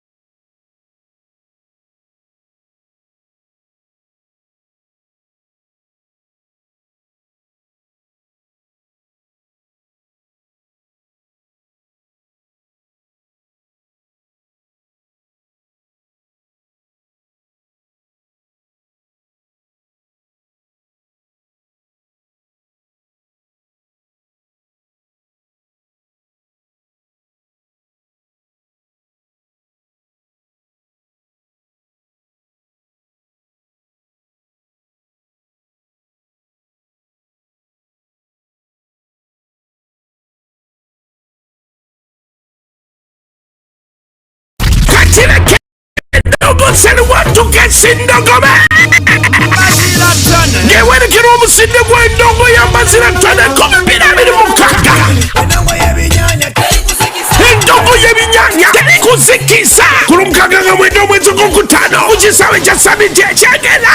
Bazira Tony. Don't go Yabinya, Kuba. Sound is sitting Amatala, yes, Spectrum events, so Swafimo events, get to events and today. He sounds, what do you sounds? Parabi events, Mutenza Golo, and Dongo Yabinya, Telekusikize Wakitwa. Moving products, Hongo Animal Feeds, GTM Computers, Uganda Code, Mokoboda Loans, Omchele Guamu Jeju Kole, Sobia Mouthwash, Samula Bingo, Omupajipa Newmans, Life Forever Solar, Tamu Fashions, Mazima Maize Millers, Samula Alcohol Drink, Chabasa Pharma Kumia Kasatu, Tisoto Natural Bedroom Products, BBS Telefina, Bukende Pharma, the DJ Store. MTN. Together, we're unstoppable.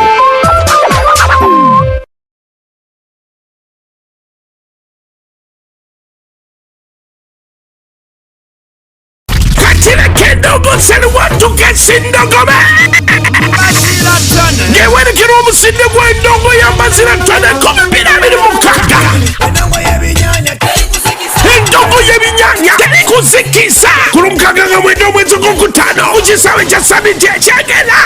Bazira Tony. Don't go Yabinya, Kuba. Sound is sitting Amatala, yes, Spectrum events, so Swafimo events, get to events and today. He sounds, what do you sounds? Parabi events, Mutenza Golo, and Dongo Yabinya, Telekusikize Wakitwa. Moving products, Hongo Animal Feeds, GTM Computers, Uganda Code, Mokoboda Loans, Omchele Guamu Jeju Kole, Sobia Mouthwash, Samula Bingo, Omupajipa Newmans, Life Forever Solar, Tamu Fashions, Mazima Maize Millers, Samula Alcohol Drink, Chabasa Pharma Kumia Kasatu, Tisoto Natural Bedroom Products, BBS Telefina, Bukende Pharma, the DJ Store. MTN. Together, we're unstoppable.